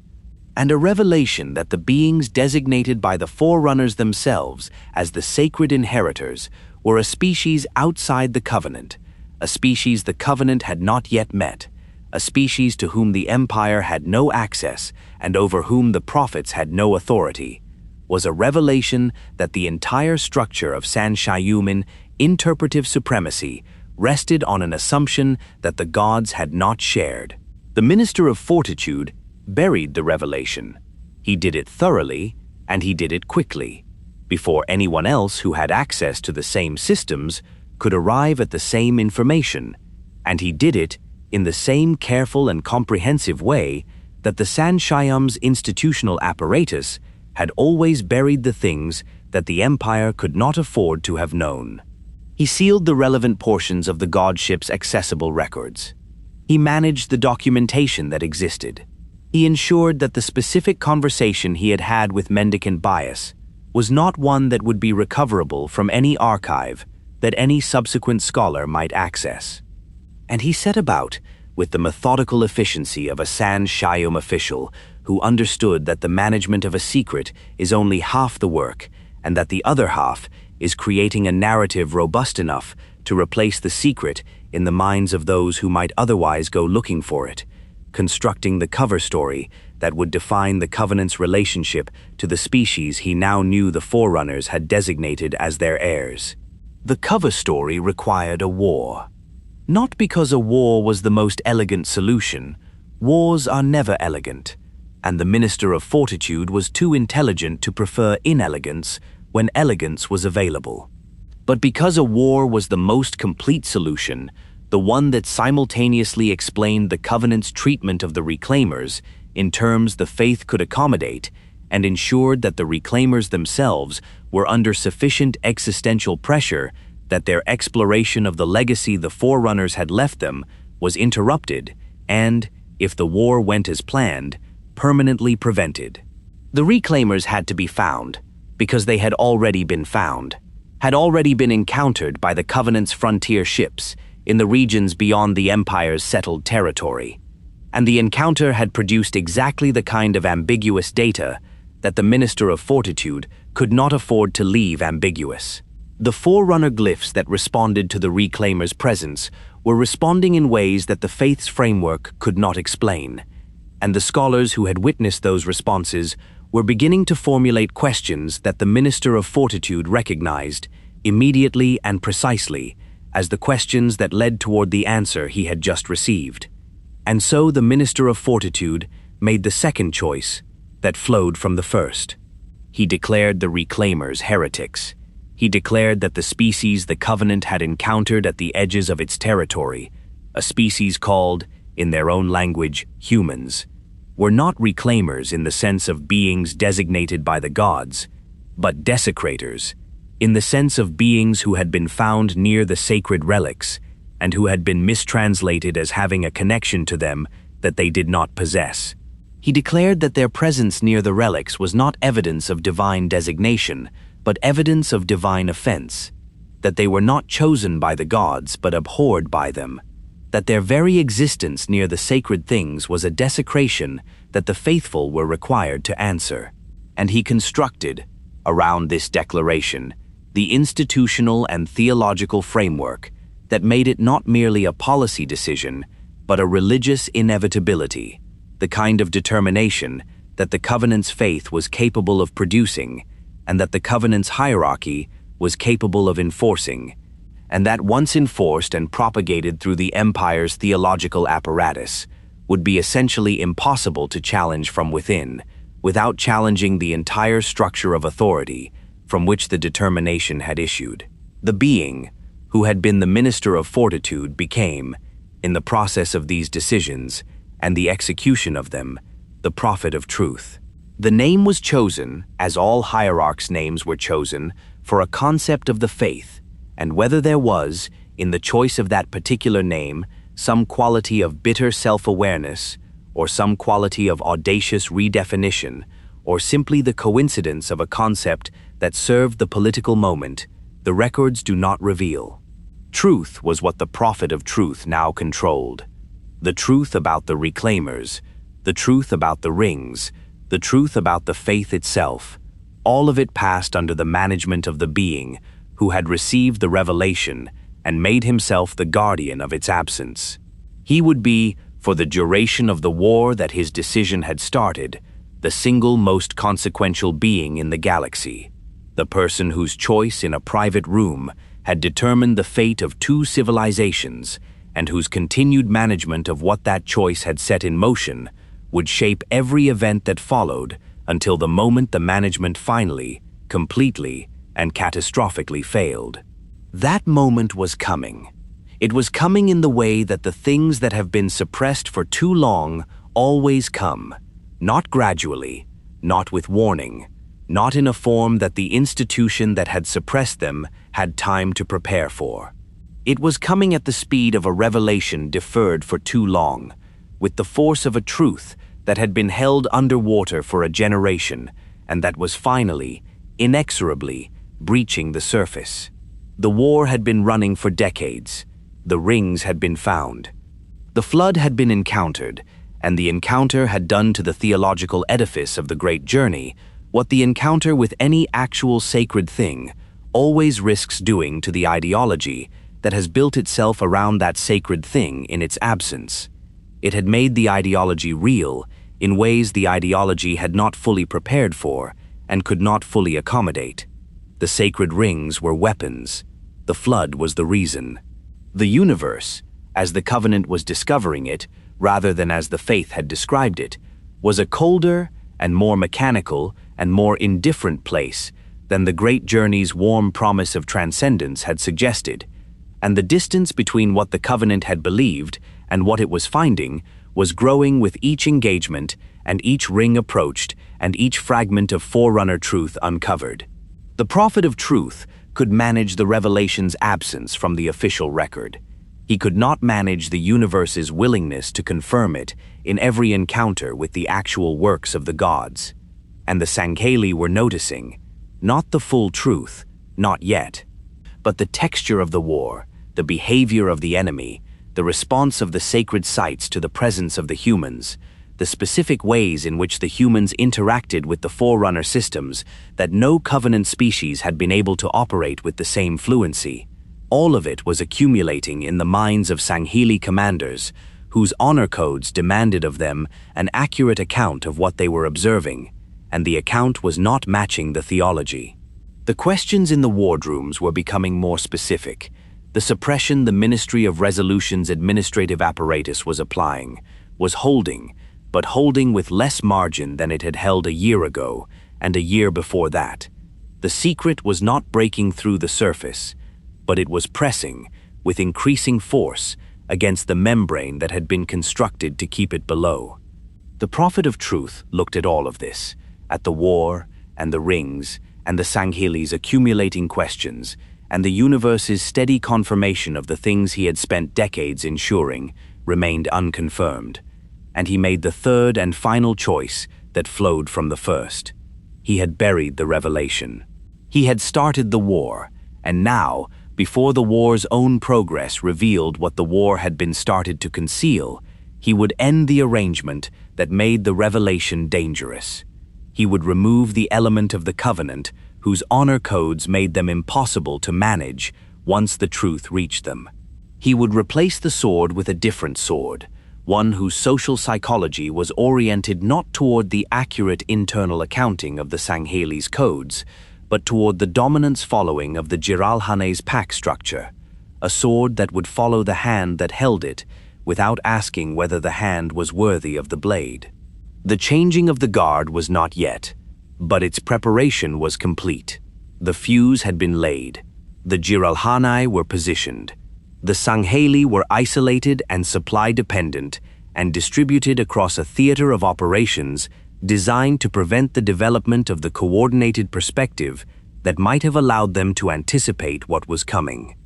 And the prophet of truth, in the private chambers of High Charity's apex, with the ancient godship humming its patient power through the floor beneath him, looked at the empire he had made, of the empire that existed before him, and understood that the hour was approaching when the last secret would have to be resolved, not by management, but by force. The empire was about to discover what it was, and the discovery was going to destroy it. The Covenant did not experience the war against humanity the way that wars are experienced in the histories of civilizations that fight them for reasons they can examine openly. A civilization that goes to war for territory, or for resources, or for the suppression of a rival whose power threatens its own, can afford to look at the war clearly, to assess its progress with the unsentimental accuracy of an institution that knows what it wants and is willing to reckon honestly with whether it is getting it. The Covenant could not do this. The war against humanity was not a war the Covenant could look at clearly, because looking at it clearly would have required looking at the premise on which it had been declared, and the premise on which it had been declared was the one thing the Empire's entire institutional apparatus had been redesigned, in the years since the Revelation, to prevent anyone from examining. The war was not a policy decision that could be assessed and revised in light of its results. It was a theological necessity, and theological necessities cannot be assessed and revised in light of their results, because to do so is to acknowledge that the theology might be wrong, and to acknowledge that the theology might be wrong is to acknowledge the possibility that the entire structure of authority that derives from the theology might be wrong, and there is no institution in the history of the galaxy that has willingly followed that chain of acknowledgement to its end while the institution still existed to make the acknowledgement. And so the war was what the faith required it to be, and the Empire's experience of it was shaped by that requirement from the first engagement to the last. The Covenant went to war against the Reclaimers, with the full conviction and the full force that 3,000 years of accumulated military capacity and religious certainty could produce. Went to war as an empire that had no doubt about the justice of its cause and no uncertainty about the outcome, because doubt and uncertainty were not available to an institution that had declared the war a sacred obligation and that understood, at the level of its deepest institutional interest, that the moment doubt and uncertainty became available, the war would have to be examined rather than prosecuted. The prosecution was what mattered. The examination was what could not be permitted. In the early years of the conflict, the prosecution proceeded in the manner that the Covenant's history of incorporating resistant species had led its military planners to expect. The Empire had encountered peoples before who would not accept the faith willingly, and it had developed, across those encounters, a set of approaches whose effectiveness had been confirmed through application, a graduated escalation from the possibility of conversion through the reality of overwhelming force that had, in every previous case, produced a resolution the Covenant could live with. The humans were different from the beginning, and the difference was visible to the Sangheili commanders who first engaged them, though what to make of the difference within the faith's framework was not immediately clear. They were not stronger than the Covenant's military in the broad sense. Their technology was less sophisticated. Their numbers were smaller in the scale of what the Empire could bring to bear. Their material situation relative to the Covenant's was one that the calculus of military advantage described, straightforwardly, as unfavorable. But they fought with a quality that the Sangheli's honor codes were constitutionally unable to dismiss, which was the quality of beings who understood that they were going to lose and were going to keep fighting anyway, and who had found in that determination not despair, but something that functioned, in the Sangheli's direct experience of encountering it, disturbingly close to the quality the honor codes most valued in an opponent. The Sangheli's relationship to worthy enemies was not simple. The codes did not merely require the warrior to fight effectively. They required the warrior to see the fight clearly, to assess the opponent accurately, to give to the encounter the quality of honest attention that the honor code demanded of every interaction where the stakes were real. And the honest attention that the Sangheili commanders gave to their engagements with human forces produced assessments that were not, in their specifics, compatible with the faith's characterization of the enemy as abhorrent heretics who were an offense to the gods. The humans were not behaving like creatures abhorrent to the divine.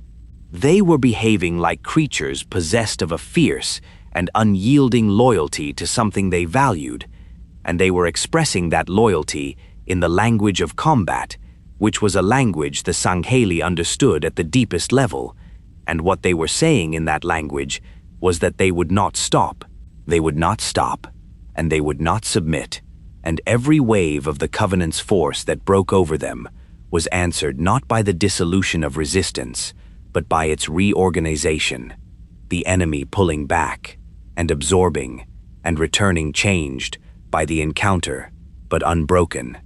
And the pattern repeated itself across world after world and engagement after engagement until the Sangheili commanders, who had been fighting humans for long enough to have developed a real understanding of what they were fighting, had, most of them, quietly and privately arrived at an assessment that the faith's framework had not provided them vocabulary for. They respected them, not in the elaborate and formal sense that the honor codes applied to great warriors who had earned the full ritual acknowledgement of their excellence, but in the baseline and unignorable sense in which any being who has faced a genuine opponent and been made to work for every meter of ground understands, in the body as much as in the mind, that the thing they are fighting has real substance. The humans had real substance. The Covenant's war against them was the hardest sustained military effort the Empire had prosecuted since the earliest ages of its expansion, and the hardness was not primarily a function of human military sophistication, because the humans were not, by the measure of the Covenant's technology, militarily sophisticated, but of something that technology cannot directly address, which is the refusal of a people to accept the conclusion that their situation logically implies. The humans refused the conclusion, and a people that refuses the conclusion, that keeps finding new angles and new responses and new reserves of whatever it is that makes beings fight when the fighting is no longer rational, is a people that the Covenant's military planners, who had developed their planning assumptions on the basis of species that eventually reached the conclusion and accepted it, had not adequately prepared for. This difficulty was not the thing that most troubled the Sangheili commanders, who had been in the war long enough to see its shape. The difficulty was a military problem, and military problems were the Sangheli's domain, and the Sangheili had been dealing with military problems for the whole of their history and were capable of dealing with this one. What troubled the commanders who allowed themselves to be troubled, and the honor code's demand for accuracy made some degree of troubling not merely permitted, but required, was not the humans' military effectiveness, but the specific question that their military effectiveness raised. Not how to defeat them, which was a question with answers, but why. Why this species, of all the species the Covenant had encountered, had been marked not for conversion, but for extermination. Why the empire that had found a way to incorporate the Unggoy after they rebelled, that had found a way to incorporate the relic-eating Lekgolo and the piratical Kig-Yar and every other species whose incorporation had presented complications, had concluded that these particular beings who fought with a quality the Sangheli's own codes recognized as genuine, could not be offered the path that every other incorporated species had been offered, however reluctantly, in the end. Within the institutional framework of the Covenant's military hierarchy, within the culture of the Sangheili officer corps, within the specific conditions that the Ministry of Resolution had worked for years to create, conditions of isolation and distribution and supply dependence that kept any individual command from developing the organizational coherence necessary to translate private doubt into collective interrogation, the question did not yet have the form that spoken questions require. It was a question that existed in the space between what the honor code demanded of the accurate self that was doing the observing, and what the faith demanded of the faithful member of the empire that was doing the fighting, and in that space it lived quietly and accumulated slowly, fed by each engagement that added another piece of evidence to the picture and starved of the oxygen of open discussion by the conditions that the Ministry of Resolution's careful administration had designed specifically to keep it starved. But the conditions had a limit to their effectiveness, and the limit was the nature of what was being observed. The Ministry of Resolution could manage the flow of information through its administrative channels. It could not manage the forerunner sites. It could not manage the way that the sacred installations responded to human presence, the specific, undeniable, theologically inexplicable ways in which the God's own works recognized the humans in the manner that the faith insisted they should recognize only the Covenant's faithful. A Sangheili commander who witnessed a forerunner system activate in response to human contact in a way that it did not activate in response to Covenant contact was witnessing something that the Ministry of Resolution's administrative channels were not equipped to contextualize out of significance. The commander's own senses had recorded it. The commander's own honor code required an accurate account of what the senses had recorded, and the accurate account was incompatible with the theology in a way that no administrative framing could resolve, because the theology said that the sacred works responded to the faithful, and the experience said that the sacred works responded to the humans, and between those two propositions, there was no accommodation available that preserved both. The cracks in the theological edifice were not yet visible from High Charity's apex. From the hierarch's perspective, the war was proceeding, not without difficulty, but wars of sacred obligation did not promise ease, and the Covenant's military capacity was sufficient to the task the Prophet of Truth had declared necessary. The rings had been located. The search that had defined the whole of the Empire's history had reached its culmination, and the Ninth Age of Reclamation was living up to its designation in the most literal possible sense. The halos were real, and the Empire was moving toward them, and the great journey was not a horizon any longer, but a destination with coordinates. From the apex, the machinery of the Empire appeared to be functioning as designed. The fleets were moving, the campaigns were advancing, the Sangheili were fighting with the effectiveness that the Writ of Union had assigned them to provide, and the Jiralhanae were fighting alongside them, and the war was being prosecuted with the full force of the Empire's conviction. What the apex could not see clearly, what the Prophet of Truth could not see clearly, despite the quality of his intelligence and the comprehensiveness of the institutional apparatus he had built to ensure his visibility into the Empire's functioning, was the specific texture of what was happening in the field. At the level of individual Sangheili commands and individual engagements with forerunner installations and individual moments of observation that the honor code was filing with the patient accuracy of beings who had been trained since childhood to maintain an honest internal account of what they experienced. The cracks were there. The questions were forming. The honest accounts were accumulating in the private minds of the warriors who were fighting the war, and each new engagement with a forerunner site in human hands added another piece to the picture that the warriors were assembling, the picture that the faith said was impossible to assemble, because the picture was one in which the gods' own works suggested that the enemy was what the gods had left their works for. The prophet of truth saw enough of this to understand that the time he had was limited. The Jiralhanae spies embedded in the Sangheili fleet structures sent reports that confirmed what his own assessment of the situation had already concluded, that the doubt was spreading, that the isolation the Ministry of Resolution had maintained was fraying at the edges, that the coordinated Sangheili military perspective he had worked for years to prevent from developing was developing nonetheless, assembled from the fragments of individual observation and the slow accumulation of shared experience, even without the formal communication channels that the ministry's administrative structures had been designed to suppress.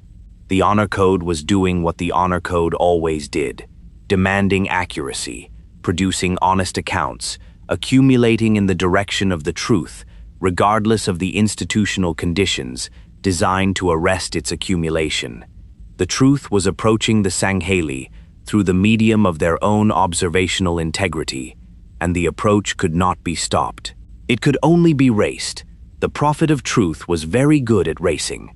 He had been racing since the day of the revelation, racing the truth toward the moment when the empire's structure could be changed enough that the truth's arrival would not be able to bring the changed structure down.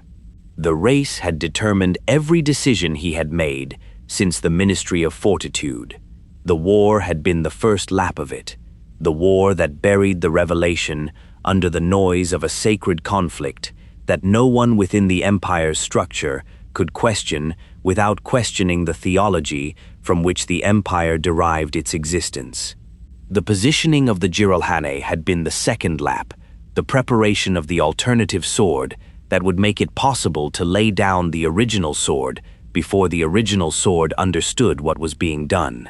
The isolation of the Sangheili military, commands through the Ministry of Resolution's administrative apparatus, had been the third lap, the creation of the conditions that had kept the doubt fragmented and private for as long as it had remained fragmented and private.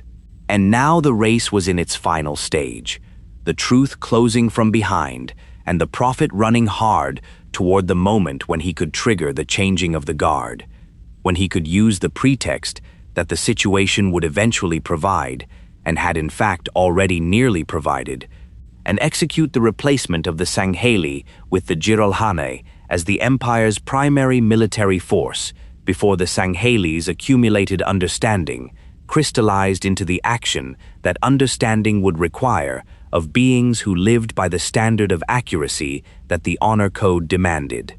The pretext came from the direction the prophet of truth had always understood it would most likely come from the rings themselves, from the universe's continued refusal to honor the institutional interests of the beings managing the space between what the Covenant believed and what was true. The encounter with Installation 04, the discovery of the flood, the destruction of the ring, the subsequent location of Installation 05, and the death of the prophet of regret, the most junior of the three hierarchs, whose death at the hands of the human warrior the Covenant called the demon, provided the prophet of truth with the specific, immediate, formally adequate pretext he needed to make the move he had been preparing for years. Regret's death had occurred, and the Sangheili had been unable to prevent it, and the inability was, by the formal accounting of the Covenant's military command structure, the responsibility of the Sangheili Honor Guard that had failed in its protective function. The Sangheili Honor Guard had failed. Therefore, the Sangheili could no longer be trusted to protect the prophets. Therefore, a change was required. Therefore, the Jiralhanae would henceforth serve as the prophets' protectors, and the Sangheili would be removed from the role that the Writ of Union had assigned them, and the empire's military structure would be reorganized along lines that the prophet of truth had been quietly preparing for years to implement. It was not the reason, it was the pretext. The reason was everything that had preceded it across the full length of the Covenant's history: the revelation, and the choice, and the war, and the race, and the accumulating truth in the minds of Sangheili warriors who were too honest to stop observing what they were observing. The pretext was merely the occasion. But occasion is what action requires, and the prophet of truth had the occasion, and he used it with the speed and the decisiveness of someone who had been waiting for exactly this, and who understood that the window between the pretext's availability and the Sangheili's ability to respond to what the pretext was covering would not remain open for long. The changing of the guard was ordered. The Jiralhanae took their new positions, and the Sangheili, receiving the news through the same fragmented and distributed command structure that the Ministry of Resolution had maintained specifically to prevent their coordinated response, received it first as insult, as a violation of the Writ of Union, so direct and so public that the honor code could not process it as anything other than what it was. Not a policy change, not an administrative reorganization. A statement, a declaration, made in the language of institutional action, that the Sangheili's 3,000-year place in the empire's fundamental structure was not theirs by right, but by the prophet's sufferance, and that the prophet's sufferance had been withdrawn. The war as the Covenant had known it was ending. Something else was beginning, something that had been building since the founding, since the writ, since the returned heads and the frail priests, and the question of what the gods required of those who wished to walk the blessed path. The empire that had held together across 3,000 years, through faith and force, and the patient management of the Shyuum's long intelligence, was about to find out what it was made of, when the faith was gone, and the force was turned inward, and the management failed. The schism was coming. The changing of the guard did not feel, in the immediate hours of its execution, like the end of the world. It felt, to the Sangheili who received the news through the fragmented channels of the Ministry of Resolution's carefully maintained communication structure, like an insult, a profound and deliberate insult, the kind that the honor code could not metabolize as anything less than what it was, but still, in those first hours, a political act rather than an existential one.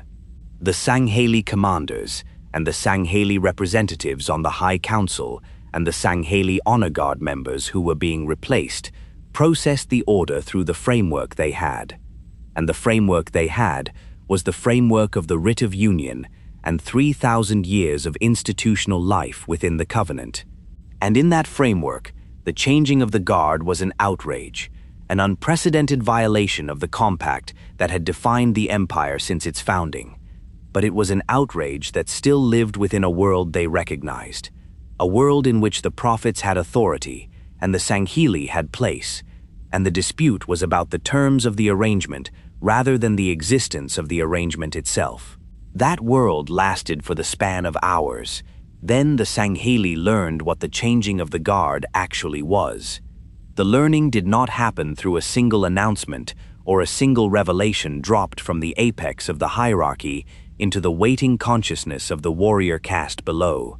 It happened the way that the Sangheili's accumulation of doubt and observation had been happening throughout the war, through the medium of individual experience, direct and undeniable, the kind of evidence that the honor code's demand for accurate accounting required to be filed exactly as received, without the interpretive softening that the faith had always previously been available to provide.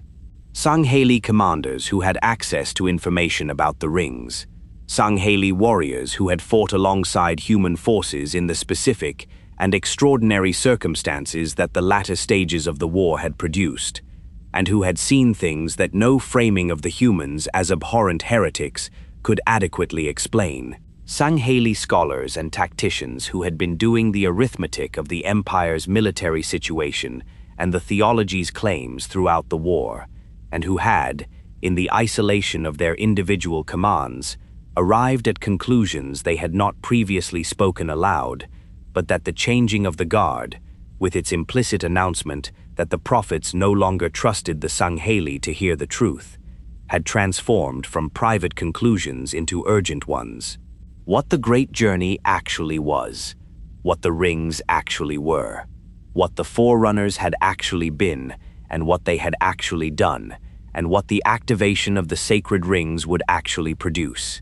The truth did not arrive in one piece. It arrived in fragments from multiple directions simultaneously, each fragment confirming and extending the others.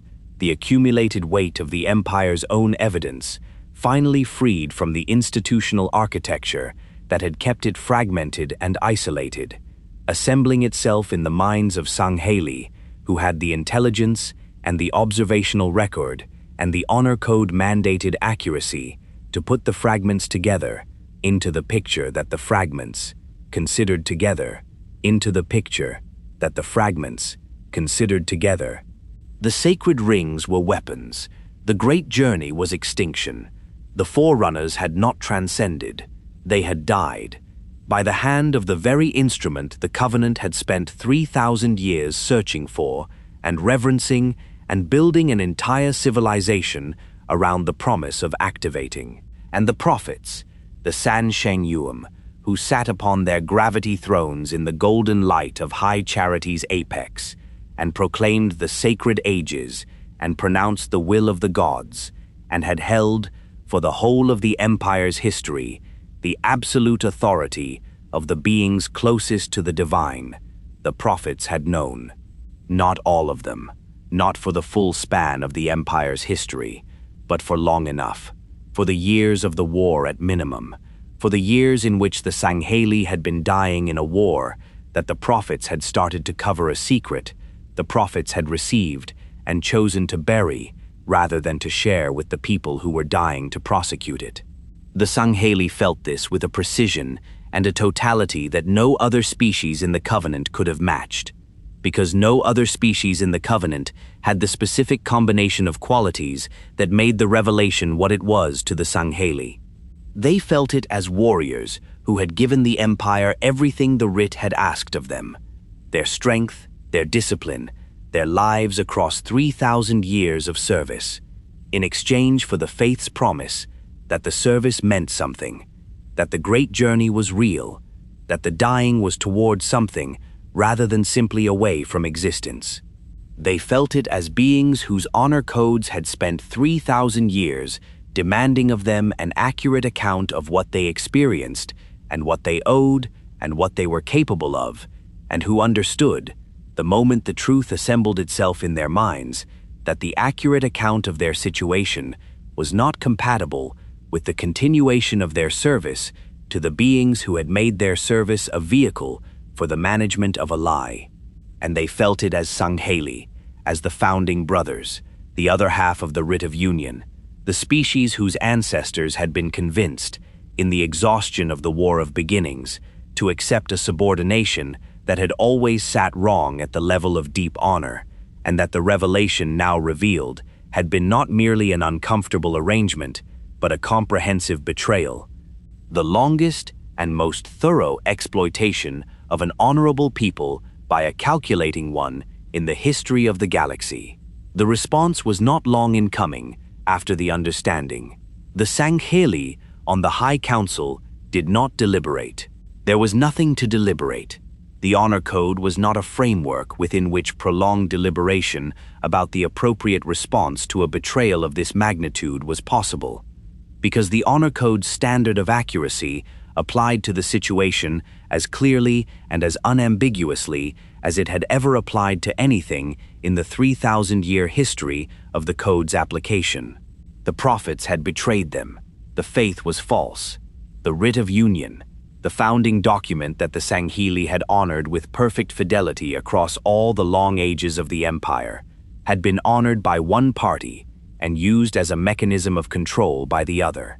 The appropriate response was the one that the honor code had always, in every situation where a sworn compact was violated by the party it bound, identified as the only response available to beings who lived by the standard of accurate accounting.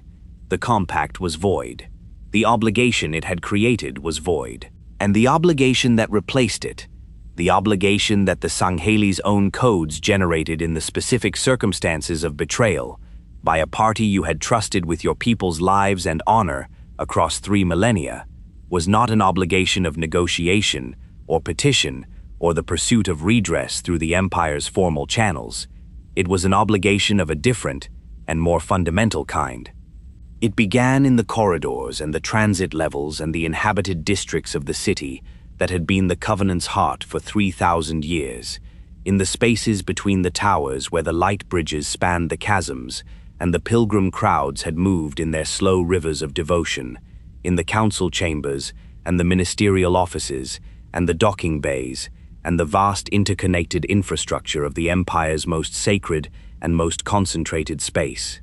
It began as the Sangheili who were present in high charity, the honor guard members being replaced, the council representatives who had received the news of the changing of the guard, and then the news of the truth behind it, the warriors stationed throughout the city in the various capacities that the Empire's daily functioning required, turned on the Jiralhanae, who were being elevated into the positions the Sangheili were being removed from. The Jiralhanae, who understood pack dominance and the hierarchy of force, who had been positioned and equipped, and in their own estimation prepared for this moment, even without knowing the specific form it would take, responded with the ferocity that their species' entire social psychology had been selecting for across the millennia of Doesak's brutal evolutionary pressure. High charity, the golden city, the most holy place in the galaxy, according to the faith of the civilization that had built it, became a battlefield. The fighting was not clean. It was not the kind of warfare that either people had developed their martial traditions to describe or accommodate, not the massed fleet engagement, or the planetary assault, or the structured ground campaign that the Covenant's military history had evolved to manage. It was close, and building by building, and brutal, in the specific way that civil wars in enclosed spaces are brutal, where the environment that is being fought through is the same environment that the combatants have been living in, where there are no front lines and no clear boundaries between military and civilian space, and no way to confine the violence to the zones designated for it, because the violence is everywhere simultaneously. The Unggoy scattered.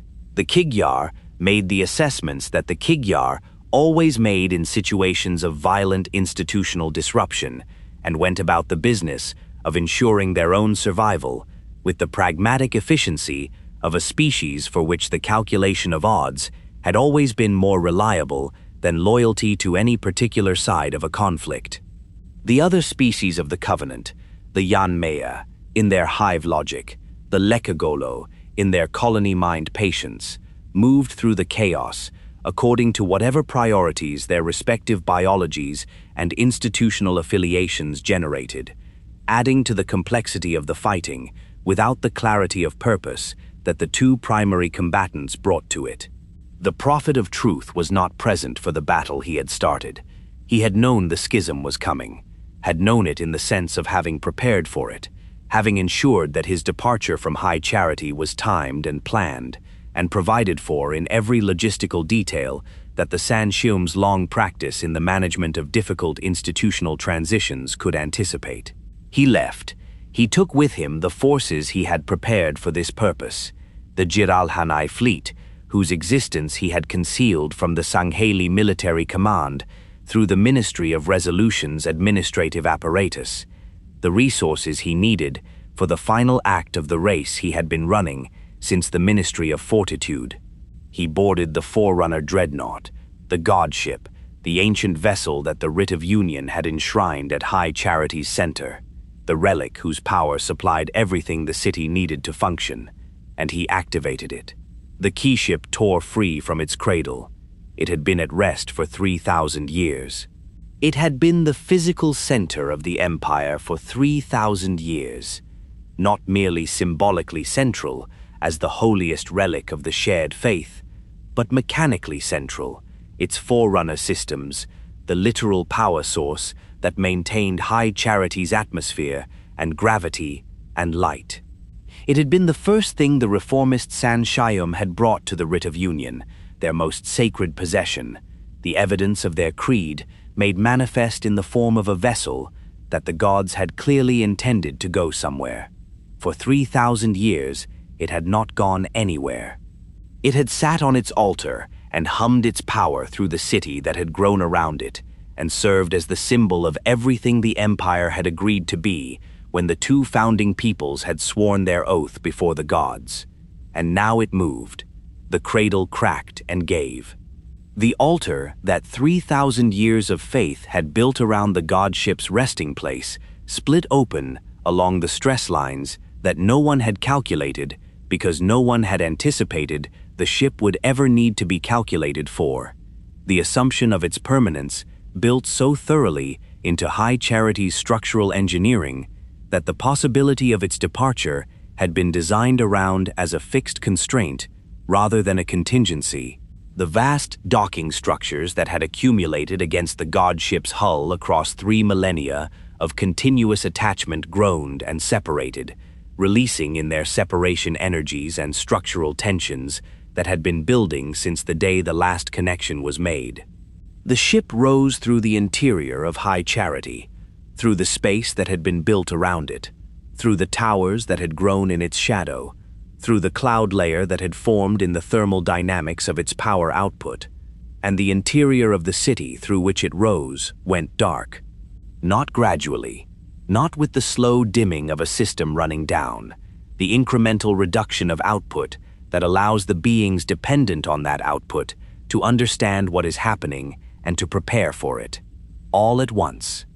The godship's reactor, which had been powering High Charity's every system without interruption for 3,000 years, was no longer connected to those systems, and the disconnection was instantaneous, and its effects were instantaneous.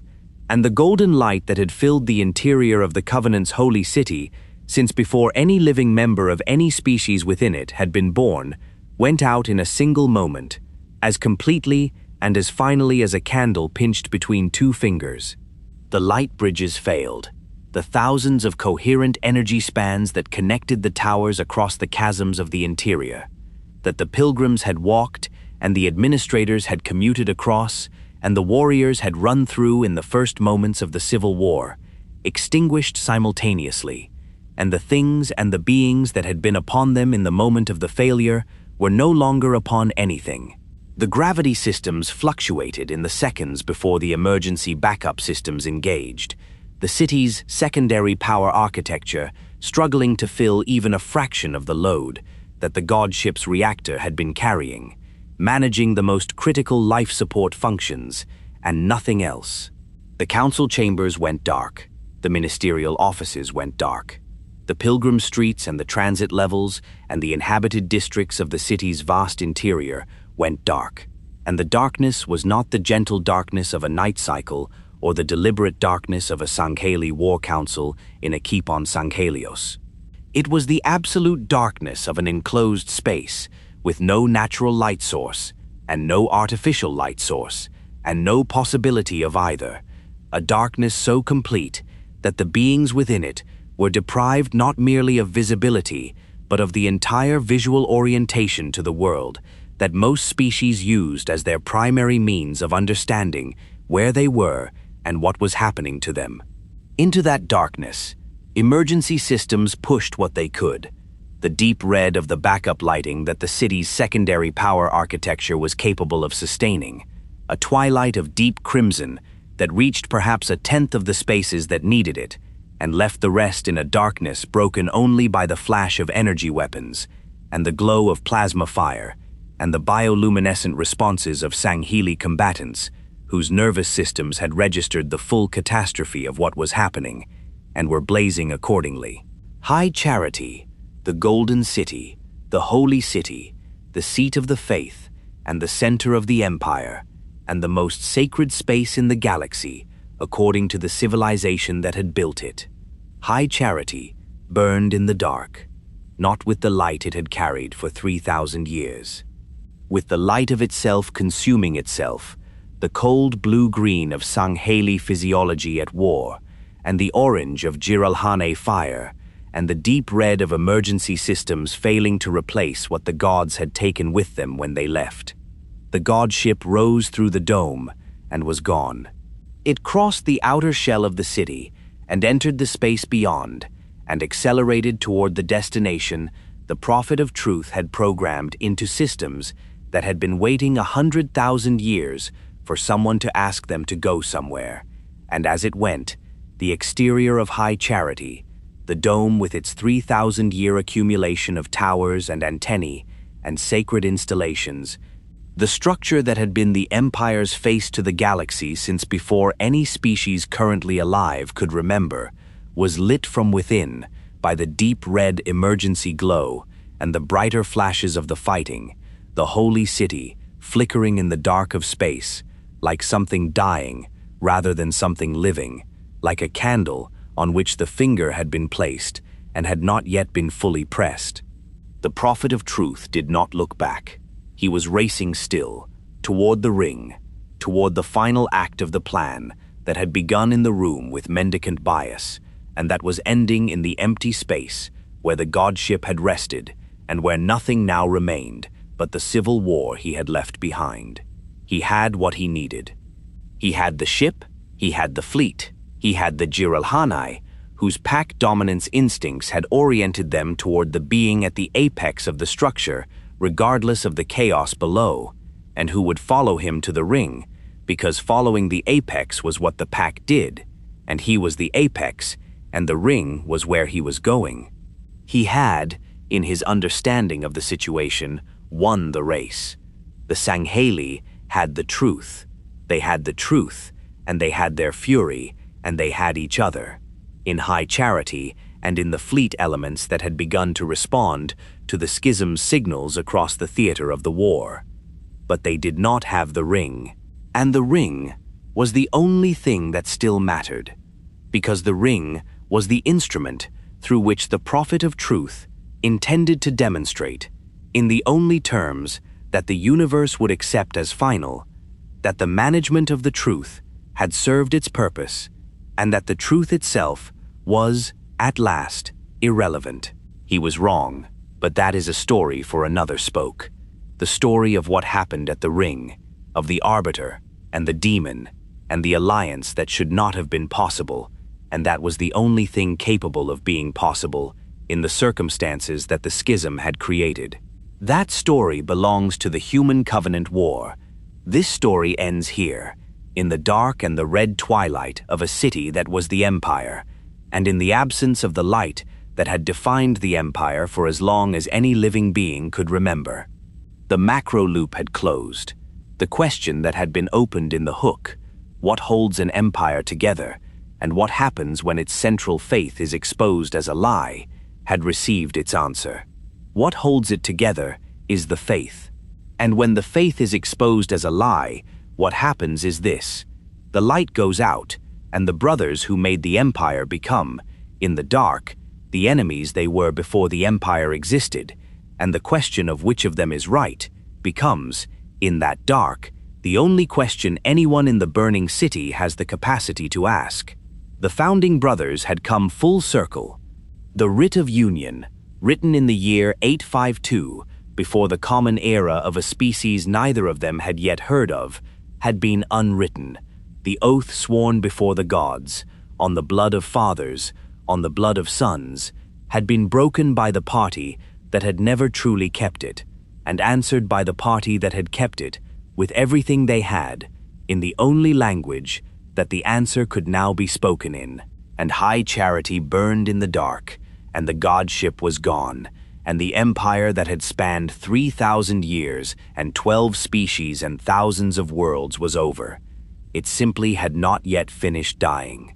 The covenant did not end the way that empires in the histories of most civilizations end, with a formal surrender, a treaty signed between parties who have agreed to recognize the new shape of power, a moment of acknowledged conclusion, after which the losing side accepts its loss, and the winning side accepts its victory, and the world moves forward on the terms the resolution has established. The covenant ended the way that structures built on false premises end when the premise finally fails, not in resolution, but in dissolution, not in the acknowledgement of a new order, but in the collapse of the old one into the many smaller things that it had been holding together by force and faith and the management of conditions that no longer existed. When the center failed, the center was simply gone, and what had been organized around it was no longer organized, was released, suddenly and without preparation, into a state of being that the organization had existed specifically to prevent, the state of being what each separate piece of the empire actually was, rather than what the empire had required it to be. The prophet of truth died at the ring. He died as the being he had always been beneath the office, the minister of fortitude, the administrator who had received a revelation and made a choice, the man who had run the race and arrived at the destination and found, as those who race toward a predetermined conclusion, in the conviction that the conclusion will vindicate the race, always risk finding, that the destination was not what he had believed it to be, and that the race had cost more than the arrival was worth. He died at the hands of the arbiter, the Sangheili, who had served the covenant as its instrument of last resort, and who had served the truth as its instrument of final reckoning, and the death was not the transcendence the prophet of truth had spent his life managing a civilization toward, and had perhaps, in the deepest places of his complicated and extraordinary mind, half believed in, despite everything he knew. It was simply a death, and with it, the last coherent center of the prophet's vision for what the covenant should be, and for what the truth could be managed into serving, was extinguished along with the man who had held it. The Jiralhanae, in the immediate aftermath of truth's death, were given weapons and ships by the surviving Shyuum, who found themselves suddenly and catastrophically without the leader whose dominance their pack social psychology had organized itself around. The Shyuum's reasoning, in the hours when they still had the clarity for reasoning, was the reasoning of beings who had always governed through the management of instrumental relationships, and who had not yet fully registered that the instrument through which they had always managed everything else was no longer available to be managed. They gave the Jiralhanae weapons because the Jiralhanae were the force they had elevated to protect them, and protection was what they needed, and the Sangheili, who would have been available to provide protection, were now the primary threat. The logic was sound as far as it went. What it did not account for was the degree to which the Jiralhane's compliance with Shyuum direction had always been a function of truth's specific dominance and the specific structure of authority that truth's dominance had maintained, and that without truth, the structure was not simply headless, but dissolved.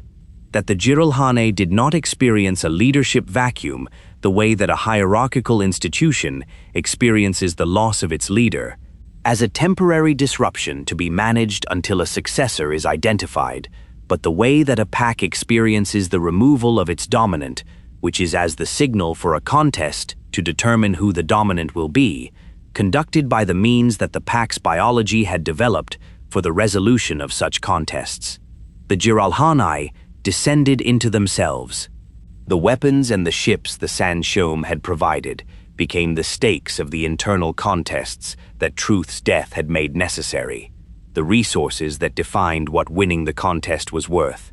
And the Jiralhane's post-truth period was not the coordinated force that the Shyuum had imagined they were arming, but a collection of competing packs, each rallying to its own chieftain candidate, each defining its territory and its interests in opposition to the others, each consuming in the prosecution of the internal conflict the capacity and the resources that the Shyuum had given them for the prosecution of an external one.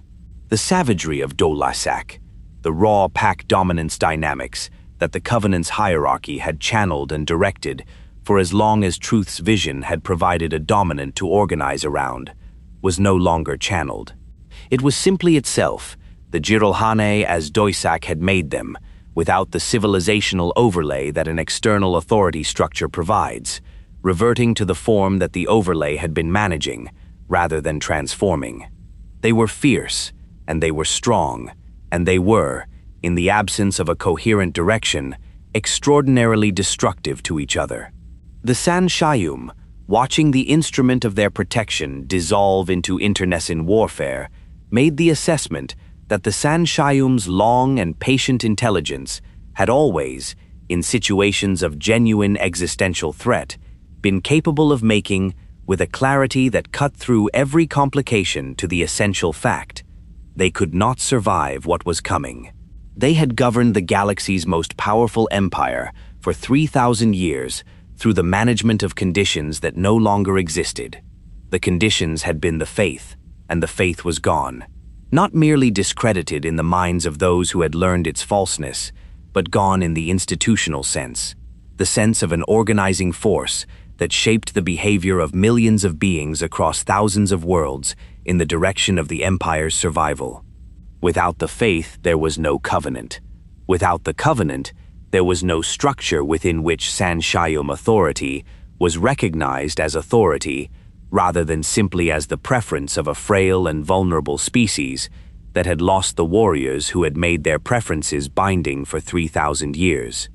The Shyuum were, in the post-schism galaxy, what they would have been without the covenant: few, physically weak, possessed of extraordinary intelligence, and no means of converting that intelligence into the force that the post-schism galaxy ran on. They went into hiding. The records of where they went and what became of them are not complete, and the incompleteness is probably not accidental. A people that has spent 3,000 years managing what others know about the most important things would not, in the crisis of their civilization's collapse, lose the institutional instinct to manage the information about their own location and survival. What is known is that they largely disappeared, not quickly and not all at once, and not into any single destination that the surviving records identify, but gradually and in small groups and in directions that the Sangheili, who would have wished to find them, could not reliably determine. There were rumors in the years that followed, the bitter, black-humored rumors that the survivors of great religious betrayals generate as a way of processing what they have been through, that the prophets had, after all, finally achieved the great journey, that they had found their transcendence, their ascension, their escape from the mortal condition that the faith had always promised was waiting at the end of the sacred path. The rumor was not meant seriously. It was the kind of thing that people say when they have lost the faith that organized their existence and have not yet found anything to replace it, when the sacred language is still the language they reach for, because it is the language they have, but it is now a language that can only be spoken with irony, because the thing it was the language of is gone. The Sangheili were not gone. They were, in the immediate aftermath of the schism, the closest thing the post-covenant galaxy had to a coherent and organized force. Coherent because the honor codes that had governed their behavior for the whole of their history continued to govern it in the absence of the covenant, providing a structure of obligation and accountability that did not depend on external authority to remain operative, because it had never been an external authority in the Sangheili understanding, but an internal one, a standard of self that persisted regardless of what institutions existed to enforce it. The Sangheili fought. They fought the Jiralhanae, who had been elevated to replace them and who had participated, as a species, in the prophet's betrayal of everything the Writ of Union had sworn. They fought with the totality that the honor code brought to the prosecution of an obligation of revenge and justice simultaneously.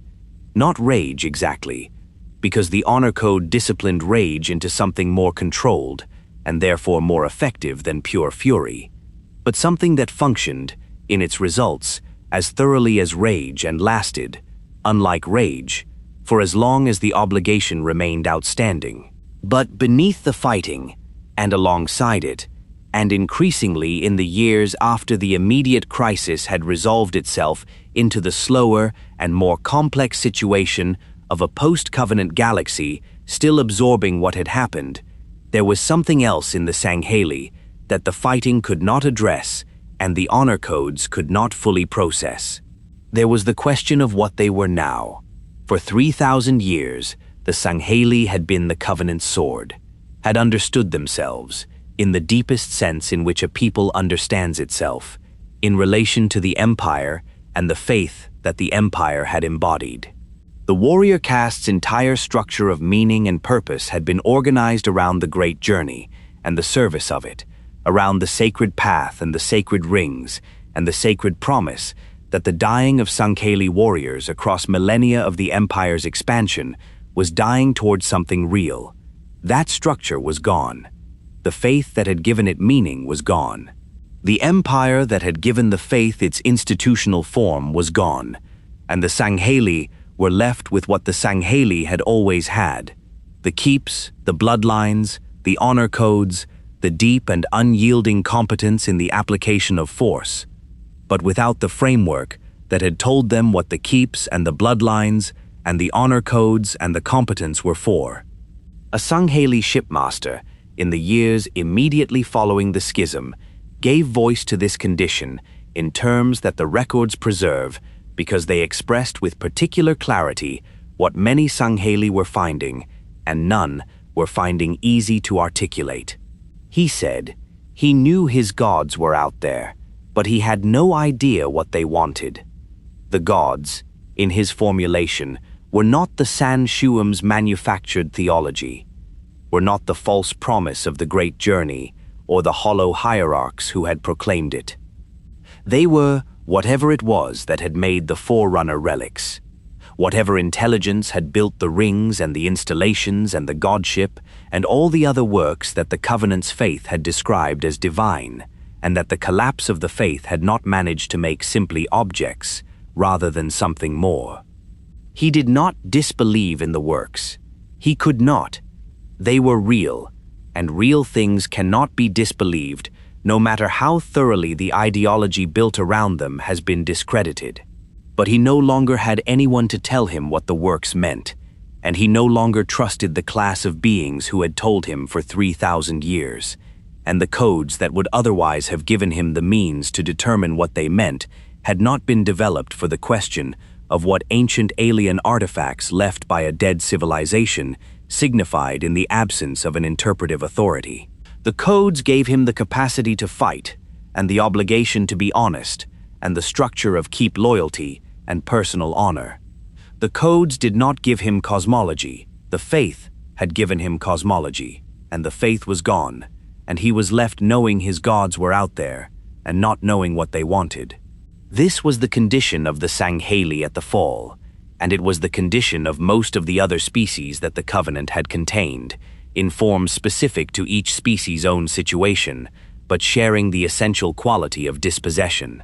The Unggoy, freed from the military obligations that had consumed them in their millions across the centuries of the Empire's wars, returned to Balaho and the business of being Unggoy in a galaxy that no longer organized their existence around the Empire's needs, which was a situation that offered possibilities the Covenant had never permitted, and difficulties that the Covenant's structure, whatever its cruelties, had at least addressed by providing its subject peoples with a framework of purpose.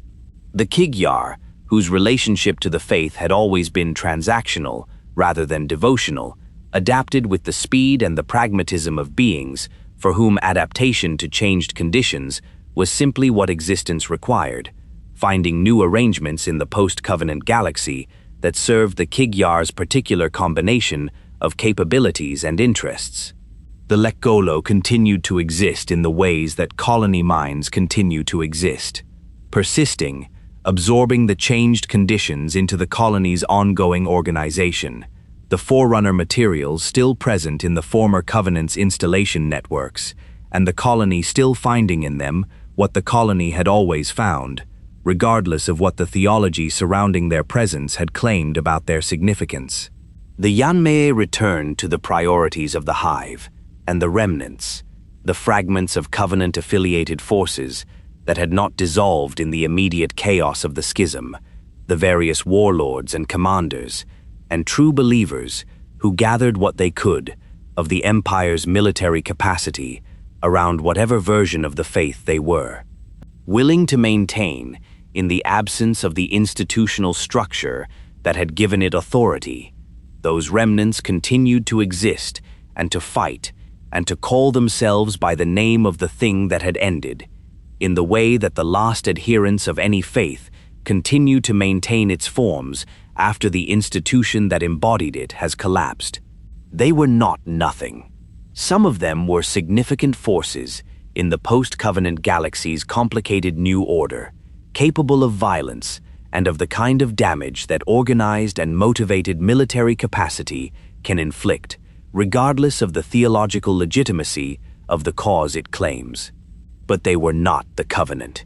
They were what the covenant had been holding together, released from the holding, pursuing their individual imperatives in a galaxy that had stopped organizing itself around the Empire's requirements. They were the pieces. The Empire was gone. 3,000 years of the most extraordinary civilizational achievement in the galaxy's history, 12 species, thousands of worlds, the genuine magnificence of high charity, and the choral traditions, and the careful scholarship of the relics, and the real peace that the Empire's power had maintained across the space it governed. All of it reduced, in the end, to pieces. Pieces drifting in the dark where the Golden City had been. Pieces trying to remember what they had been before the Empire had defined them. Pieces finding, in the absence of the framework that had organized their existence, what they actually were when the framework was not there to tell them. Some of the pieces would build something new from what they found. Some would not. Some would carry, for generations, the specific grief of having believed in something completely, and having had the thing believed in not merely fail, but reveal itself as a lie, the grief that is harder than ordinary grief, because it contains, alongside the loss, the retrospective reframing of everything that preceded the loss, the transformation of every memory of faith and service and sacrifice into evidence of a deception rather than evidence of a life lived in accordance with something real. The Empire was over. The lie that had held it together had been told, and the telling had done what the prophets had always known it would do. It had brought everything down.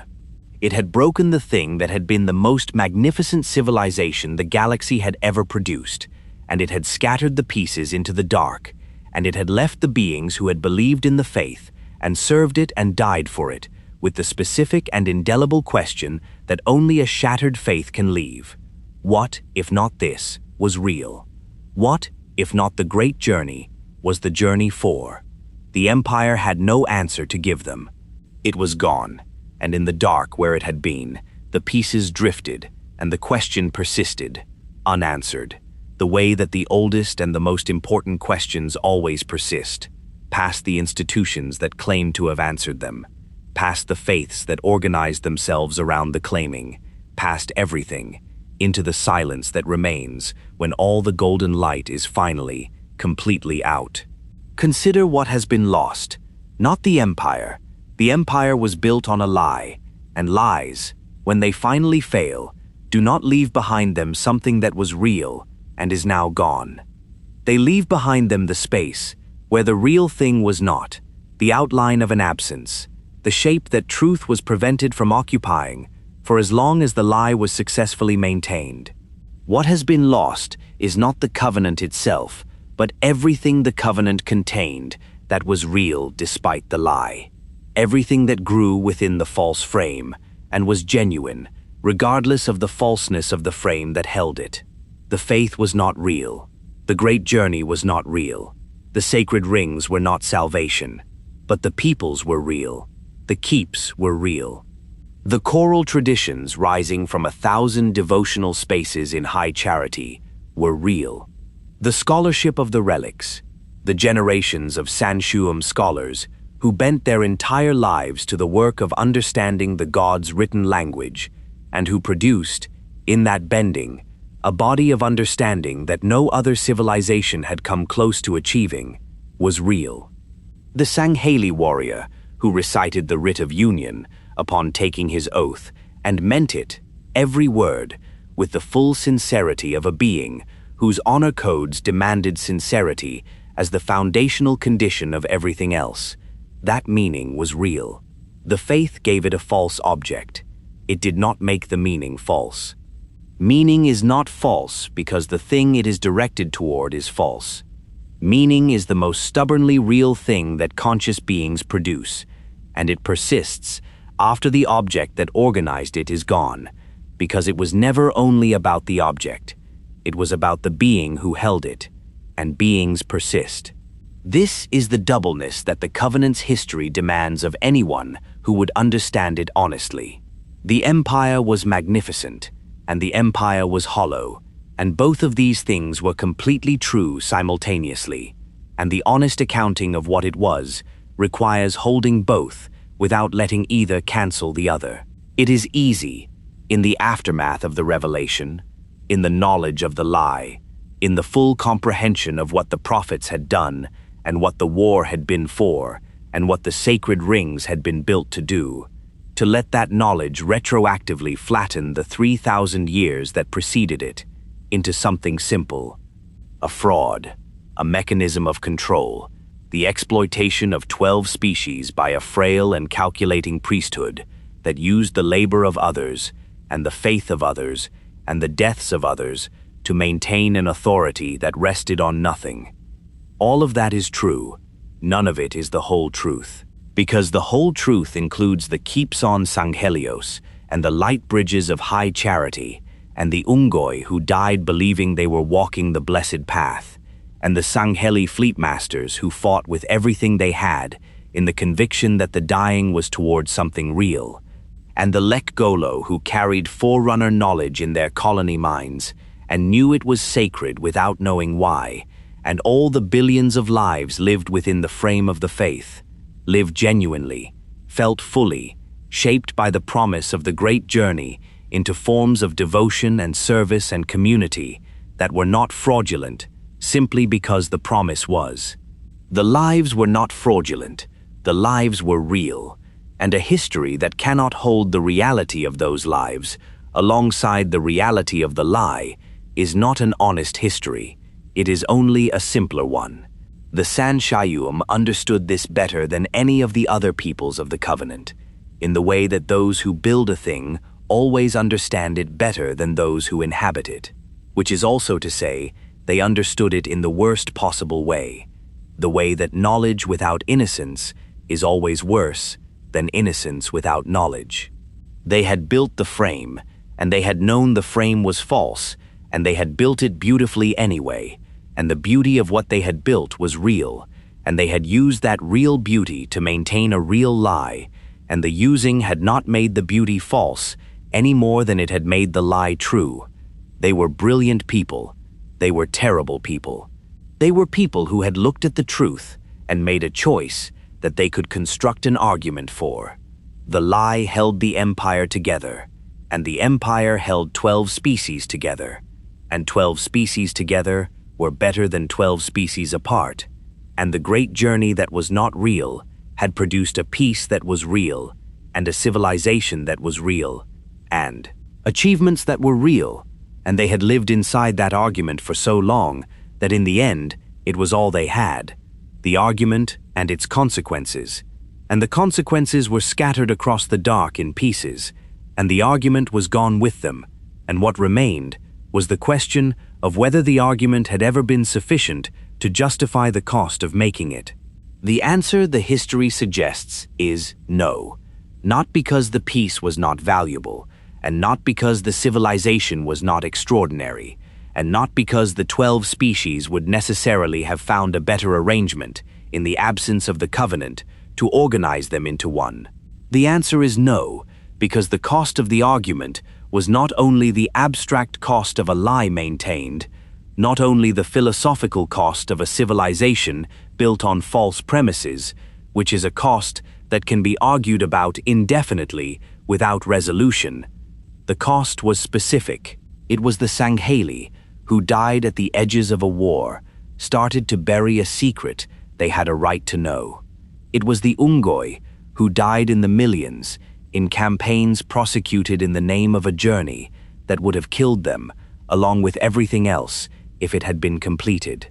It was the Kig-Yar and the Lekgolo and the Yanme'e and every other people who had been gathered into the empire on the promise of something real and had been given instead a place in a structure designed to serve the interests of those at its apex. The cost was paid in lives, and lives are the one currency that cannot be argued about in the abstract, because lives are specific, and specific things cannot be addressed by arguments that require them to be general. The prophet's argument was a general one. The cost was specific, and no general argument, however sophisticated, can redeem a specific cost of that kind. It can only explain it, and explanation is not redemption. What remains, then, of the covenant? What persists in the dark of the galaxy the schism left behind, of the 3,000 years, and the 12 species, and the faith, and the lie, and the light that went out when the godship rose? The relics remain. The forerunner works persist, as they have always persisted, indifferent to the ideologies constructed around them, and the lives spent in their service, and the lies told in their name, humming their patient hum in the dark, waiting for whatever comes next, as they waited for the covenant, and before the covenant for the long silence, and before the silence for the forerunners who made them and are gone. The keeps remain on Sanghelios, the thick walls and the long sightlines, and the kept accounts of a people whose honor codes survived the destruction of the empire that had given those codes their largest theater of expression, because the codes had never been the empire's. They had been the Sangheilis.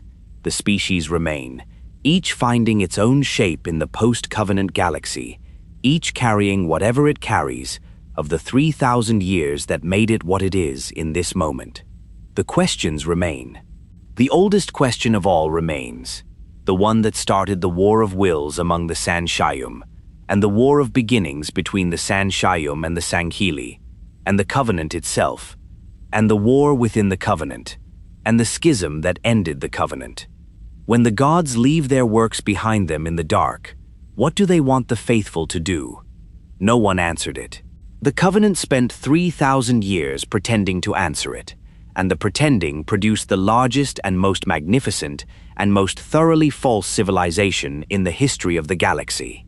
And when the pretending ended, the question was still there, exactly as it had always been, unchanged by everything that had been done in the name of answering it. Perhaps there is no answer. Perhaps the question is of the kind that conscious beings generate, because their consciousness demands questions of that scale, demands a frame large enough to give existence meaning, demands a god, or a journey, or a sacred path, and that the universe, which does not organize itself around the demands of consciousness, does not contain an answer for. Perhaps the relics are simply relics. Perhaps the forerunners were simply a civilization, advanced beyond imagining but not divine, gone for reasons that have nothing to do with transcendence, and everything to do with the cold mechanics of a universe that does not distinguish between the greatest civilization it has ever produced and the simplest organism it has ever produced, when it decides that the time for both has passed. Perhaps the question is unanswerable, and the covenant was, what happens when a people decides that the unanswerability of the question is itself intolerable, and builds, in response to that intolerance, something large enough to make the question seem answered? If so, then what the covenant was, in the end, was not a fraud. It was a response to the oldest and most human, the oldest and most conscious, the most irreducibly alive of all the needs that thinking beings have, the need for the universe to mean something, the need for the question to have an answer, the need for the darkness between the stars to contain, at its far end, something other than more darkness.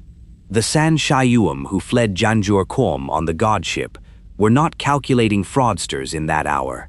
They were refugees from a theological civil war, sailing into the unknown on the conviction that the universe had prepared something for them, that the gods who had made the relics had made them for a reason, and that the reason pointed somewhere. They were wrong about the specifics. They were not wrong about the need. The need was real. It has always been real. It will always be real. In every species that has ever developed the kind of consciousness that looks at the dark between the stars and asks what it means, and it will never be more than partially answered, because the universe is not organized around the need. The universe is organized around forces that are older and larger and more patient than the need, and they will continue to operate according to their own logic, long after every species that has ever asked the question has been answered by the silence. The Covenant asked the question. The Covenant built a civilization around the asking. The civilization was magnificent, and the answer was wrong, and the people who lived within the civilization, while the asking lasted, were as real as anything in the history of the galaxy. And they are gone now, or changed, or scattered into the forms that the pieces take when the whole is no longer holding them together. The dark between the stars is patient. It was patient before the Shyuum climbed aboard the godship and sailed into it looking for the promised land. It was patient through the whole length of the War of Beginnings, through the 86 years of blood shed over the meaning of holy objects, while the relics sat in the contested installations and hummed without comment on the argument being conducted in their name. It was patient through the first age of reconciliation and the signing of the Writ of Union and the founding of the empire that would last 3,000 years.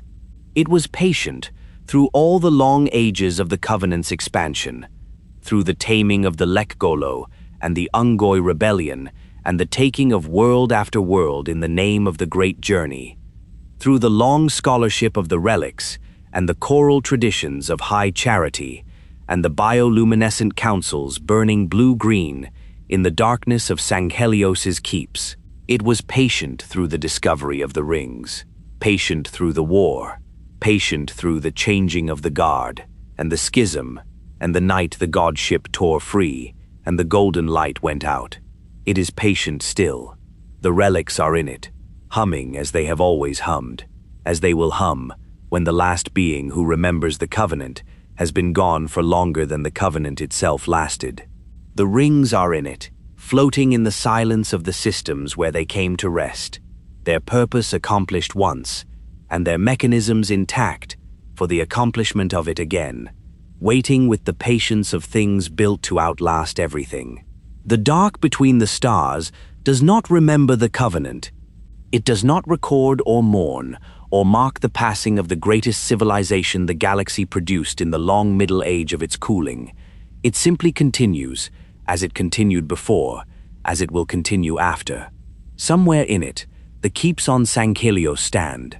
The thick walls face the wind from the ocean, and the two moons hang in the sky above them, constant as they have always been.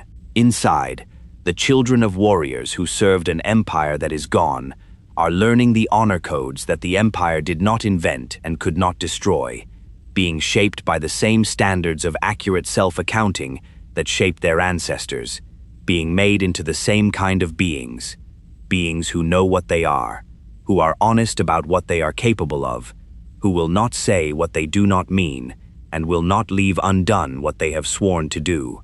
The codes persist, the keeps persist, the people persist. In the dark between the stars, something hums. It is very old and very patient, and it will be there long after the last voice that knew the name of the Covenant has fallen silent. It does not know what it is waiting for. It does not wait in the way that conscious beings wait, with expectation and with the awareness of time passing. It simply continues, as the dark continues, as the stars continue, as the oldest and most patient things in the universe continue, in the way that things continue when they were made to last, by makers who are gone, for purposes that even the makers may not have fully understood. The empire is over. The dark remains. Sleep now.